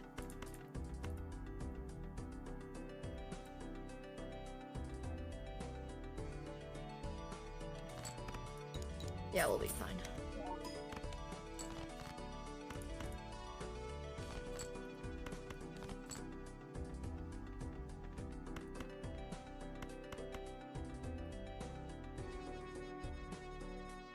I feel like I can get there with trips.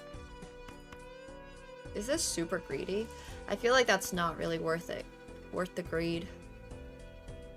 I feel like I can get there with 2 pair. I mean, I don't know. It's probably not worth the greed.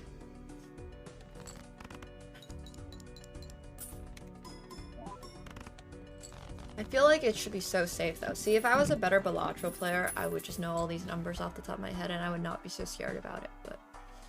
Okay, I do have a ton of queens. I hate shoot the moon though.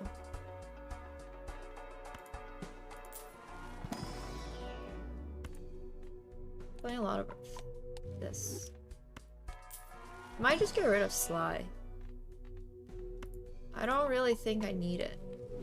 I'm getting chips already.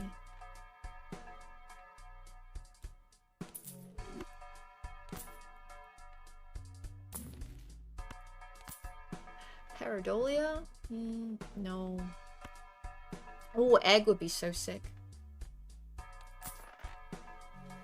Alright, we have the voucher. Maybe getting voucher is really bad in this format, because PvP-ness, but... Honestly, in my head, I have a free win off of the previous one, because I was going for Econ. I did not expect to win it. Welcome back. Hello, how's it looking?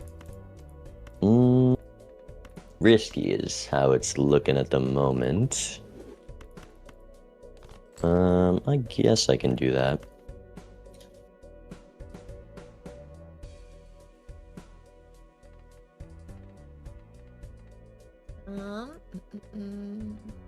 You and you, and then we do it like that. That seems to be a smart plan. Okay. Wow. So I got big numbers. That's impressive. How do you score so little? Well, what do you...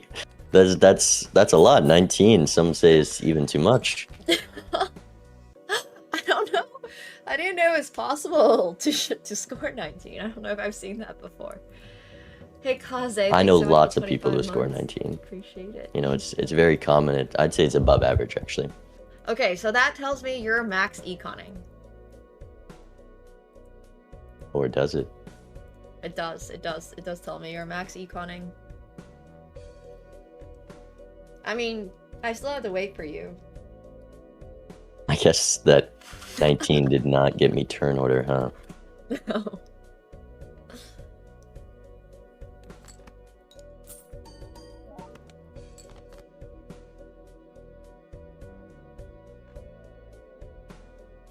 To be fair, I'm also supposed to be econing.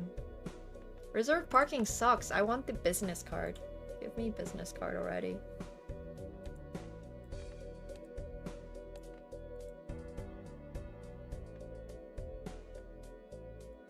That's pretty cool. Like, I need business card in the worst way. I have all my queens in the deck still, and my jacks. Alright, this is what I've got. There's some luck involved, I'm not gonna lie. Okay, I'm assuming it's gonna score at least 500, so... Okay, It did score at least 500. okay. That's what I thought.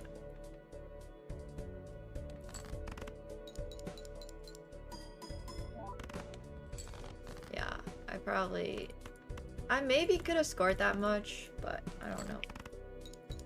GG's. You gotta save it for the next one. Yeah. Hey, we're even lives now. Just playing a fair game. I appreciate it. Good luck. See you soon. Thank you so much, Space Harpy, for the 5 gifted subs. Appreciate that. Oh my gosh, we're doing certificate. We're gonna gamba. We are gambaing it up.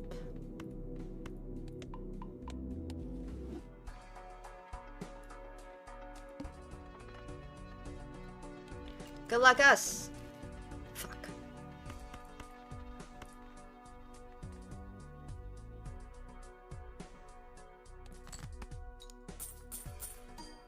Yeah, I mean, I could really greed and farm Paradolia, but like...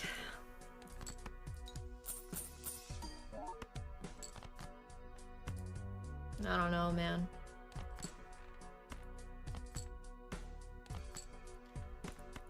Seems greedy.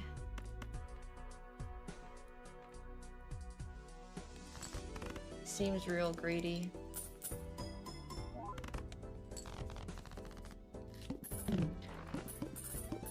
I also feel like I absolutely need to gamble against this guy. Otherwise, I wouldn't take certificate. It's a little worth more than that now.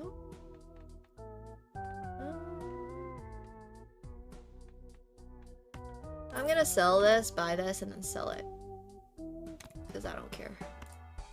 Yo, Caspian, thank you so much for the 5 gifted subs too. Appreciate that. Thank you, thank you. If you guys are getting a gifted sub from Caspian, please make sure you're thanking them. And from the Space Herpy. I do have a lot of hearts. Hearts are indeed what I'm going for. I think that's probably worth more than Swashbuckler. Definitely worth more than Zanny.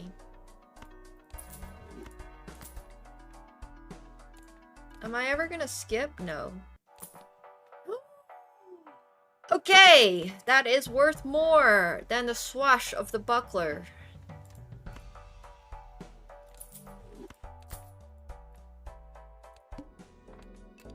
All right. Fuck! Sorry.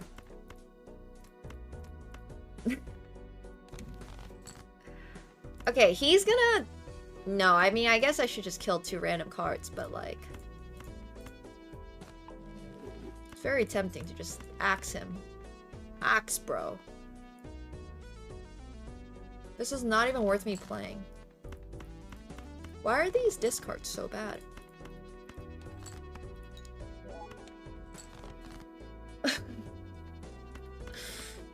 Yeah, no, that was not what I wanted at all.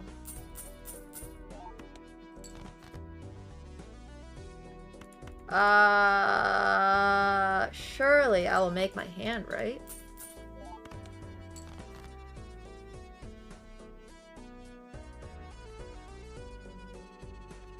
Oh my gosh, I might lose a life.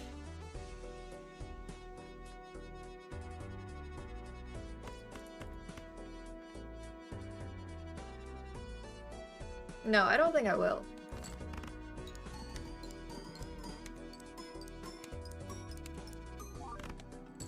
No!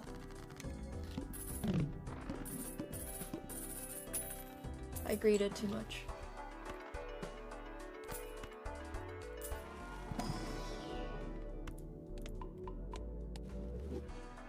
Oh, I forgot about glass going last too.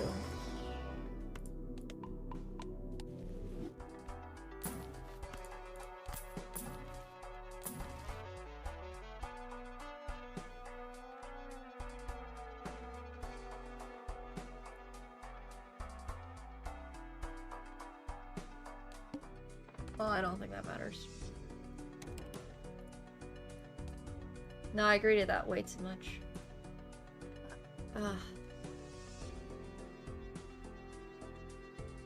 But I also misplayed it.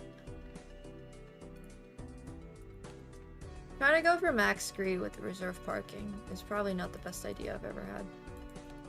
But I have a lot of money, so we can still make a comeback. I still have 2 lives left.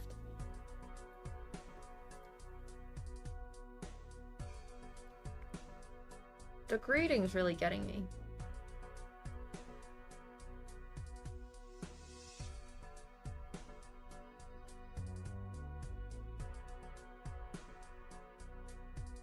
I feel like I greeted way too much.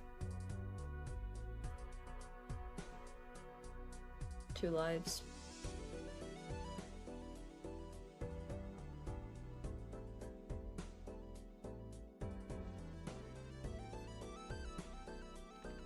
Yeah, I mean, I have good money. Well, I've really rolled down on each individual ante, and I have good jokers.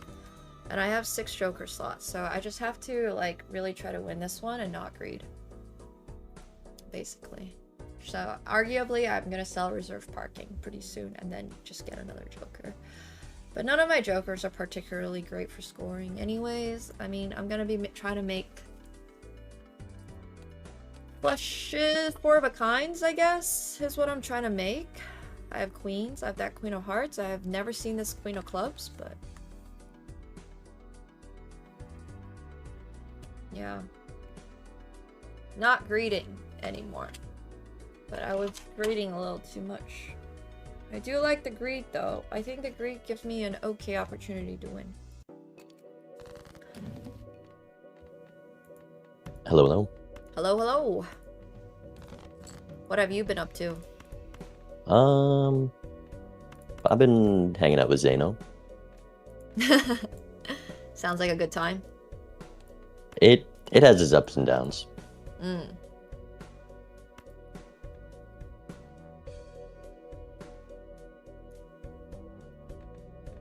We'll see if it continues to go well.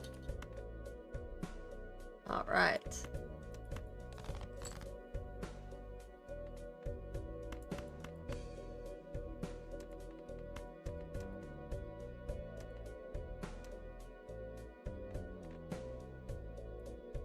It's so close. Doesn't require trigger all face cards, but I think this is worth playing because then I can still have some jacks left. Okay, we're gonna do this.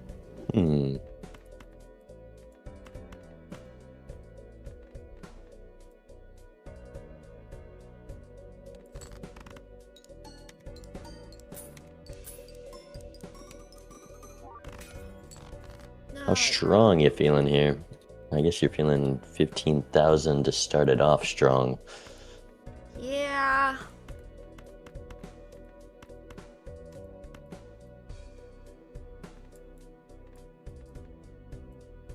Don't feel great about it, but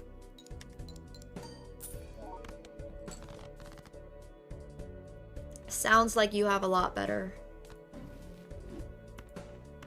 Okay. I can get pretty big. That's if Zeno starts being a little cooler. He's not being very nice. Try one of these. Ooh. Okay, I'll start off with a cool one of these. Oh, okay. Uh-oh. I don't like the sound of this. No, that's all I got too. And you better watch out.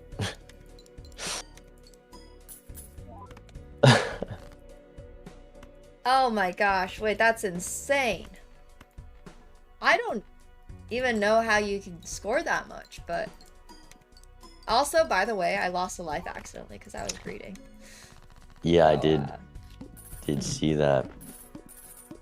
All right, well, see you later. Best of luck. Okay, we're gonna need a lot more help, so we better dial this in. I don't know how he's doing it, honestly.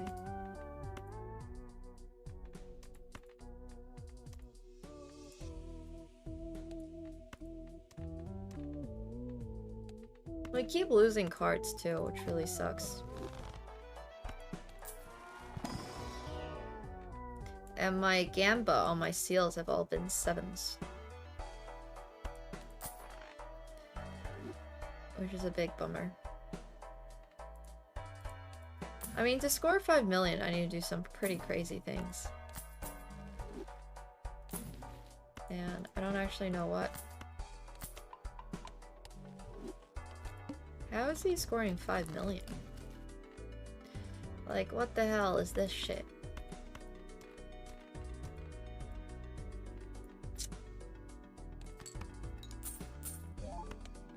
This certificate has been so terrible.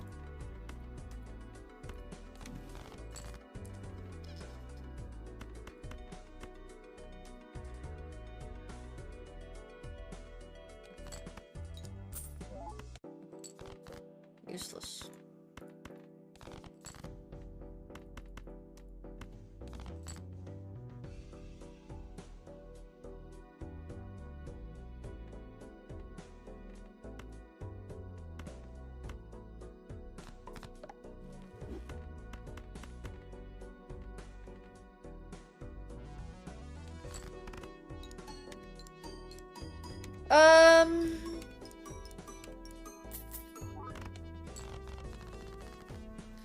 Alright.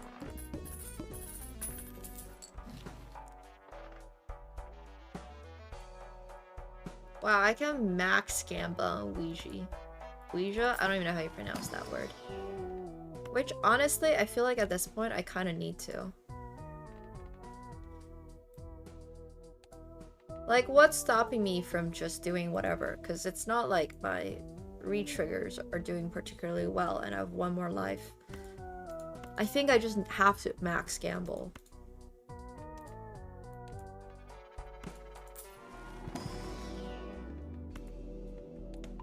Alright.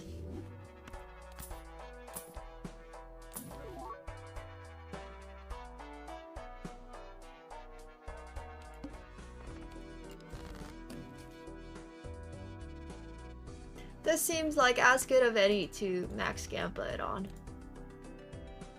Should I do it without the face cards in deck? In hand, maybe? Oh man! Yeah, I don't know. I can't really get anything on anyways. Oh, let's just do it. It's 3s! Yay! Well, that's exciting.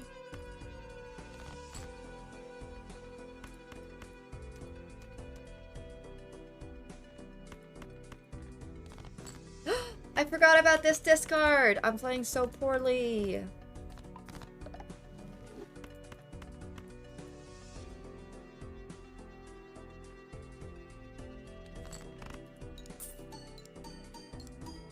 No, my 3 doesn't even score very much.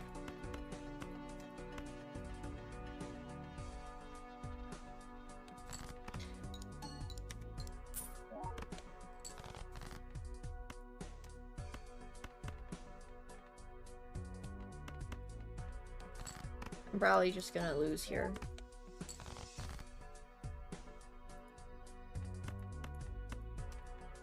It did not pay off.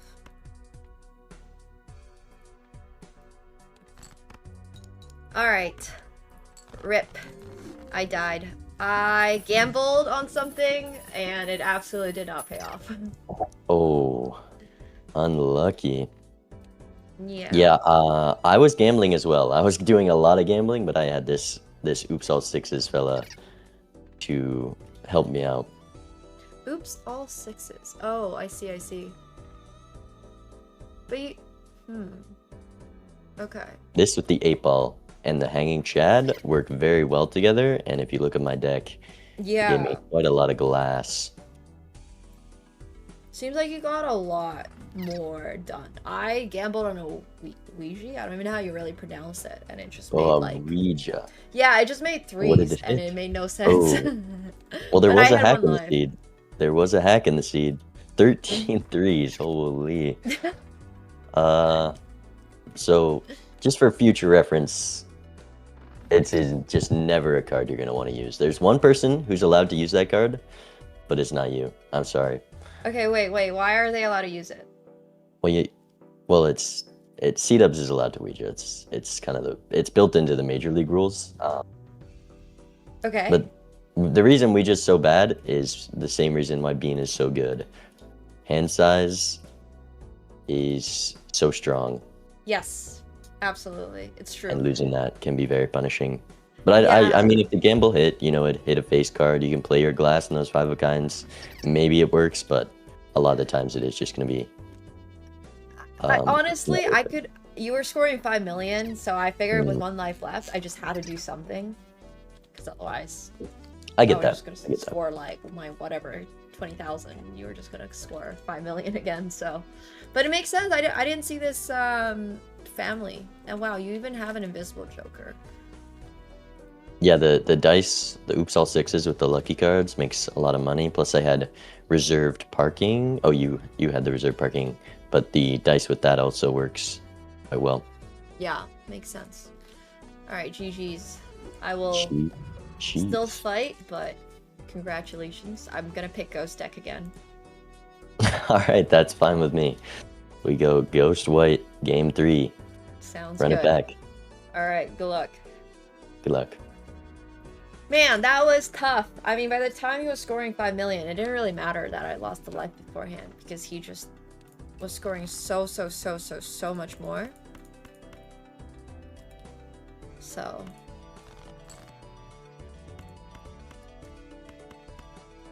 However, losing that 1 life was really stupid.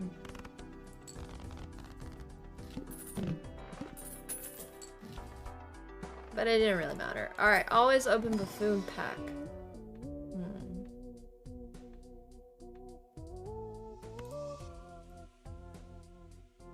Does abstract count towards itself? No, I guess that I still... Because I would rather have abstract. I gotta legume him.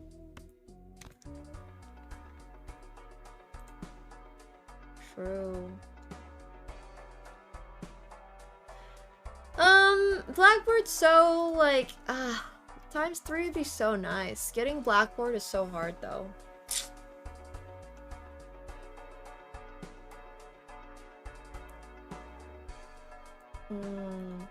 But then I can just play my whole deck around that. And making Blackboard. It's so expensive. Alright, you know what? We'll skip. It's too hard, I think.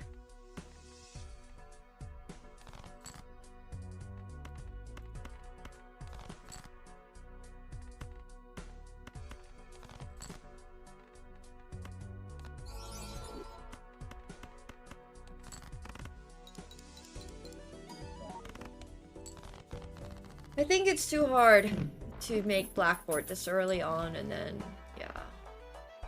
Wow. Well, we gotta spend all of our money on Mega. And I heard Spare Trousers isn't very good in PvP because it's just too slow.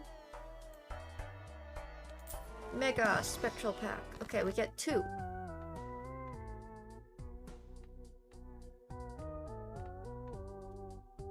I think it's gonna be Aura and Trance. Ugh, that's like the worst one. Ew. That's not great. At least we're still scoring 800, so it's okay.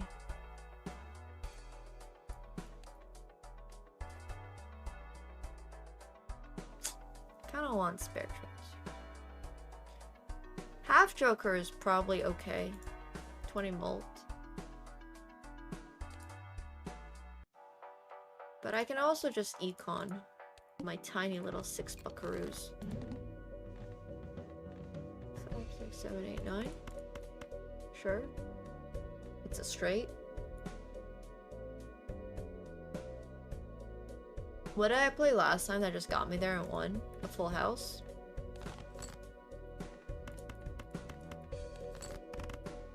Oh, maybe I should use my... I don't actually know if this wins. Oh, it doesn't.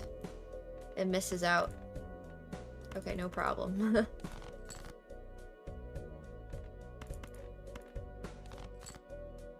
Okay, nice. A planet car for a full house, I'll take it. The problem is TurtleBean just scores so much so fast that I feel very pressured to econ up against the guy. And then Gamba, and then that doesn't always end up going well for me. I think we need Lusty. And then I really need that Joker. I mean that waste back bucket.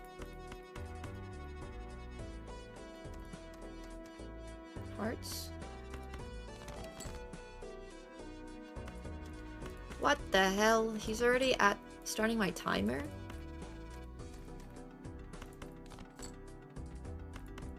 It's crazy stuff. I think this gets there. Yeah, because okay.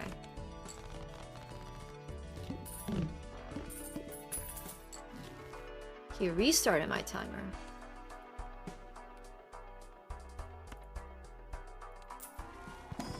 This is probably a very, very... Ugh!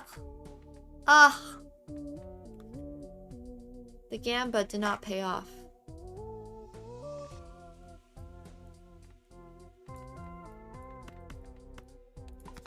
Most useless death of my life.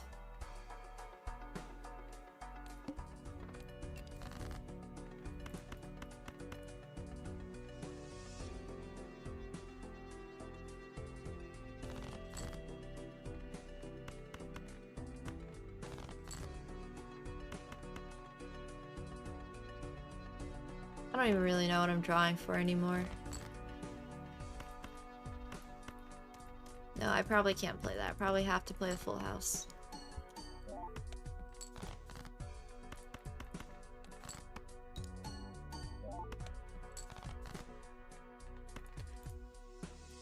I have kings and tens.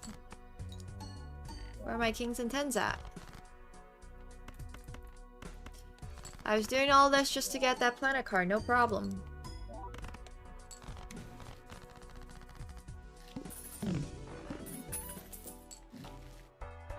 Ooh, a cryptid? I'll take a cryptid.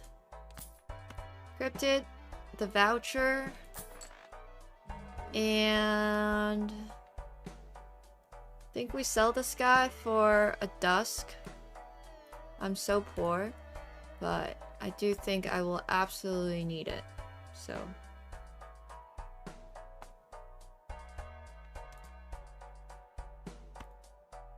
Probably that over abstract, honestly. Yeah, I think that's the play. Do, do, do, do, do, do, do, do. Okay, I am finally here. Alright, not very fun to be on the other side of the timer, huh? Yeah, well, it's okay. Honestly, 3 minutes is so much time. So. That is true. That is very true. Alright, let me start off with one of these and... Whenever you say that, I just feel like it's gonna be a big hand. It's not my greatest work. Okay.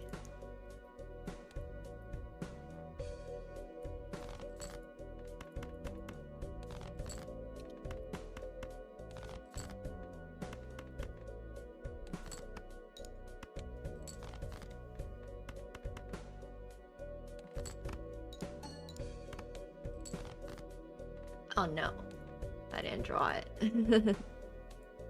Oops. All right. Uh-oh. That's it.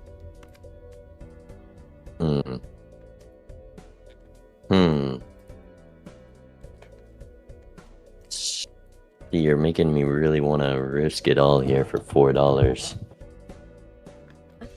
Honestly, I'm having such a difficult time balancing trying to econ versus trying to stay like ahead of the curve. Uh-oh. I shouldn't have risked it all for $4.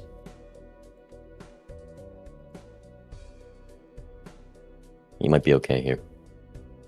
I think I have to go for 4 of a kind though, because I need to... I got $4. Now I just gotta do step 2. But I didn't get there. While trying to keep the queen in hand. I don't know. I need to play for higher upside. I think it's just tough playing against stronger opponents because you know you gotta play for higher upside. Oh. And if you don't get there, then you're just dead anyways. Huh.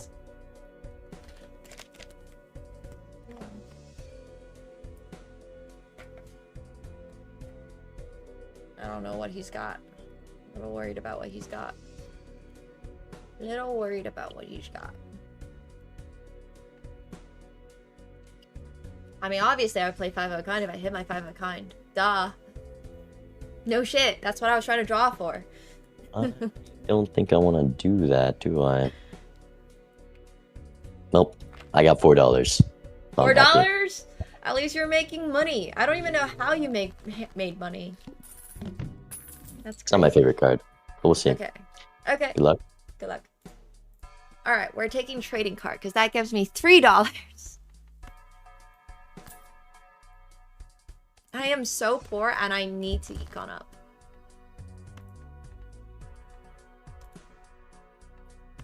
Alright, goodbye.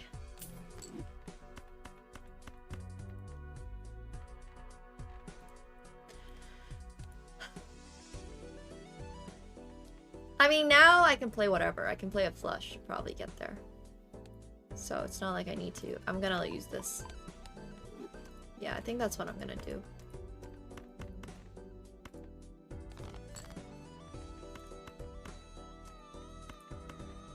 If I get there, I'll get there.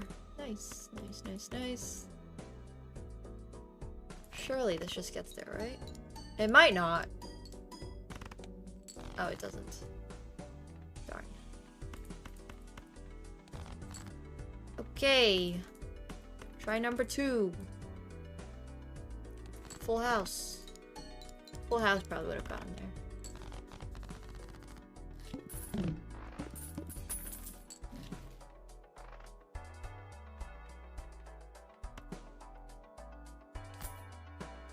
The fact that he has so much more money than me is not a good sign. I'm too poor for Dusk. I'm too poor for everything. Okay. We're gonna discard the 4. Oh wait, I only have 2 3s left. Oh no, that's just because I don't want to discard.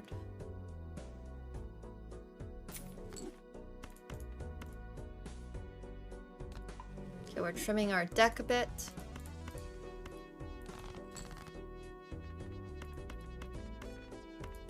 I have a lot of kings, no? There are my kings. There are my kings. I would love to play 5 of a kind. I think that's actually kind of worth hunting for. Ugh. This may be a mistake.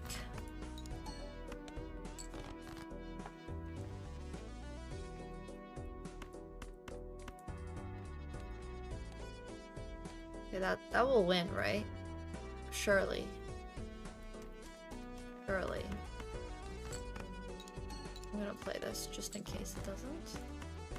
Okay, there we have 5 of a kind. This is exactly what I was going for. I'm gonna have a planet card for it. I just need to be able to make these more often.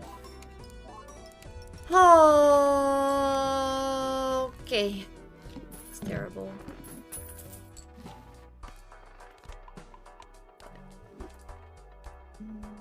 Oh, I'm ready to go into PvP and I have no money! And I can't afford this, and I can't afford that. And it's not gonna score very much. It's alright. No, we have to econ up and get some money rolling. I can't even afford this voucher. I don't need this voucher.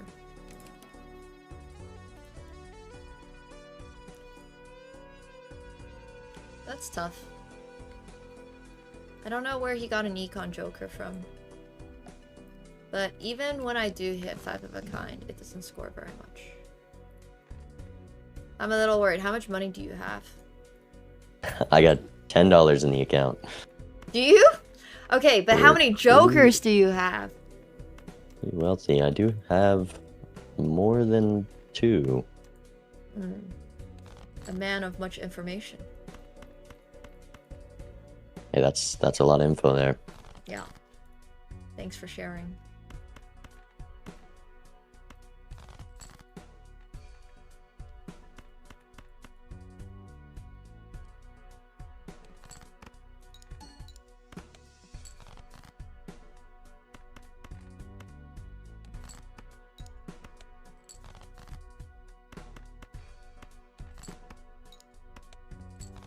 Please, I've got a card in this game, and it's been so long since I've seen it. I don't think I've seen it since I got it. That's okay. I completely missed my draws, so. Oh. Well, those close. Yeah. All right. GG's. GG's. We've evened out the lives.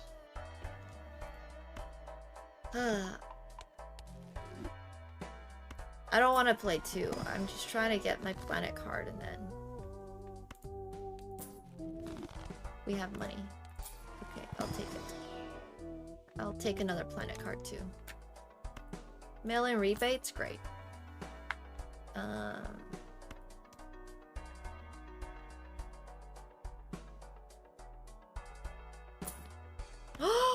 Oh, a bloodstone! Oh my gosh, that's exactly what I'm playing for! Okay, we're in the game.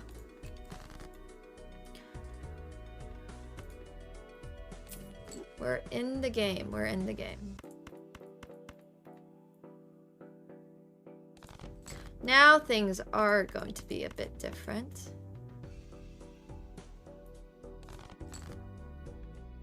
I have not found a single 2 yet. I would love to know how much a heart flush scores, so let's find out. I mean, the dream is still to play. I think the dream is going to be playing, fine.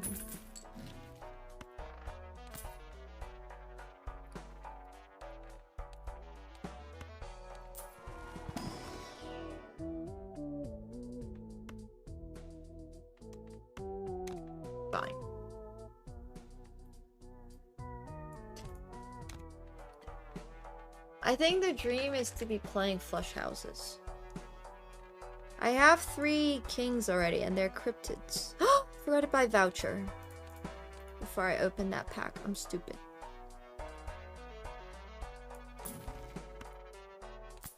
Have to. Okay, each discarded king.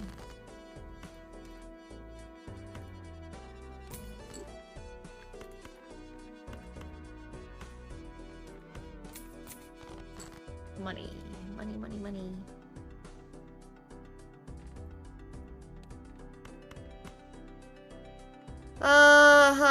I don't know.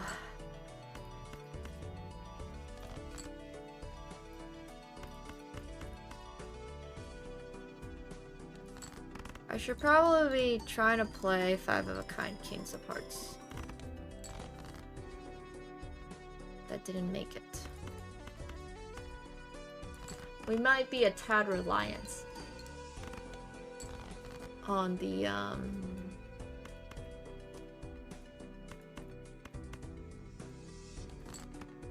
bloodstone.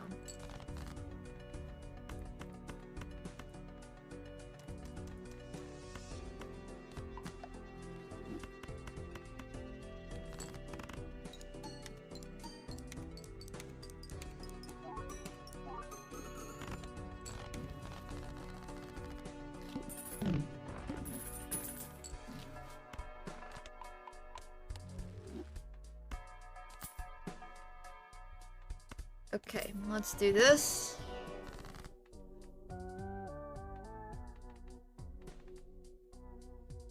I think I'm just gonna hermit.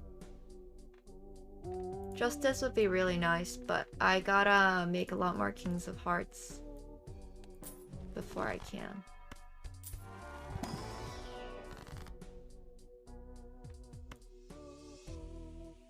Okay, we're gonna have money.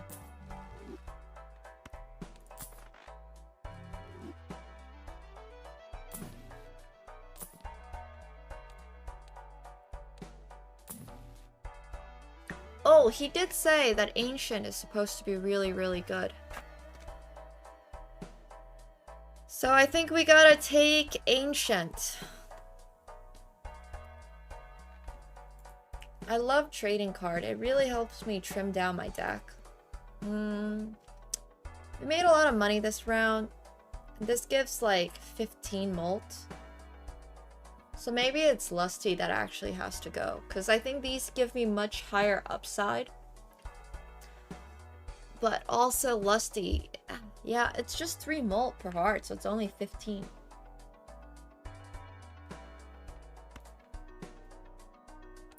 It's gonna be that. I'm sorry.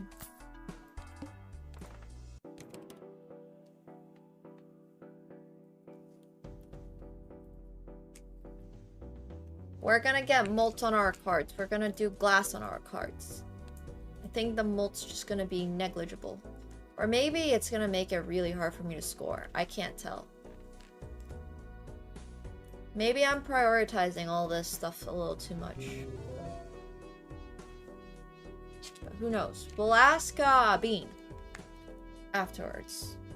But I feel like I have to go for the highest upside. Oh, was that sound? He lost a life?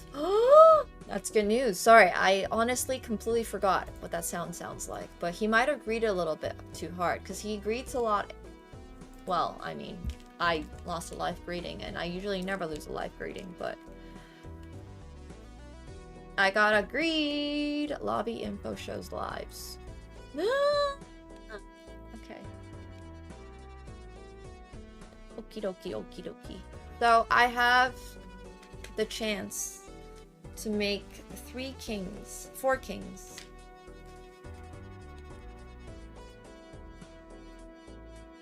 We're gonna make everything kings of hearts. That's the only thing that matters, is that everything's gonna become a king of hearts. And now I will actually play the flushes if I see them. If I get dealt a flush, as long as I'm able to, I will play it. But yeah. Man, playing against Raffle, I felt like I had a better chance. I don't know. This was not close. I'm really mad at myself about the first game too. I think the first game I had a much better shot than what I did. Hello. Hello. How's it looking? I'm not playing the best Balatro I've ever played, I'll be honest. I might have heard you lost a life. Oh, yeah, that sound does mean I lost a life. Good news for me. But, you know, maybe it was a strategic life loss. True, for that extra 4 gold, right?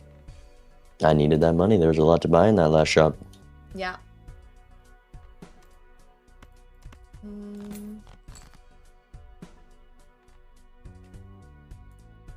Okay.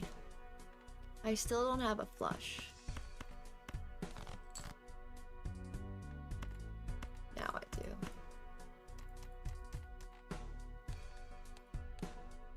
I think it's worth it. I messed up big time. I really did. So I still have 10 more. It's okay. Alright, that's all I got. That's exciting. Okay, that's still actually a lot less than I thought I would score. You wouldn't happen to have a stunt man, would you? No. I don't. Do you? And you wouldn't lie to me? I would not lie to you. Okay, I appreciate that.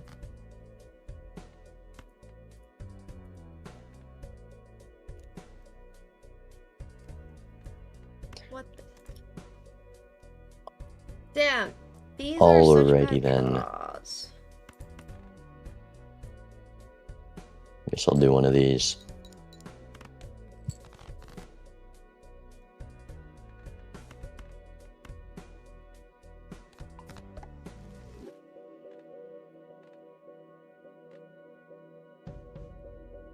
How do you just keep scoring like 83 million? Okay, actually, you know what? I think I know how you did. How did you... The question is, how'd you get your deck that clean? It's not very clean. I got 55 cards right now. Okay. Guess I'll do one of these as your signature move for scoring a casual 89 mil. I see how it is. Alright. Alright, See you good soon. luck. Damn, that's crazy. We might need to reconsider our life choices.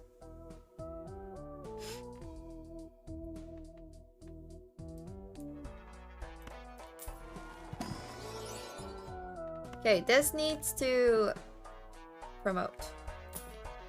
We need to promote some stuff.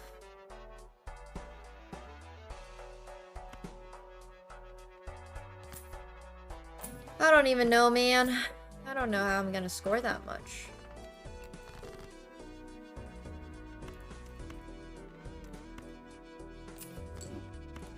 We have a pretty trim deck. I have no more 6s in my deck. Except for this guy, which is a heart, and we're keeping that.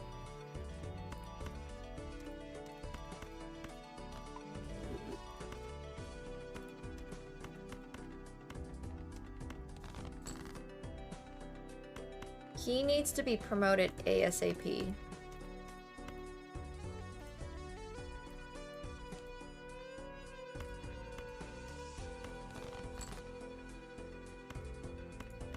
He's scoring so much, and I just don't really understand how. Which is kind of crazy.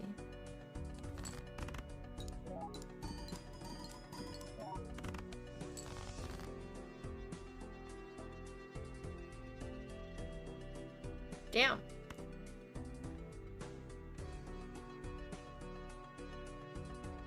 Do I need to do this? Okay, no, we're gonna get there, right? I'm gonna keep this. What the hell? Is this because I have no molts? Must be. I have no molt. Which really fucking sucks. I might just lose a life. I have no glass. And I don't even have a flush. Well, that's not good.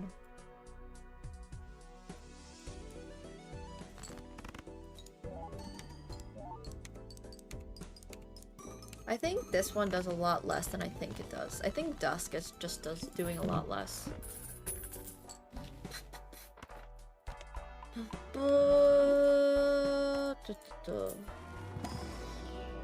Okay. I'm just making my deck way too slow. Not good.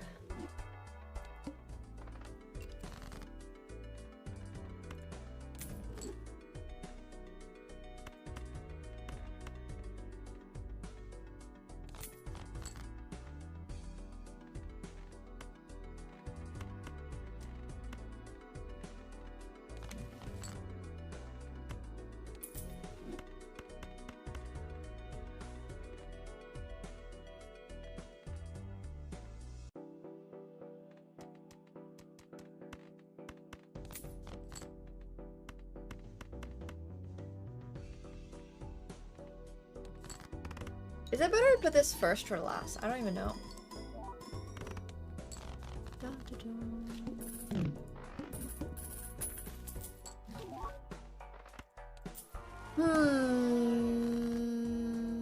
Wow, there's nothing even to death. That's very disappointing.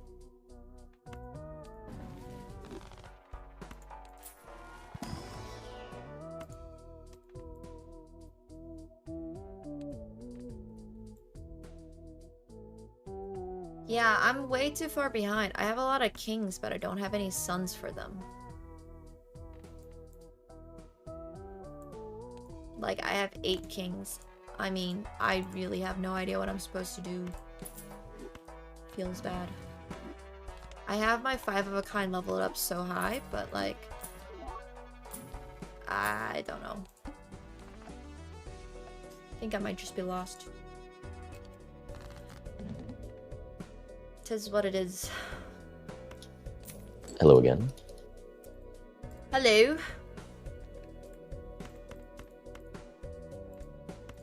How are we feeling in this one? Not good. Not good. I'm gonna try something a little different. Okay. I don't think it's gonna work, but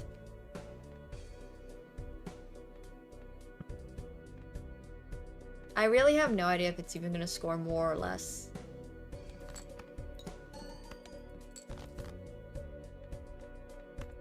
Try something different. I am curious to see what that could mean. You should be.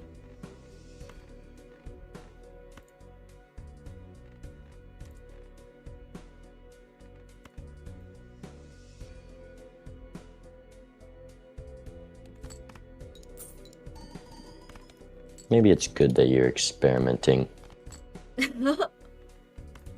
Yeah, let's call it that. Let's call it experimentation.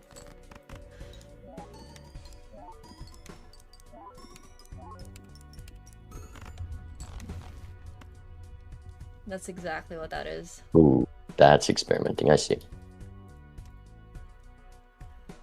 Alright, Yeah. This is gonna be similar to last time. Oh no! Not the 24 million. Just keeps getting smaller though. Yeah, well, I'm nowhere close to that, so. Alright, I'll have to figure out what happened. See you Alright. soon. Good luck with that. See ya. Man, opening these celestial packs just aren't gonna help at this point. I think it's time to say bye to trading card.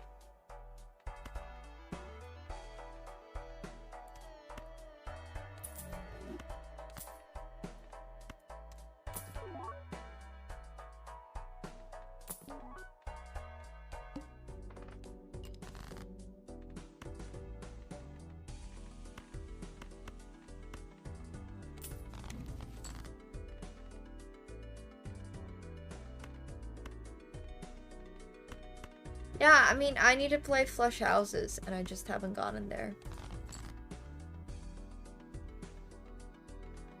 So, it is what it is.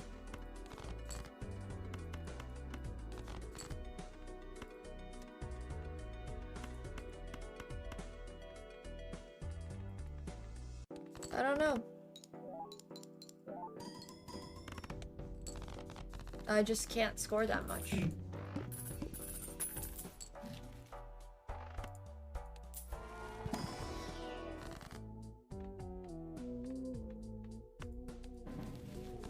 Strength is okay.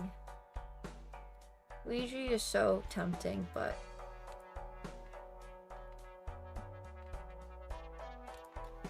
I mean, my 5 of a kind is 330 by 30.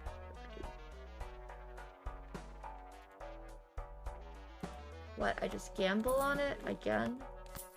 He did say I should never get it. Oh! Cryptid's good.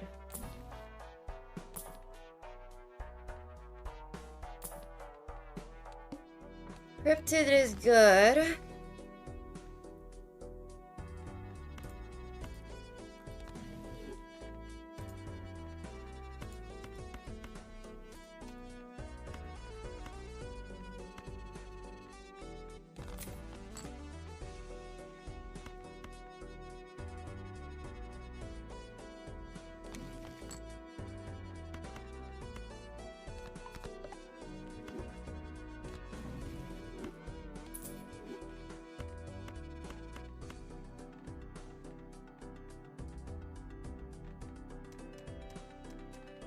I mean,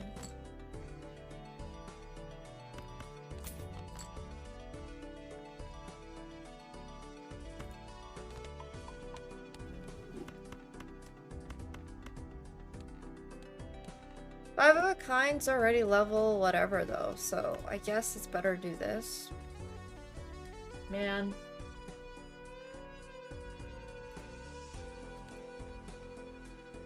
I think it's too late. I have 1 life. I don't think I'll get it up there in time. But I do get to trigger 1 more bloodstone chance, which is kind of good.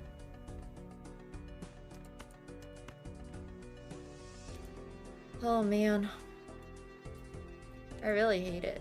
I really, really, really hate it. Because I'm so inconsistent.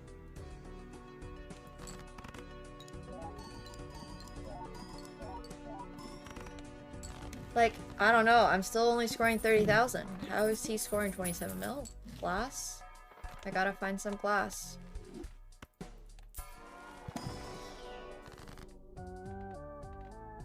A justice.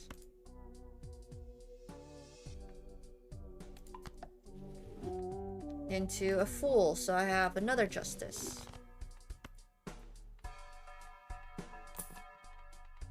Alright. Goodbye, hallucination.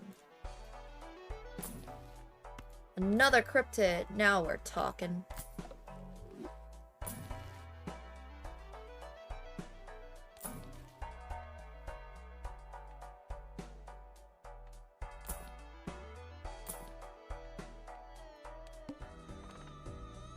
Okay. Well, we have cryptids. We can justice one of those kings, play 5 of a kind. And that will be the very last thing we can score, but I don't think World was worth it. I don't think there's much else I could have done. Obviously, there was a lot more I could have done, but in this specific hand... specific ante, I don't know if there was too much more I could have done. That was crazy. I don't know how he's scoring that much. Alright. Do you have a plan? No. So I don't either. We're kind of in the same boat here. I will say a lot of luck went into my last 2 scores, so we'll see. Okay, a lot of luck. Somehow, I doubt that. Somehow.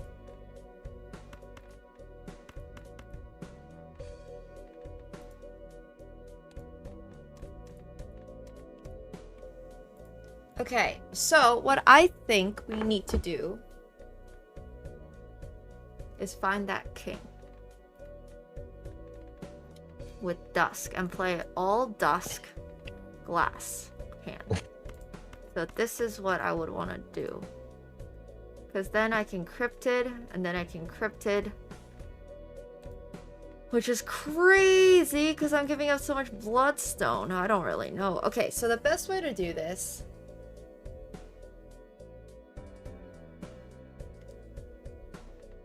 So I can get 3.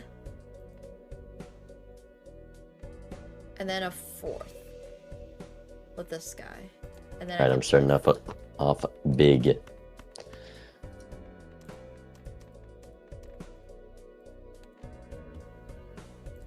Huge! Do you want to see another one of those? Yes, please. Lay it on me. I think you're gonna like this one though.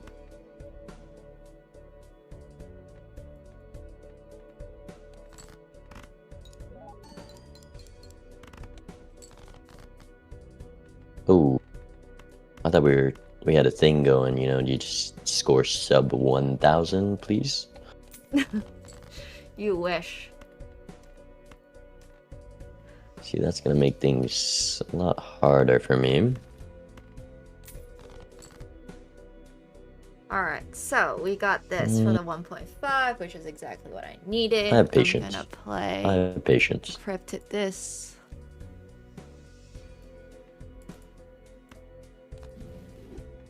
And then I'm gonna justice this, and we just need to play 3 hands.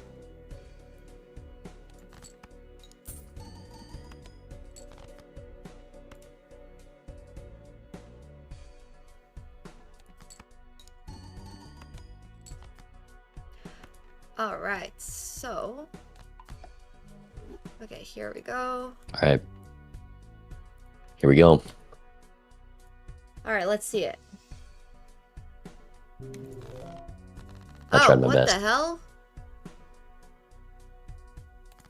What the heck? Just gave me a free life? Alright. See you in a minute. See you.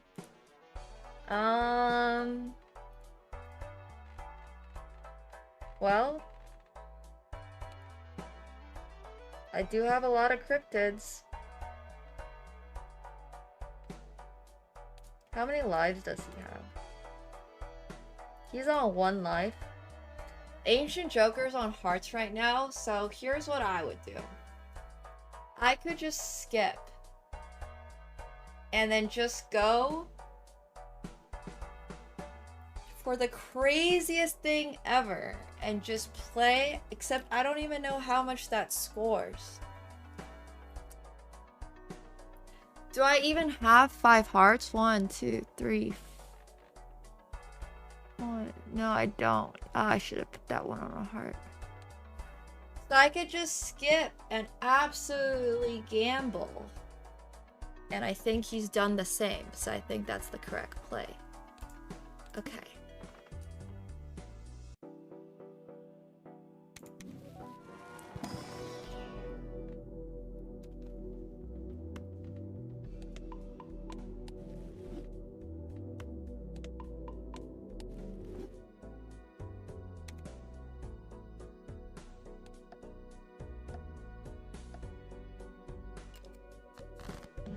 Alright. I didn't expect to be seeing you so soon. I think I figured out what you were trying to do. And I figured to match, I probably need to do the exact same. I see. Well, I hope you're not doing the same thing. 'Cause that's putting me in a bit of a difficult position. Why? What are you doing? I'm hoping it's enough is what I'm doing. Mm-hmm.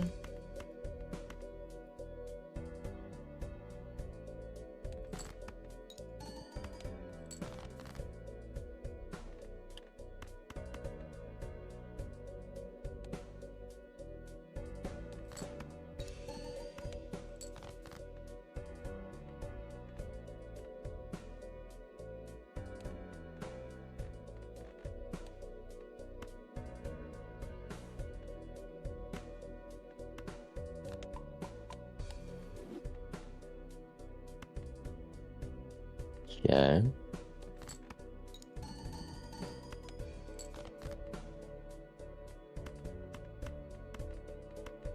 Got my hand. I'm ready when you are. Alright, play at the same time. 3, 2, 2, 1. 1. Ship it.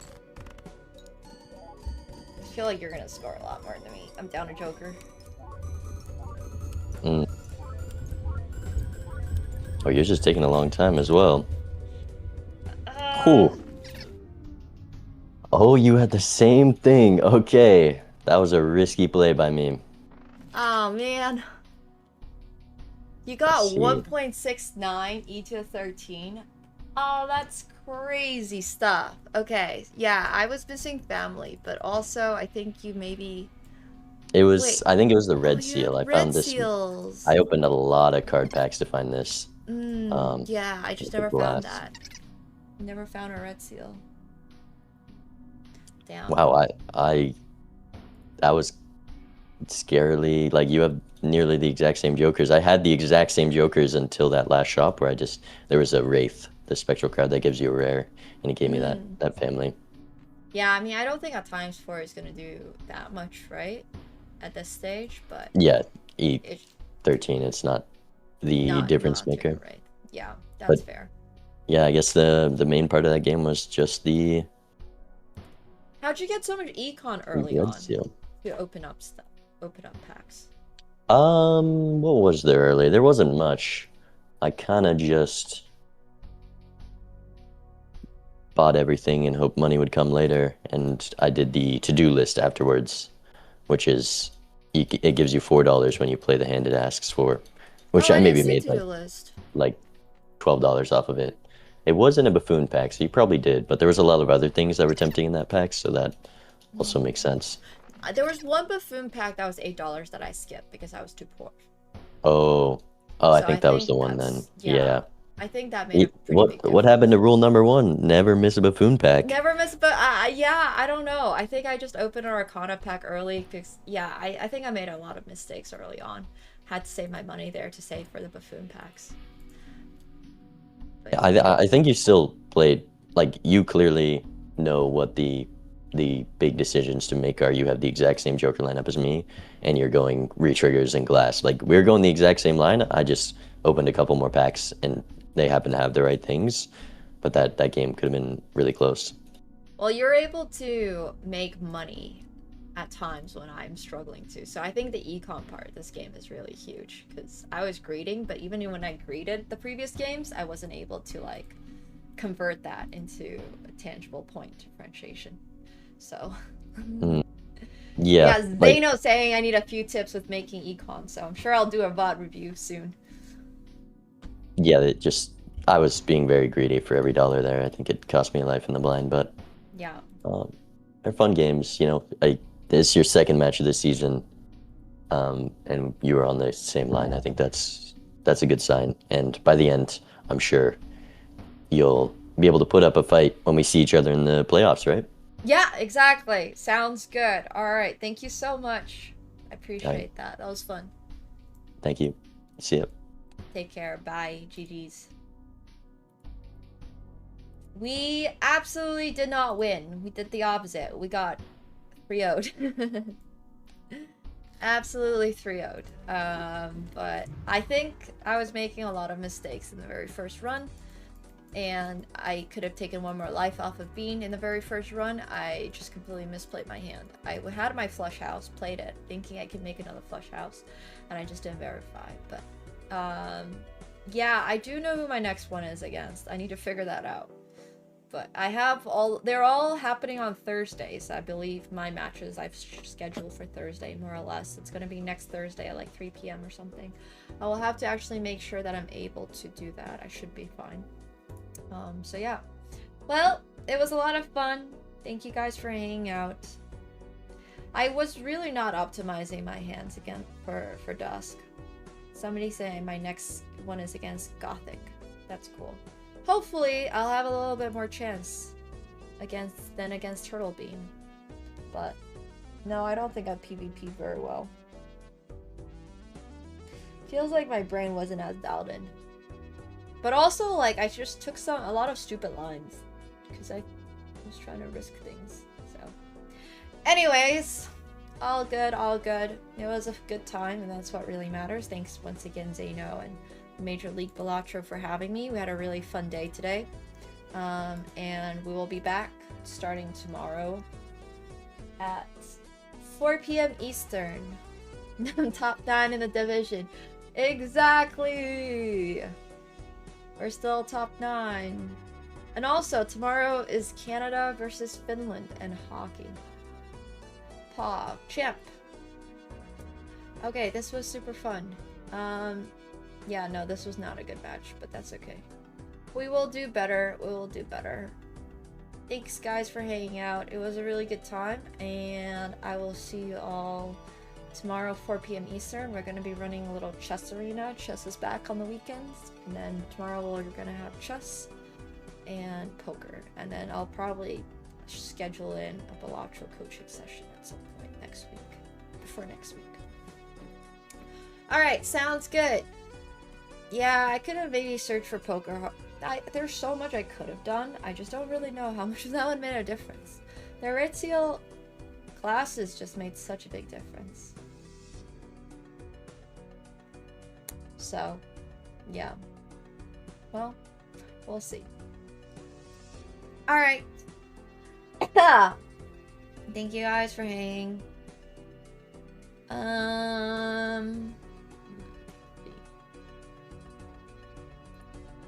Is there anybody in the Balatro?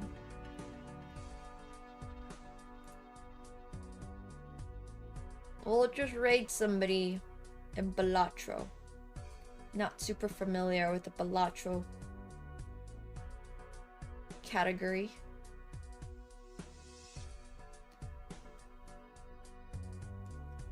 I see Bean has already dipped.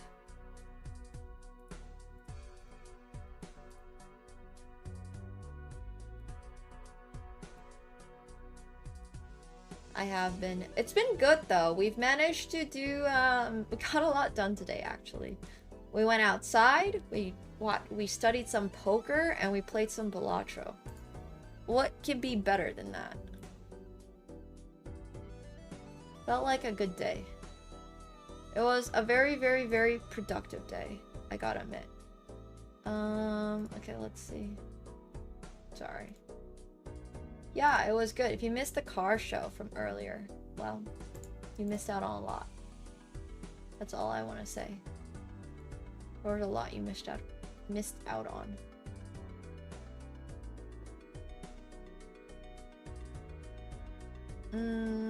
Alright. Thanks. Well, join for the future. Okay, we'll give the raid over to Bella Nose Bear. Sounds like a good time. Alright, good luck everyone. If you're playing anything tonight, have a great rest of your night. We'll be back. Hopefully stronger than ever. Tomorrow we're going to be doing some chess, arena stuff, and then poker. And then on Saturday we're going to be doing... Actually, I'm not sure what we're doing Saturday. I know we're playing poker both Saturday and Sunday. I don't know what the chess content is going to be. I will figure that out. This matchup was like the Dying Ant versus Supernova. Somebody just commented that on YouTube. Alright, thanks guys. Thanks YouTube for hanging out. Also, make sure you're watching on Twitch if you're trying to watch. Okay, good night guys. That was funny. Peace out.